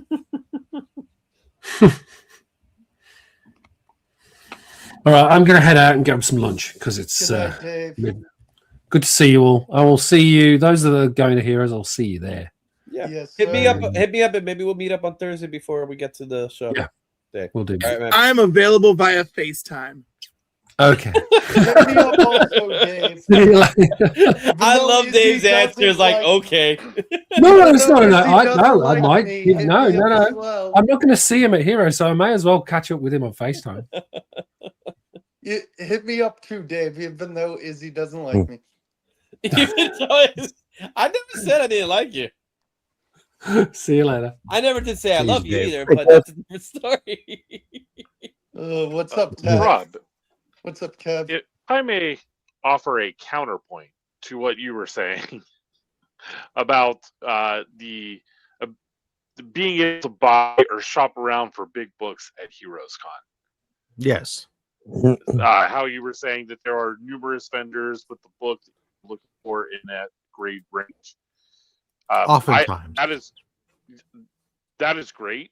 If you're for your Marvels and your DCs, but if you're looking for those Golden Age Disney books, sometimes that option isn't always there. No, but the book might be there. You might only find one copy of the book, which is more than you'd find elsewhere. Hey, Justin. True. I know. True. Justin, I know you focus on the duck books. What's that famous book with Mickey Mouse on the plane and it has dope? Air Pirates. Rob, do you know the book he's talking about? Yeah, Air Rob Pirates. Rob knows what book he's talking about. Oh, John. Do you have that book? I was waiting for you to bust your copy. It's at CGC. So Dustin just got done with it, and it's at CGC, waiting for CGC to actually receive it. But yeah, it's as far as I know, it's the only 4 times signed copy out there. So it's a hard book to find, right? No, it's not necessarily hard to find. It's out there. I mean, I go to shows, I see it all the time. But it's because it can't be reprinted, and it's subject to a Disney gag order on any more stuff. It's probably one of the most infamous underground books, and so it carries a bigger price tag with it than it probably should be, just because of that. But it's not a rare book. Yeah, I would love that book eventually, just because it's iconic. Yeah. I mean, it can be had relatively. I mean, you can go, for example, you just go on eBay, you'll see there's probably 50 copies up there. Maybe not that many. Maybe there's 20. Yeah, but I think the book I'm I'm just saying. mainly looking for is the first Batgirl and Robin team up in a low grade. Right. Yeah. And eventually, first Batgirl. Yeah. I feel a little out of sorts not going this year, but at the end again, I've picked up several big books this year already, so I'm feeling good. I'd feel out of sorts if I did go.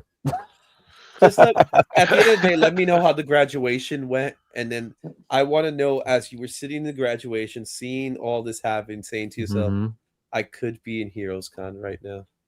Right? Yeah. You're sitting there thinking that, like, "Oh, she How looks big's lovely," but how big's the graduating class? Do you know or not? 1/4 of the attending of the university, I assume. No, it's not a huge university. I think it's like around 6,000 students total. So it's probably, like I think the estimate is around 800 or something. But yeah, the important That sounds like a question I long have ceremony. Is the I've been keeping them short. graduation outside? yes. Oh, that's awful. I'm sorry. At night, however, look, I'm sorry, no. So I mean, yeah, no, I get it. I mean, I've already gone through one. My first graduated from university in Utah, and it was outside starting at 3:00 in the afternoon in the summer in Utah. And of course, the football stadium with no shade on those bleachers, awful. This one starts at 9:00 in the morning, so and it's in Southern Oregon, so it's not necessarily hot. It's generally rather nice temperature there. It's not overly humid. It's because it's the Pacific Northwest, and before 9 a.m. It's supposed to be done by 11:30. So you're going to finish before the big heat of the sun comes in. So that part shouldn't be bad, but it is on bleachers, which is awful, which is why I've bought some very nice big guy stadium chairs with that have back support and wide seating capability. So that way donut pillow. No donut pillow. I'm talking about like freaking proper stadium chair with backrest and stuff. It can be clipped. It's in Ashland, so Southern Oregon University. So whenever you say Oregon, it's like, does it matter where in Oregon it is? It's just yeah, there is, because there's Portland is very different. There's Bend, there's Portland. Well, but the Northern Oregon is very different than Southern Oregon. So, and then you go Eastern Oregon. That's very rural, very different than the hippy dippy Oregon that some people know and such. So, yeah, it's different. But so while I'm there, we'll stay in Medford, and which is not too far away, and I'll visit. I know for certain I'm going to visit Rogue City Comics while I'm there, because I love to. Every time I'm there, I'll stop by Rogue City Comics and I'll check on the progress of their other one that's being rebuilt. So. Are you driving or flying? Oh, driving up there. How long's that drive? It's about a 6 hour, or a little bit over 6 hour drive. Ooh, that's not terrible. Yeah, great. I mean, because to fly in there, I'd have to get up to San Francisco. San Francisco has the only direct flight between the Bay Area and Medford. Otherwise, anything out of San Jose Airport, which is the airport that I'm next door to practically, I'd have to fly up to like Seattle, then back down and stuff, which is a waste and eats up more time, almost more time than not. And the flying in and out of Medford doesn't really. By the time you have to get to I have to arrange to get to San Francisco Airport, get there a couple hours early, the flight time to get there, and everything else. I don't save really any significant time. And it costs me more money than if I just drive, because it's a tank of it's maybe it's a tank of gas or two. So and we're going with there's multiple people. It's me and my wife going together. So yeah, you save up on the flight price, I think, in comparison. My guess is the only time. I get it, Glenn. I get it. My guess is that the only time you sit and think to yourself, man, I wish I was at Heroes Con, is on the car ride up and the car ride back when you're in the car. Only because when I go to Heroes Con, I fly first class and I have a black car. Hey, Rob, can you send me a I take my private jet to Heroes. Hey, Rob, can you send me the black car? Private jet, I love Dude, that. they like got me on. They got me on my list. They sent me email reminders the other day. Hey, it's getting close to time to book your car for Heroes Con. Mr. Wait, Did Mr. you Morrison. get your Lamborghini all signed up? Or Wait, Mr. Morrison, we have your chauffeur ready. Complete. What did you say his last name was? I'm not saying it again. Did you say Morrison? That's because he said it wrong again. It doesn't matter to me. But you know what? This is the thing about being, living here, Mr. Stack. living out here in California and stuff is in these big states. A 6-hour drive, that's not bad. It's So are it's you shorter. doing the drive yourself? Is this all you driving? Yeah. Is he get it right? That's like a one stop. You Don't drive. worry, You I'm stop. sure Rob has retaken his driver's lesson, his test, recently. He's probably safe on the road. Don't worry about it. Probably Drive safe on the road. It's a drive. You take one stop to fill up with gas, have breakfast or something, and then keep going, or food, and then you go the rest of the way. It's a one stop travel. It's no big deal. So get it right, Izzy. The email says, "Dear Mr. O Comics." I mean, we do that when I go to Anaheim for WonderCon. That's a 7.5 hour drive or something. That's just a one stop on the way down, and then went up to see Mandalorian and Grogu. That was stopping like Bakersfield to fill up on gas. That's all you need, and then you stop at the hotel. Hey, Joyce. That's going back up again. 89. Going back up again. Dude, we're legit drivers out here. I don't know what you guys, Yeah, when gas is like $6 a gallon, it's fun to drive. Still cheaper than flying. Do you have a hybrid at least? No. I have a Subaru Outback, or not an Outback. I have a Crosstrek, I guess. This is the Outback. Am I supposed to know what that is, Rob? It's a Subaru. That's all You that are matters. fine today, madam. Thank you. Yeah. Different story if he still had the bath, but yeah. Oh God, no. That would be I would never. I've driven that on a long road trip, and that was not comfortable. No, I could imagine it would not be. Because I mean that was a track car. Track cars they're not good for long drives. This is more of every bump on the road. Yeah, that's exactly what they are, and that hurts. Whereas this is more of a tour. Your donut seat, Rob. Yeah, this is more of a touring car. It's good for long treks and slight gravel roads. It's fine on too, type of thing. But Steph, I just sent you a message on IG. Okay, I'm gonna check it right now. In other words, he sent you the link to get into the stream so you can get on the stream. No, he sent me an awesome picture. Last year's Heroes Con. Last year's Heroes Con.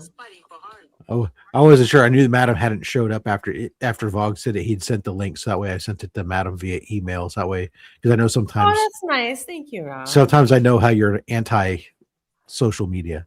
Yeah. You're anti-social media. Well, I am kind of antisocial. Yeah. I just like people at safe distances, sometimes. You want people to give you special treatment. I understand. I want to show up. I want all the attention, and then I'm going to bust out of here and leave. We just talked about my black car. It's all well deserved. I think you meant preferential treatment. You know why? It's funny, but you know why I do the black car when I go into Charlotte and stuff is because and you I got that kind of money. Do you wear a top hat? Because it's well, first of all, I do it even around here more often than not. Sometimes, like if I'm going to San Francisco Airport, it's not that much more expensive. Oh my! To be honest, it's like $20. It's like $20 more, and I get a professional driver versus somebody who's working his third shift, splitting between Lyft and Uber, that's twitching out on meth. because he's fucking trying to stay awake. You can learn something about his summer house activities. But you have a while you're better getting story your to shit. tell with the But meth I head. want to tell Rob this. Rob, my dad does the same thing because he works for a bank. And every time we go to the airport, whether it's him on business or we're going on a flight as a family, because I'm still with my folks, Uber Black. Whether they do that or whether I just book it. I mean, I actually book it through I directly actually through do another. Uber Platinum is what I do. But- So. Well, see, Madam is, well, Oh she's a no, madam. we seen her get picked So- up. We seen those videos. That's top hat and tails. The I'm assuming. blinged out rhinestone. She just sits there with the glass. Evening attire only. Top hat, tails. Yep, I get it. All that White good tie stuff. only, guys. Okay. Yeah, me. I'll just take the Greyhound. Just get me on the Greyhound. I'll be okay. I'm taking the bus to Uptown Shaw and I'm Ubering normal back to my car at a. You're taking the shopping scooter, center. man. Regardless of your balance. Fuck no. Take the Fuck scooter, no. man. I want to see Voxy on the scooter. Not gonna happen. You want to see him crash? I want to see it Yes. fall. That's what I want. He not wants to even- see me I crash and want burn. to see him on the scooter just as he gets on. He just go boom. Oh. That costs extra. We don't need a repeater poke. That's what she said. Rob, you're really quick with that one. That's what she said. So, Rob, what's your next? Rob's used to hearing that one. Rob, what's your next con? My next con is San Jose Super Toy Show. It's really more of a toy show, but there's a lot of comic vendors there. And then in July is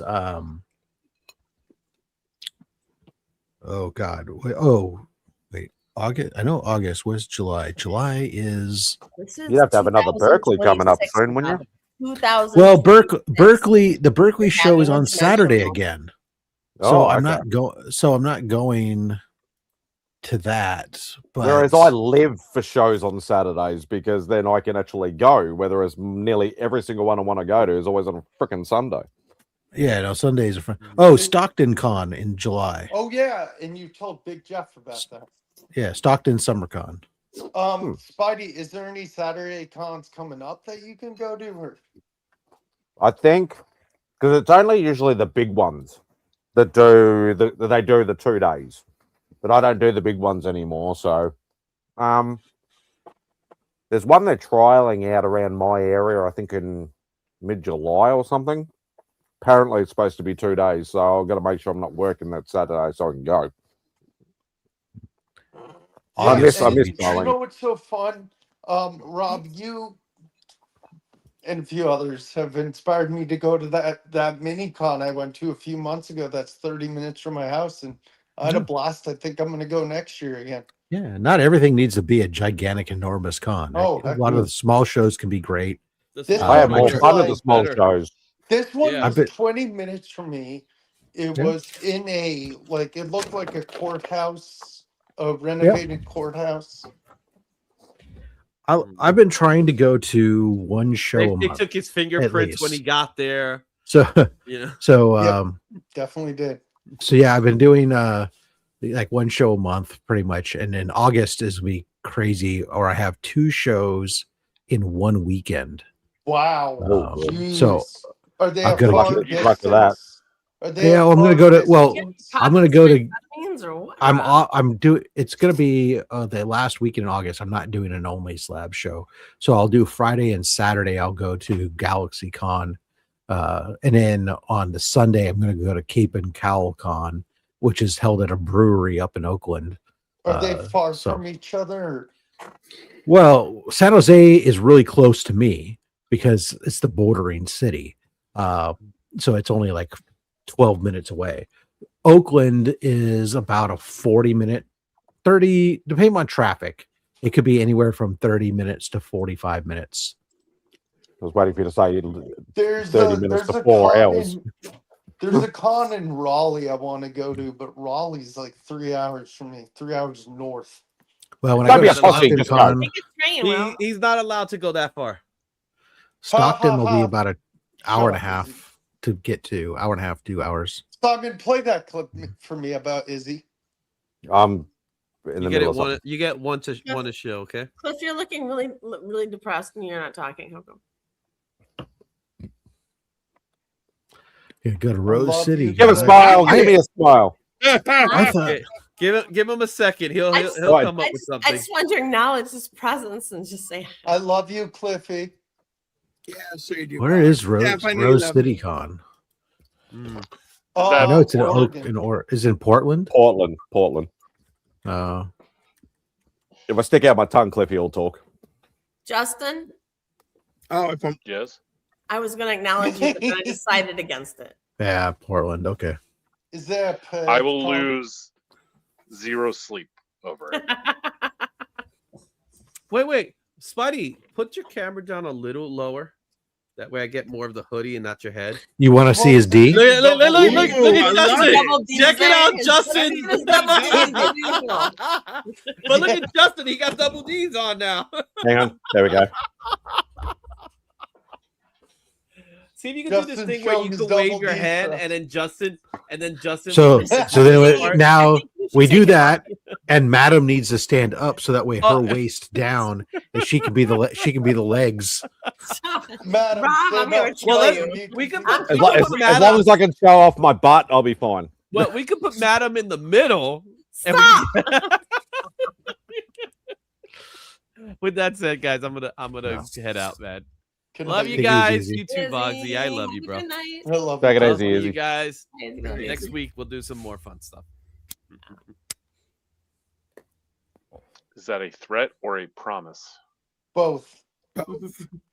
Yeah, it could be taken either way. Another one. Where's Christina been? I don't know what's up with her. I haven't seen her around lately. I hope she's. I've seen her popping in chats. Have you? Yeah, she pops in pop chat. into chats. She's been very busy. Very busy. Okay. Yeah. Where's my girl LF? No, I'm kidding. I don't know. Thank you, Tat. Sort of goes with your avatar there. Thanks, Tat. I know. I'm kidding. I just have a great time just worrying about all of you in general. All No, of whoops, us. I pressed the wrong Yeah. button. Never worry about me, Cliff. Cliff, you should only worry about yourself, honey. Really. Oh, but that's never how it works, right? And it is how it is. You are supposed to put the oxygen mask on yourself first. Right before assisting. Yes. Worrying about me is my wife's job. Don't worry your head at all, Cliff. She's gonna just know if you have like a blood clot or something. I'm sure, Rob. Right? She's just gonna know. Well, when she's But- she's too busy gaming right now, but she'd come over. She'd find me eventually. It's all right. What games does she play? What games? Primarily Star Wars: The Old Republic. Ooh. I played that game for years and years, and then she started playing it and got hooked on it. Yeah, she got hooked on it, and but she does a different. She plays it at a very different level than I play it. So and she loves the challenge, and she's on these. So it She's on sounds these. like she will walk over your dead body to continue gaming after she gets herself a drink. It's possible. Yeah. I forget. Is that the game you make? I forget. Is that the game you make your own character? Yes. Yeah. It's an MMO. But so they do, you know, they have she's on different teams that on different days, the nights of the week, they're doing different dungeons or raids or whatever that they're trying to do, and they do it on these hard mode levels, trying to challenge themselves. Whereas me, when I played the game, I just wanted to steamroll through shit and kill a bunch of stuff so I could feel better about myself and Easy move mode on. it was. Yeah, exactly. I just want to have some fun. I don't want to sit there when I go to play a game. I don't want to sit there and bang my head against the wall repeatedly and get pissed off at people because God damn it, we almost had it, but you fucking died. No, I just wanted to play and have fun. Whereas they're doing other shit. So I'm like, all right, I'm out. So what you're top saying? baller, nice, good Beckerman. I hated PvP because that's where all the toxic players were. I don't what even you're know what saying, that Rob, means. is that Many Huttball was Jawas a- have died yeah. at your hands. Yeah. There's actually an achievement for that. If you go to Tatooine and kill to there's a special achievement if you kill a bunch of Jawas on Tatooine. Well, you have your party Jawa out, which is a little Jawa that like floats around you in a circle with hanging onto some balloons and shit. How many hallucinogens do these people take before making these? Lots. No, Huttball was so they have inside the MMO. There's like you can branch off and you can go off to do PvP, player versus player. Stuff, and they have different arenas. They have different objects. Some of them are two teams trying just to kill each other. Some of them are trying to capture the flag things. Whereas Huttball is one where it's trying to score points with move a ball from one side across a line on the other side, but you're shooting and killing each other and stuff. And sounds like fun. Yeah, it can be if you're into player versus player stuff, and I'm not. I was just into player versus environment, have fun. Like I said, I just wanted to steamroll stuff and have fun, not get irritated and irked by. The agent storyline is one of the better. And that's probably why I'm not a gamer anymore, because I prefer to just be, just playing levels or whatever. I don't want to play against other people and all. Well, and I still log in I still log in. Warcraft? Oh no, I logged in every once in a while, and I'll still play. Like I'm playing the storyline because there's story content that's going on. So I'm still working on storyline on some characters from time to time, but not very much. Okay. And doing stuff with different characters, but I have I played that game since I was one of the beta players, and I played for a very long time, like every single day. Like years of your life are gone. Yes, and because of and before that, I was playing Star Wars Galaxies, which was a different MMO for 8 years. So I neglected my children playing video games for many years, and so now that's why you have problem with your hands now. It actually is. It's one of the things that happens is Carpal that tunnel, combined with work tied to my disability. And now I just neglect everybody by doing this instead and hanging out with you guys. So that's what I'm accused of. We appreciate that. Of neglecting people or hanging out with us. Neglecting people to hang out with you. Well, that's at least you're doing it so to hang out with other people, though. Theoretically, but the difference is you can turn off the thing here. This is a very strongly held opinion by very many people. Yes. Star Wars Galaxies, even after that, even after the NGE, was still one of the best MMOs from the standpoint of that it was a true sandbox environment. Unlike so many other things. I mean, most of my main characters I played in Galaxies were crafters. Actually, I actually at one point in Star Wars Galaxies, I had a business where I employed other players that worked for me. That and were paid in game credits and stuff, and there were people I knew a guy who ran an online casino in the game where he built a casino where you could do sports book betting in-game currency in Star Wars in Star Wars Galaxies and stuff, because it was so genius. It was just whatever you could come up with, you could do. It was so crazy. But yeah, good stuff, good times, good memories. Yeah, I was on originally I was on Intrepid in Star Wars Galaxies. I was Intrepid, and then later post merger I was in Flurry. What about Diablo? Have you guys played Diablo? No. Bye, Justin. Bye, Justin. He said enough of this nerd talk. I'm gonna go write some letters down. Well, type some letters. Practice your calligraphy. He said smoke bomb, but he went nowhere. That's right. No, That's what I now love. he's gonna get undressed on. Smoke bomb. Still hasn't realized. Take it off, buddy. Oh yeah. He turned off his monitor or something without his turn. We'll just do this, and you might notice. It's assuming his monitor didn't get turned off. He has no idea. He knows what's happening. Nope. No, he doesn't. No, he gonna doesn't. come back without a shirt. Now look. The only thing that could have made this more fantastic and awful is if he just had nothing on underneath. He's just walking around in his No pants. He was straight Winnie the Pooh. Yep. I think we should keep this until you realize. Well, like as I said, depends on whether he's he's one of those people that turns their monitor off. If he might be on a laptop or something like that, or No, he I normally suppose that if he was does on a laptop, the camera would have turned off. But I thought I saw some light change, and so I think he just went to another room and turned on a light. So he has no idea. I think that this stuff. Oh, that light's off. He's fully left it on. I remember when Brucifer went to sleep. I think it was Brucifer. No, No, I've been present with a lot, quite a few people falling asleep. Jigs has done it a couple of times. Messing with his Alexa, right? People were messing with his Alexa. Yeah, that was me screaming at it, and Perry screaming at it.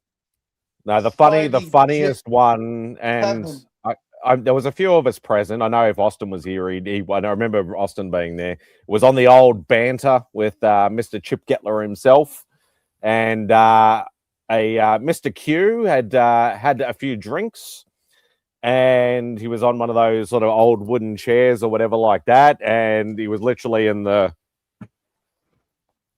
doing this for a good while, and then he almost when he woke up was when he almost fell off the chair. He'd more passed out than fell asleep. Spidey, didn't Kevin fall asleep on one of your streams? Yeah, I think once or twice. Yeah, but then you'll be like Kevin, and be like, oh, yeah. Yeah, a few people have done it. I wonder what Not Justin's me. doing right now. Dude, Justin. Can someone text him? I've messaged him. What did you say? I said you're still on with us. He didn't log out, and I sent him a screenshot. We saw you all Winnie the Pooh. He's like, Justin's my bud. I can't let him like He's gonna put on the camera and be like, "Oh shit!" Fuck, I should see if I actually have his phone number. I can.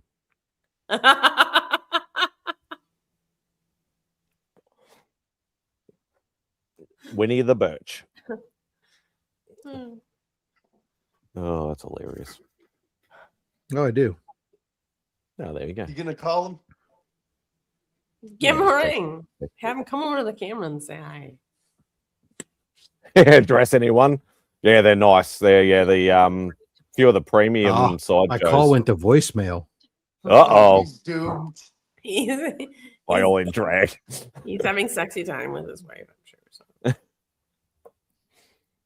Yeah, no, they are some nice sideshow premiums there.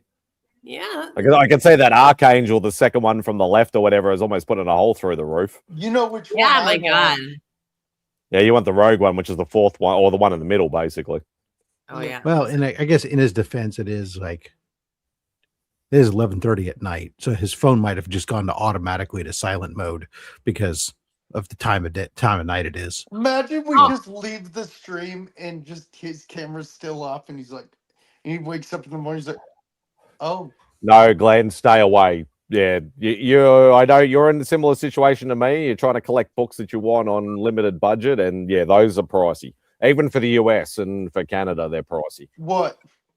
The sideshow statues he's got there. Most of them are like probably $800 to $1,200 US, roughly. Oh yeah. If you buy them brand new, obviously They aftermarket had, might be a they had bit Rogue pricier. But Savage Land at one of my LCSs for a few hundred. I don't think it was a sideshow. But it wouldn't have been the premium then. The Would have only been thing probably with the those 1 to 10 scale. The only thing with those statues is you got to be careful because they can break very easily. Yep. When you're dusting, Yeah, you could just be showing off slabs on only slabs, and a slab could fall and break your statue. Just ask Nick Kicks and Comics. Oh, yeah. What? Yeah, that happened a few years back. What happened? Oh my God, that's awful. That was Slab Hub, I think he was on. I think it was he Slab. crying? I don't know. Was he That was crying one of because somebody was it comes up from time to time. Rob, what Yeah. happened? Shit. He'd actually broken He's broken he was two doing steps. something he was trying to put a slab up or take a slab down, and he lost grip on it, and it fell down, and it hit his Spider-Man statue and broke like the fingers off of it, Oh. which just made it more Nicky's. Yeah. So yeah, he did it. Yeah, he did it on Only Slabs or Slab Up, whatever it was, and he did it on another live stream, and he broke one of the other statues on the other side because he was trying to. He dropped a slab again. So yeah, Hey, quite. you know what? Only Slabs moment I will never forget is when Old Wolf came on and he said, "You know who told me about these books? Justin at Legion of Comics," and we're all typing in the comments. It's Mark. It's Mark, not Justin. It's Mark. That's Tony. I in a love that, nutshell. Justin. Tony in a nutshell. Yeah, Tony is. Oh God! Did you see what Glenn just? Yeah, the Burke fall. Yeah, Burke fall. That was hilarious. But there's two different versions of that because there's one where people have just captured just the noise, but somebody's got the clip of like the lead up to it and the aftermath after it. Burke It fell. goes about 30 seconds. I thought it was your friends there, Lee, who really It's quite possible. Made a whole production literally. I think he made a music video on it or something. Or I Of can't course, remember. yeah, absolutely, yeah. That's exactly what he would do. Yeah, I haven't seen or heard from Lee in fucking ages. He was supposed to come down here. I think Simon said to me he was supposed to be coming down here like in April or something, but I don't know whether it ended up happening. I didn't hear anything. So, yeah, fun memories, Mike. Fun memories. Yeah, it's been a lot of fun stuff over the journey. I just couldn't believe that Mark didn't know anything about the gobble gobble bear. Oh, well, he may not have remembered it, but Stop talking about my nickname. That's only in certain circles. Exactly. A certain circle jerk. What? I mean, but oh god. Yeah, no, that was, and that's funny because like a lot of the harebrained stuff that we've AOK'd people has actually been Beck's brainchild more than mine. Like the Spider Bear was her idea. The Mark's Godzilla versus the Flamingo thing was her idea. So I'm more than happy for her to take credit for that. That was all harebrained ideas, but fucking hilarious and awesome at the same time. So we've got a few other ideas up our sleeves. But right time, right place, finding the right stuff. You know who I haven't seen around much is Bubs. Yeah, he hangs around. He quite often pops under if Chad does a late night shit show.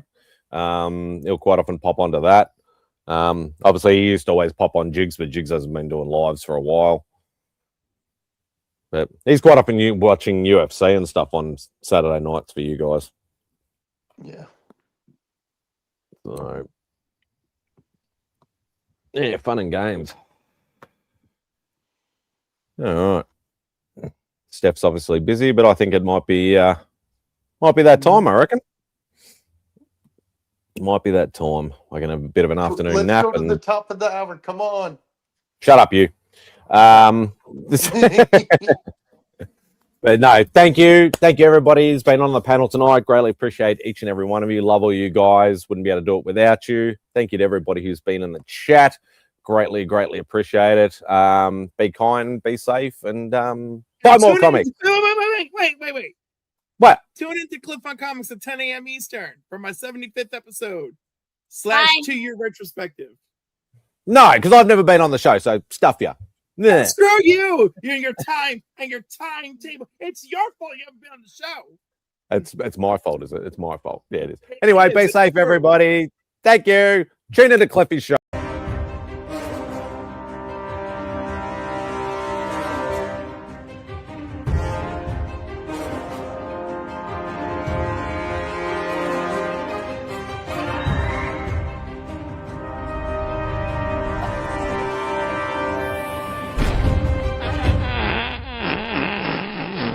word jaundice comes from the French word jaune, which means yellow.